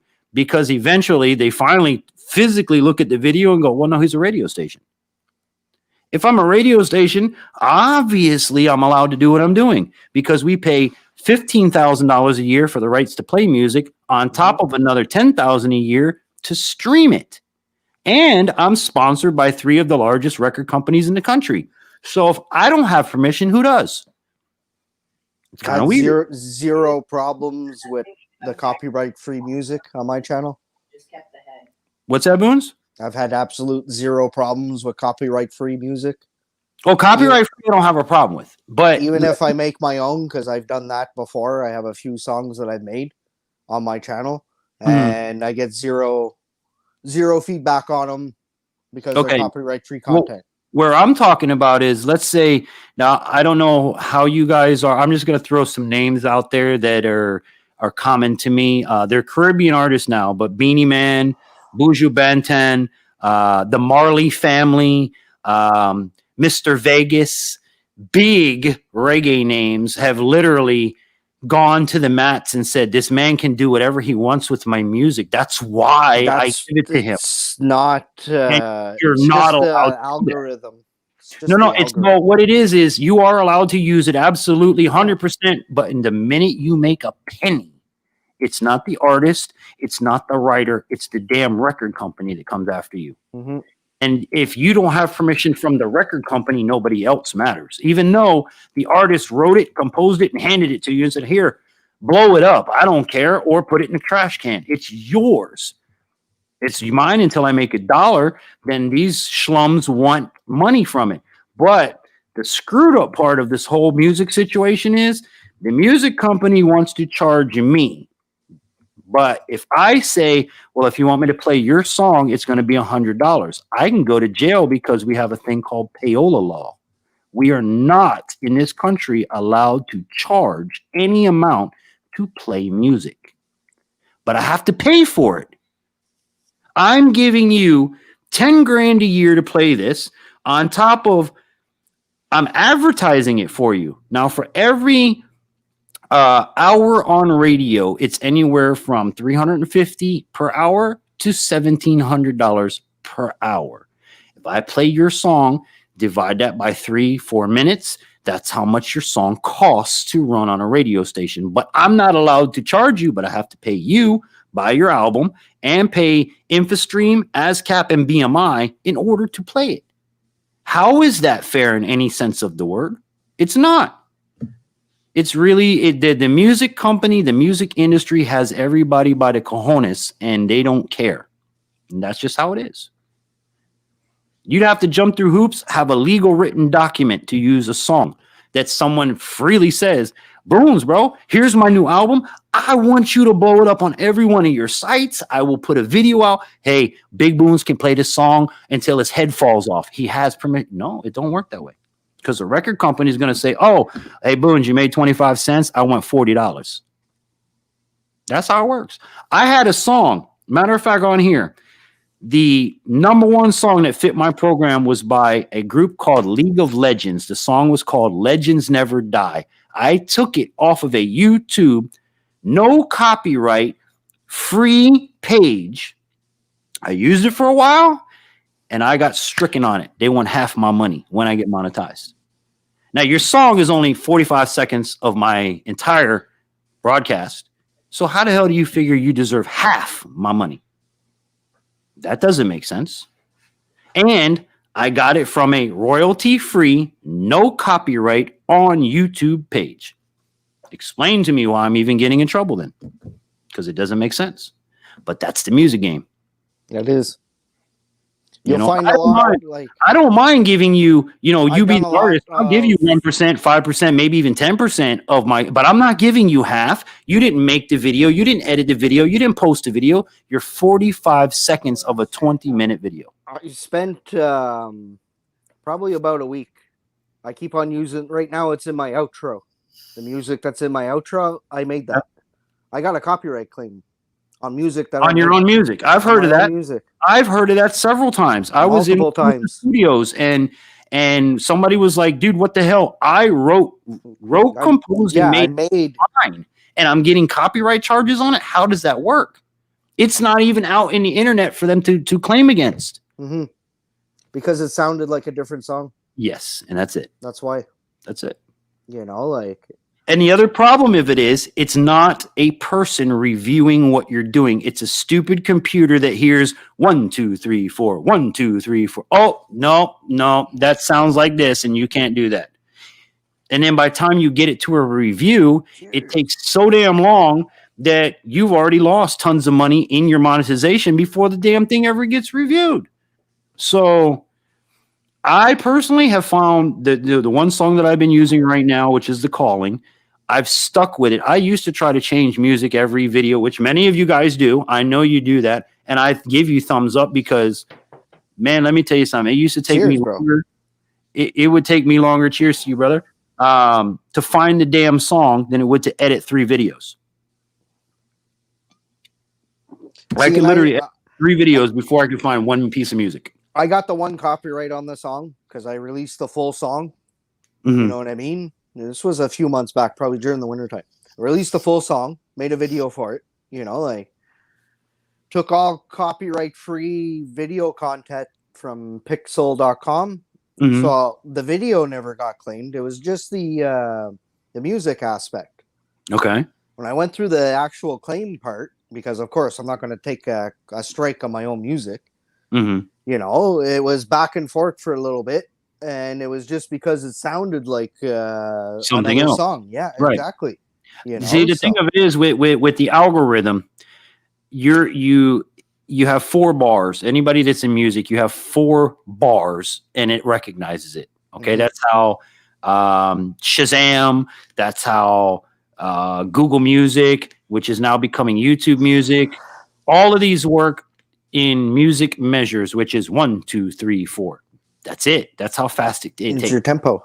Your Yeah. tempo, right? Yeah. So if you're 1, 2, 3, 4, sounds like Boone's is 1, 2, 3, 4. Well, guess what? You're copyrighted copying Boone's, even though your melody and everything else is different. That 1, 2, 3, 4 is what sets it off. So just be careful, guys, out there as content creators with your music. I've never gotten a copyright strike. No, neither have I. I have gotten so-and-so filed a claim and they agree to shared monetization. Obviously, because probably they looked at my channel, seeing what I'm doing for disabled people, and probably said, hey, let's cut them a break. But my wife will tell you that Legends Never Die song fit this channel so perfectly that I wish there was a way I could get a hold of League of Legends and get permission to have that song on this channel. It was perfect. And when I got them flags and I looked at, you want, I'll give you, like I said, I'll happily give you up to 10%. And I've had my artist friends that make millions of dollars go, hey, that's it shouldn't be. They take all of our earnings, you know? Yeah.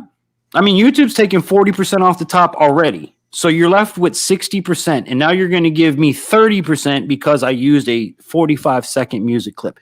That's not right at all. To give them 10%, give them 5%, not 50% of the video's earnings, because there's not 50%. You didn't do 50% of the work. You're down to 5 in the chat. So None of the work. none of the work.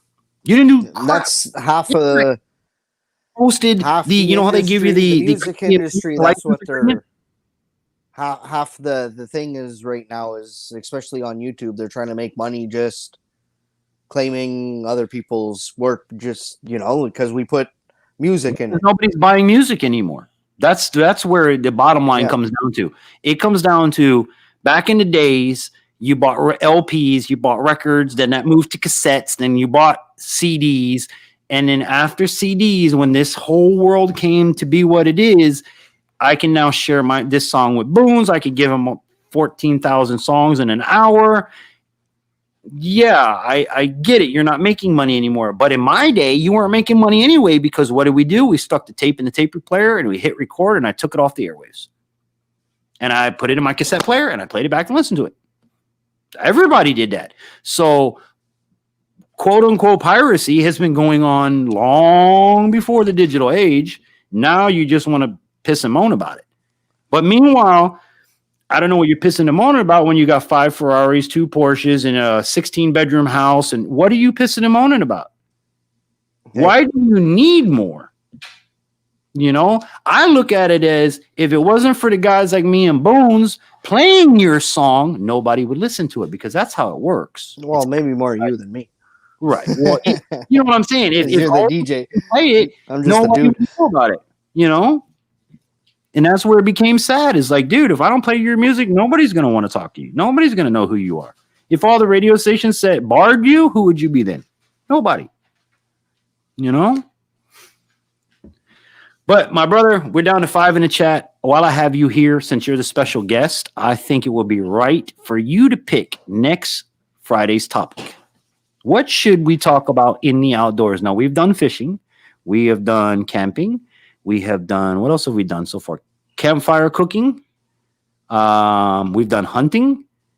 So what can you think of in the outdoors that next week's topic can be on? And if anybody in the chat wants to be next week's guest on the topic, I would be happy to schedule it with you. But again, like Boone's, I do want somebody to be knowledgeable on the topic so that we can provide good information. So what should we talk about next week, Boone's?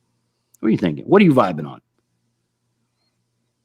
Well, you do a lot of reviews. Mm-hmm. So maybe something review aspect, that relates to the channel. Okay. We can do it. I think somebody was talking about earlier, like the gear. Okay. Kind of outdoor gear, Okay. like probably footwear. Yeah, footwear. We'll see. For me, footwear is a pair of sandals. Believe it or not, I live in Florida.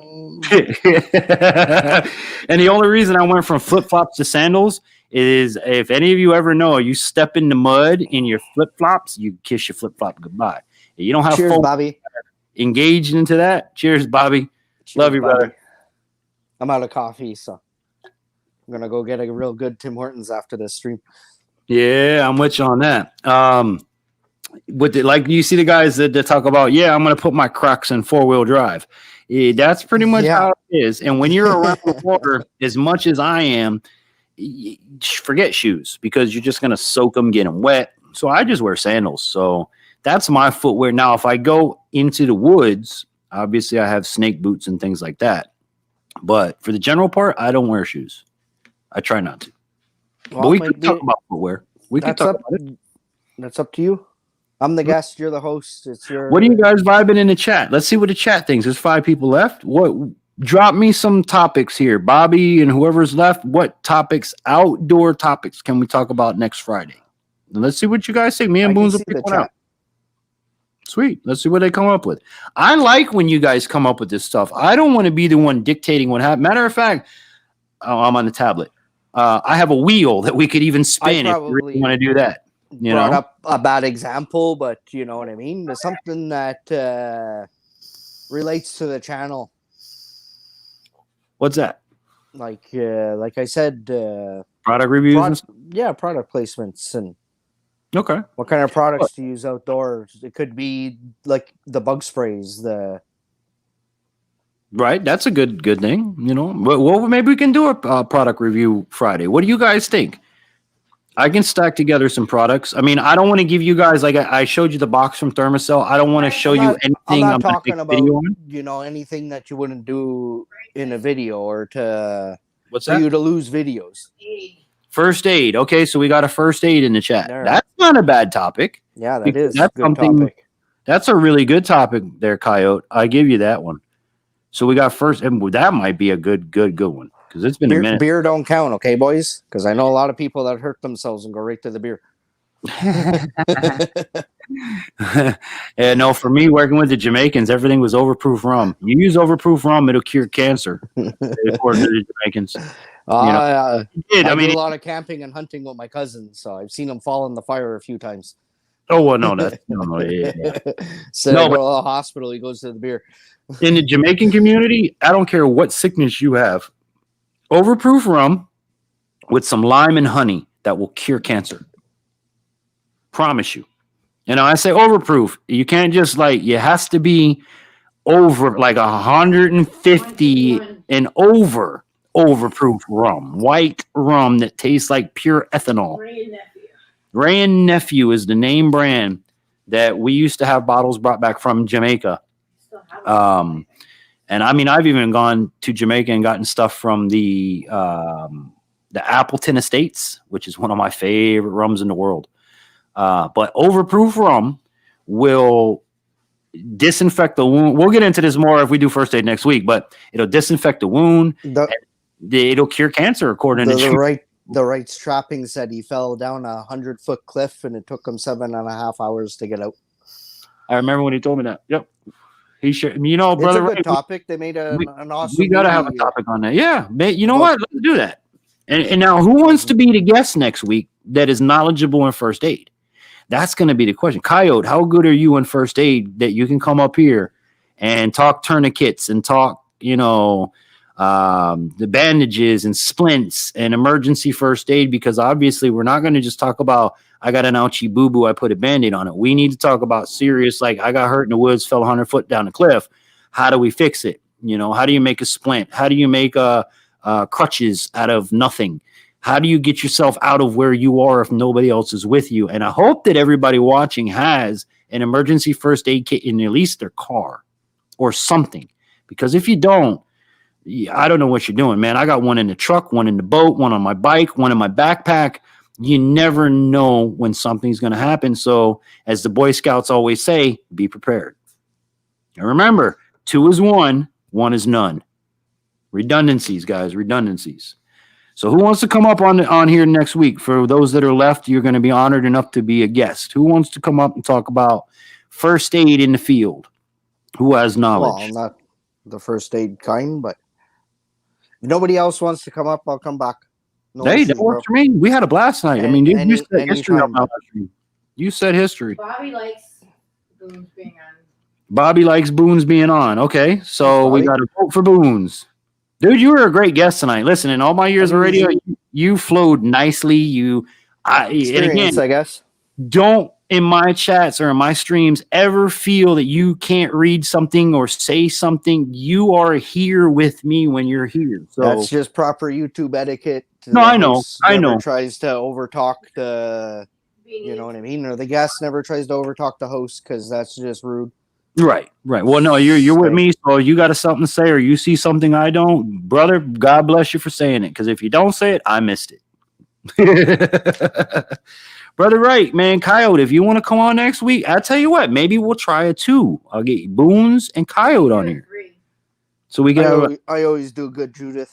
I do good by people when I go on panels. No, he's a really good guest. And Judith, we got to get you up here one night too, because all of these stories and things you telling me, man, we can make a whole night of just Judith. I tell you what. And that's what I want it to be about. My whole goal with this YouTube channel was not so much for it to be about, hey, follow Infantry the Blind Guy. It was, I want to find handicapped people like me that are already doing things and showcase that. That's why we relate. I think, like, I see your disabilities, and it's not like I'm not that worried about mine, but, right. Like, I see you making it, and it encourages me to, like, I have, like, right now, you know what I mean? I'm stuttering on my words, where you're so fluent, man. You're so good just about talking. Like, I'm good, but I got to have the real passion to talk for it, so. Well, for me, honest to God, dude, it's 20 years on radio. And I did most of my radio overnights talking to myself. When you're on radio and it's 3 a.m. and nobody's alive and you have to keep going till 6 a.m. What we were taught, I'm going to give you a little tip that'll help you out, Boones. All right. No matter what, if it's just a microphone, I want you to talk to Pepe. Pepe, the imaginary enchilada. Talk to him. Hey, Pepe, how you doing today? That's your guest all the time. So if you're in a room by yourself at 3 a.m., talk to Pepe. He doesn't exist, but neither does anybody on the other side of the microphone, really, because you're in a room by yourself. So if you can spark a conversation with Pepe, do it on camera, do it on microphone, and you'll be good. If you don't have something to say, don't talk. Otherwise, that's when you start sounding foolish and you start stumbling. Wait till you have something up here and in here, and then put it out. That's what I was taught in school. Bo says, I almost came back in and said to go to bed. Yeah, damn YouTubers. We love you. It is addicting. I realized I'm awake too. Mo, we love you. Really. That's Mo's cue for me to step down. I got to get going through here too. I mean, we were only on 4 hours. This is the longest live stream in infantry. Right on, bro. Thank you, bro. You were no problems. Guest. And so here's what we're going to do. Coyote, did you want to do a panel? We'll try a panel next week. This is what I hear everybody call them. We'll do Boone's and Coyote, if you're willing to come up on the chat. And next week's topic, so everybody can do their homework, is first aid. Not first aid like a kid scraped his knee on a bicycle. Well, that is first aid, but we want to talk more of the outdoor aspect of the first aid and being in the woods and what to be prepared with, and when to use a tourniquet, when to use a splint, when to know you're really screwed. I mean, that's the knees and the bones of it, because that's what we want to do, because when you're by yourself is when things happen, not when you're with a crowd of people. So Coyote, I'm waiting on that reply, brother. You want to come up? We'll set you. Sure, I'll try it. Perfect. There you go. It's like riding a bike. Once you start, it's pretty easy. That's why I don't mind jumping on people's panels anymore. Yeah. Well, my channel thing was, number one, I have kids. Like, this is, to be honest with you guys, the reason I do my live stream at 10 o'clock on Friday night is not by choice. It is the only night of the week I can get my kids in bed at 10 o'clock and tell them, look, daddy's working. Get your butts to bed. If you come out, you're in a lot of trouble. Now, my kids know every one of you. You are superstars in my household. You will get the biggest hugs from my kids when they meet you. So don't feel bad if two little kids run up and grab your leg and go, "Oh, Big Boone, you're so famous." That's how you are in my house. All of you. Okay. Everybody on YouTube that we watch is that way. So panels and stuff like that, I've always been hindering on, unless I have a heads up. Hey, Boons, I'm going to be on with you. Make sure you read the chat to me. All right, bro, I got you. And then we're good. Other than that, I'm not a big panel guy because my kids are always awake and I can't. The right Chapman said he's done 5 panels. So no, I know he's been on a bunch. You're an amazing host. You know what I mean, bro? Like, we can just sit here and just look pretty. Like I told people, I've got a face for radio, and blind people, you can't tell them to shut up. So, well, no, it's deaf people. What did the blind man say to his deaf friend on the telephone? Huh? What? Right, I'm gonna step down, bro. I'll take the lead. All right, brother. You have a wonderful day, man, and I thank you for this. It's been an awesome chat. We had some good conversation. Like I said, anytime you need another special guest or spot to fill, just give me an email or message, bro. I'll be there. Yeah, for you. I got you now. I got you for sure. And eventually we're going to get y'all, like you and the moderators, I'll have your phone number, your address, and all. And same goes for me. I'll shoot you my digits after this stream. Okay. And don't forget that thing you found for your kid. If you find little crafty things like that, keep me in mind, man, because my kids ate up that reindeer you made that one time. Even my wife, they ate up that reindeer that you and your kid made, man. That was amazing. The daughter turned it into Rudolph. See, that was so cute, dude. That's the kind of stuff we live for, But brother, thank you so much. You have a blessed night. You too, bro. And we will talk. There it is. Have a good one. That's the deer. All right, Boone, you have a good one, bud. Yeah. Take care. Alrighty, dude. Later. All right, you know how to click them off now? No. He just clicked himself. Okay, you got to sign off, and we'll take it from here. He did. Okay, now go back to the one screen on your side. On it. All right, there we go. Awesome, guys. Big Boone's YouTube channel. Make sure you check him out. Make sure you give him a big subscribe. Make sure you give him a big thumbs up. Make sure you tell him you've seen him in Infantry's Raid. But, guys, this is where we're going to leave you. It is 2 a.m. my time, which means I've been on here for a long time. Excuse me. Going on 4 hours. Remember to give the video a thumbs up for those that are still here. Write to us at infantryoutdoors@yahoo.com. Next Friday, we will have Rights Trapping and Big Boone's Outdoors YouTube channel right here talking about first aid.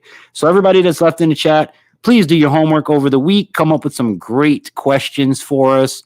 Come up with, great ideas. And remember that if you do make it to the end of the live stream, you are part of the crew that gets to choose a topic for the next week, and you can be a guest. So what else can I say? Make sure that if you want to support the program, YouTube is not cheap. You can always send a donation. We're not monetized yet, but you can donate via PayPal. Go to paypal.me/Infantry Outdoors.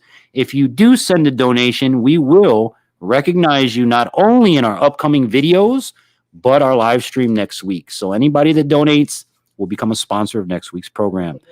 So tonight, don't forget our sponsors, Silver Connections Group. If you guys want to get your social medias boosted, you need a website. Let my friends take care of that. Don't forget promo code Infantry. And of course, whether you're a homesteader or you're like me and you have a well at your house, Water Purification Products is the company that I want you to contact. Jerry is my good brother, and he's also giving you guys infantry as a promo code will knock 10% right off the top. It is a professional licensed and bonded company that will take care of all of your water purification needs. I'm even trying to hook him up with a YouTuber in Thailand to help him with his fish pond. So anything that needs to be filtered water wise, guys, it's pure water at your fingertips with waterpurificationproducts.com. And don't forget promo code infantry if you guys call the number, and you'll get 10% off the top. But that's going to do it for tonight's broadcast. Thank you so much for everybody that participated, everybody in the chat. I love you guys. I really appreciate this. You guys have really made this turn into something amazing. I don't know if you guys can tell tonight, but we got a new camera. It's looking crispy. And maybe I'll let you guys know how I did that next week. But it's not a big camera, and it's not a web camera. All I can say is if you go pro, you can hook up to a nice webcam. Hint, hint, wink, wink. All right, guys, that's going to do it. Me and the producer, we got to head off to bed. On behalf of myself and the team at Infantry Outdoors, as always, I hope that this and all of our adventures inspire you to get outdoors. And until our next broadcast or video, which will be Wednesday, and then again on Friday, so don't forget, have a great night, everybody. God bless y'all, and we'll see you on the next one. Take care.